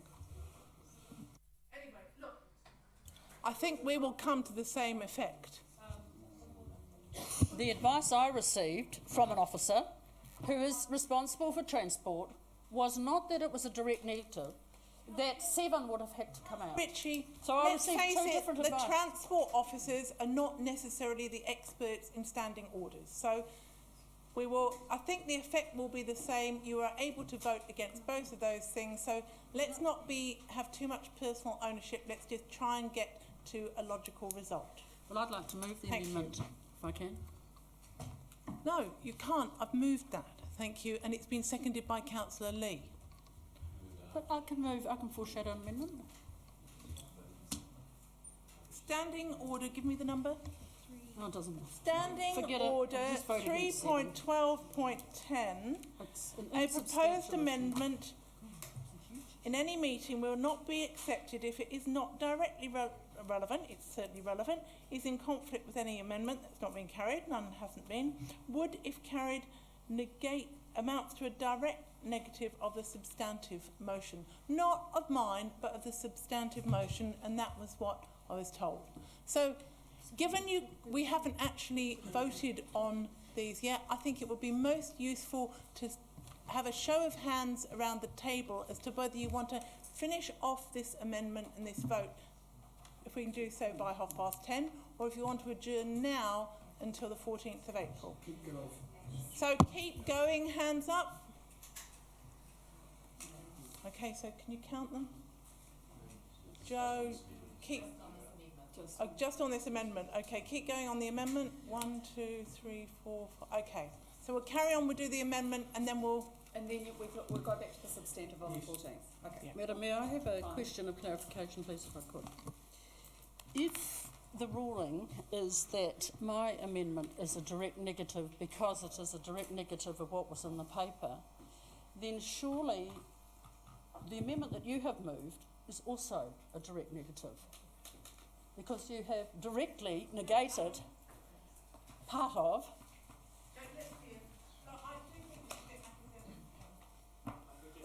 These voting issues are not academic.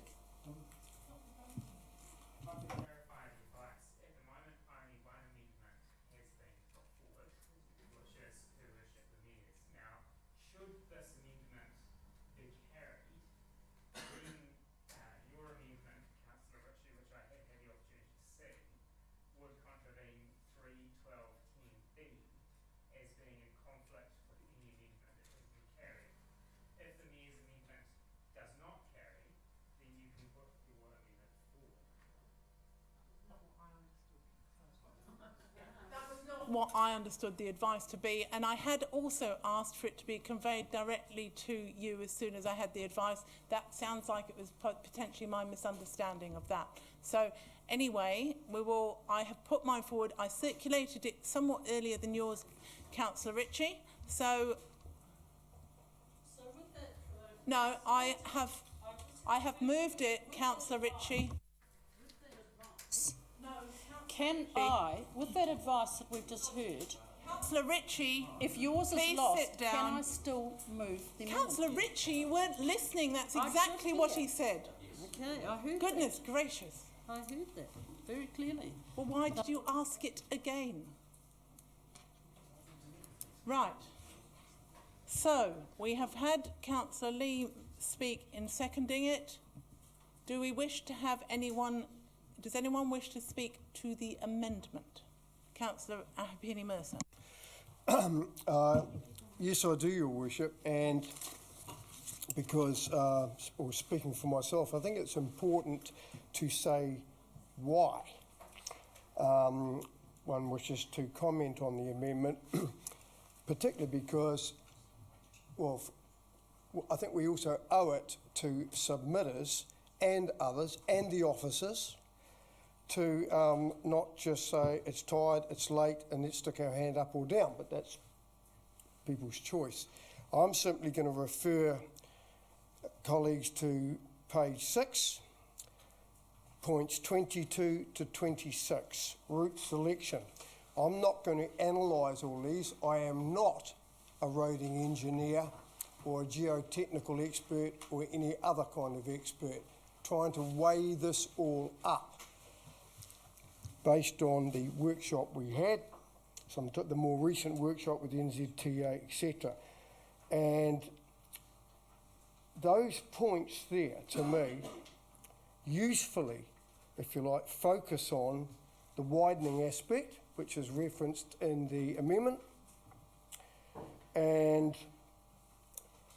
while they don't reference the public transport services aspect of it, I do recall I can't recall every part, but I recall you yourself, Your Worship, asking those very questions of NZTA, and I believe everyone at this table was present.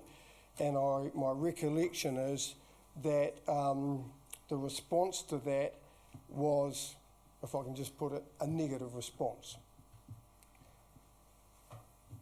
So going back and rounding off, points 22 to 26 to me reference the width, and the questions we had at the workshop recently referenced the bus services. And on the basis of that, I will not be supporting the amendment. Thank you, Councillor. Councillor Sparrow.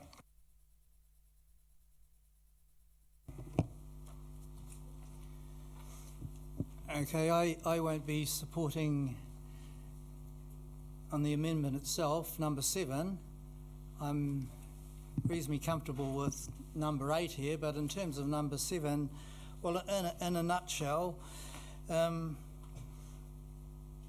whole issue, we've had so many meetings in Tawa, both with Tawa people, Takapu Valley people who are part of the whole Tawa umbrella, and involved the biggest meeting that we have, public meeting that we have called, that the community board has run, with 180 people present in May of last year. So there's the whole range of issues which I could go into now. I'm not going to, because I'm saving them for the substantive, but basically, yeah, I'm opposing amendment number 7 here. Thank you.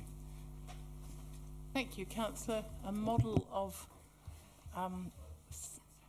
being succinct. Councillor Lester and... Thank you, Madam Mayor. I won't be supporting the amendment either. I've canvassed this at length with Mayor Wade Brown, and as a Northern Ward councillor and being involved in the discussions that have taken place, first and foremost at the Mulholland property up in Takapu Valley, but then subsequently at all the community meetings that took place with not only residents but also schools that are likely to be affected by this. I believe this amendment is ad hoc. I think it's also, to a large extent, ignorant of the strong support or strong opposition, both in emotion and also the extent of the opposition that is within the Tawa community. In some respects, all this is doing is shifting the problem. It's shifting the problem from Takapu to Tawa without the benefit of the Tawa community having a chance to respond, because they're not really at question at this point in time, because it's focusing largely on Takapu. They're not here. The Councillor Sparrow, I think, also almost understated the level of the opposition that we saw in Tawa. The largest meeting I've certainly attended as a councillor, there were more than 100 people in attendance. Significantly more were represented. Numerous meetings took place. The feedback was overwhelming. We can't, just by virtue of being criticised by one community, shift it to another because we think that's easier. Second to that, one of my main considerations about whether we proceed with this development at all is around resilience. Well, this does nothing to address it. It does not a single thing to address the resilience issue, because all it does is widens one highway. Councillor Ahipene-Mercer was correct. The issues we've had most recently, I think 3, were due to the storm surge as a result of the cyclone that affected Vanuatu. The traffic incident coming down the Nauranga Gorge where a truck overturned, and also one further up the gorge, not up the gorge, further up towards Parramatta, showed the frailty of our transport infrastructure and network within Wellington. The overwhelming feedback and comment that I had from suburbs within my community, so from Johnsonville, from Churton Park, from Newlands, from Granada, was, well, we're screwed when we get the big one, aren't we? And they're correct, because we are. There's very limited opportunity to get in, to get out. The city CBD could potentially be cut off. We'll have traffic coming down from Transmission Gully, will be directed onto State Highway 1 with little opportunity to exit. This does very little to address that. The issue around congestion is much murkier. It's much murkier, and we've seen that in the information we've been provided with today. Whether or not we have a congestion issue north of Tawa, north of Granada and south of Tawa, is much murkier, and I'm not yet convinced whether we have appropriate information to support the proposal in place. but this does not help the situation at all. If Tawa residents wake up tomorrow morning, assuming that there's time to get this into the media, they will revolt. Absolutely. There'll be a major revolution from Tawa, and we might then find a different approach to amalgamation, because there will be a secession from the Tawa community. To not give them the opportunity to contribute to this debate, I think, is very short-sighted, and I won't be supporting the amendment. Councillors, I have had 3 people speak against the amendment. I suggest we now have right of reply and put it. Well, okay. Right. Sorry, Councillor Foster, you didn't speak when you were seconding, so I didn't realise you wanted to then speak. Okay.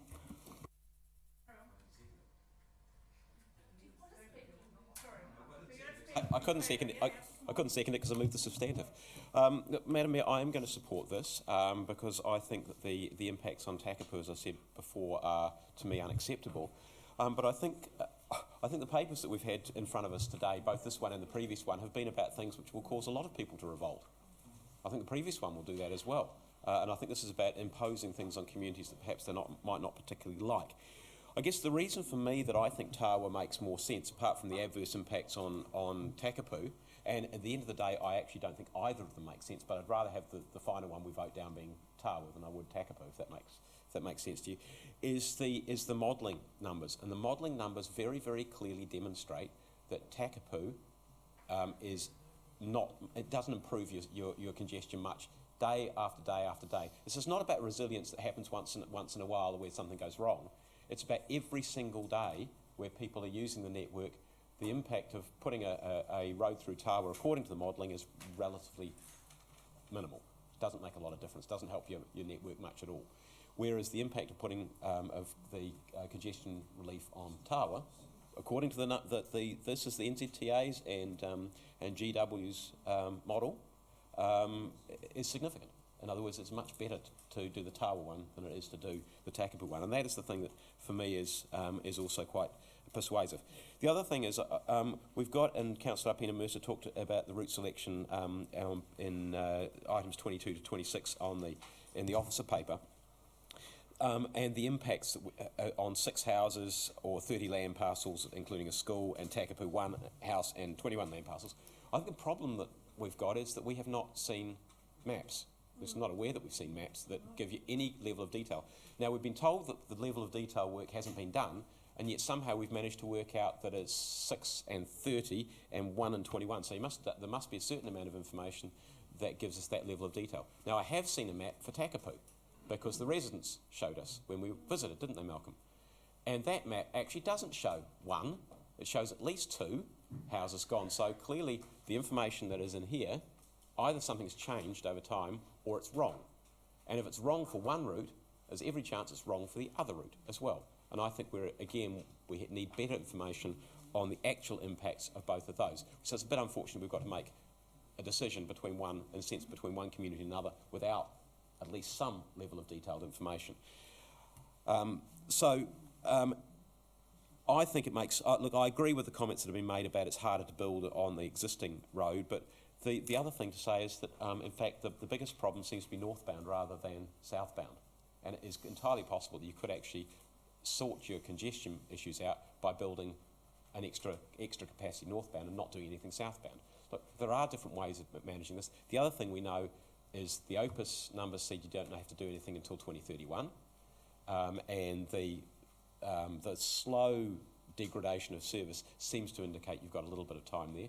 So I'm very much in the position of designating, and that's what this says. It doesn't say build it now, it says designate, but what it does do is it gets one community off the hook.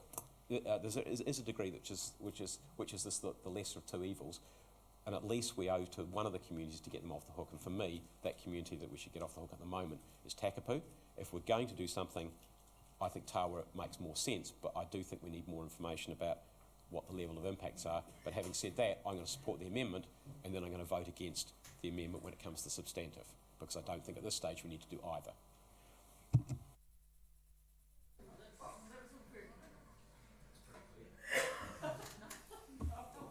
Right. Do we have another Councillor Free, did you wish to speak to this? I actually do, because I feel that these are very, very important decisions, and I feel that this little thin piece of paper that we were given is just completely inadequate. It doesn't have any maps. I really don't understand how wide the existing motorway is at the moment. It does have grass verges. I don't know what we can and can't do within the existing road that we've already got. I don't think that I want to actually put support. I don't want to support any of this actually, but I'm in a position where as a member of this council I have to vote yes or no, and on this much information isn't very comfortable. And I'm sorry, but this is put. So Free, just a point. Yeah, I know it's a point just of order. To help. No, it's not order. It's just to say you can vote against both. But what I would like to suggest, and that's why I'm speaking now, is I think that it's actually quite late at night, and I'd like to have better information on another day to vote on this. We've voted around the table that people would prefer to deal with the amendment tonight, so we're going to deal with the amendment tonight. I don't know that I've got any other. I've got Councillor Coghlan. Do you? No. Thank you very much. That's very kind of you. Can I just say, I am not by any means unaware of the opposition in Tawa, and I also really appreciate that the Takapu Road people have always said don't set one community against another. But I have also received advice from council staff and NZTA that they think that there is an issue that we may not get pertaining to Granada at all if we don't express some preference. So I don't particularly mind if neither are supported, but I thought that it was worth actually widening an existing road must have less impact on an area as a whole than putting a whole new road in. So that was my rationale for that. I think it's quite important to talking about resilience, Councillor Lester. It was really good to send you to Japan because you're now an absolute passionate advocate of resilience. I'm sure you were before, but you've got more phrases. Petone to Granada itself addresses resilience in a lot of ways. Upgrades to State Highway 58 address resilience. Widening State Highway 2 all address resilience. So we will be, if we did all of those three things, doing a huge amount for resilience. So I agree that this is not quite as resilient an option, but I do think that we will have done quite a lot. So I would like to take 7 and 8 separately, and we will vote on those and then proceed to, I think, adjourn. So this is 7.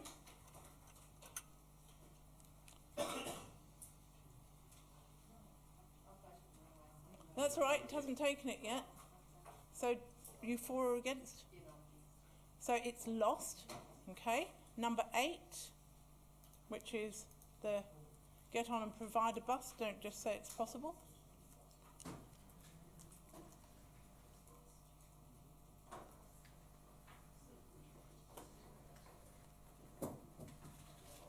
So that's carried. So councillors, does anyone want to vote on anything? Do you want to put your amendment? Well, I would like to move an adjournment for 3 to 5 minutes. There is some difference of opinion in relation to the legal advice, and that needs to be clarified. This is a really important issue. Let's not do it at this time. And we need to have that clarified. Yeah. We need to have the amendment clarified. Sorry, I actually think we need to adjourn until the 14th. I don't think that any of us some of us will find it hard to focus on the legal advice about standing orders and details of amendment. Madam Mayor, I have moved an adjournment of 3 to 5 minutes, so we'll take to vote on that. You must receive that, and I would suggest to you that we should. I don't think we should leave the procedural motion, so you can't debate it in limbo. I think we should decide the matter tonight, and we've already voted on that. It's a procedural motion. You can't give reasons for or against. Yeah, but I have. It does suit you sometimes standing orders and sometimes not, Councillor Ritchie. So we are now going to vote on a 3-minute adjournment. Do you have a seconder for 3-minute adjournment? And we need a 3/4 majority? Yes. And we need a 3/4 majority for a 3-minute adjournment.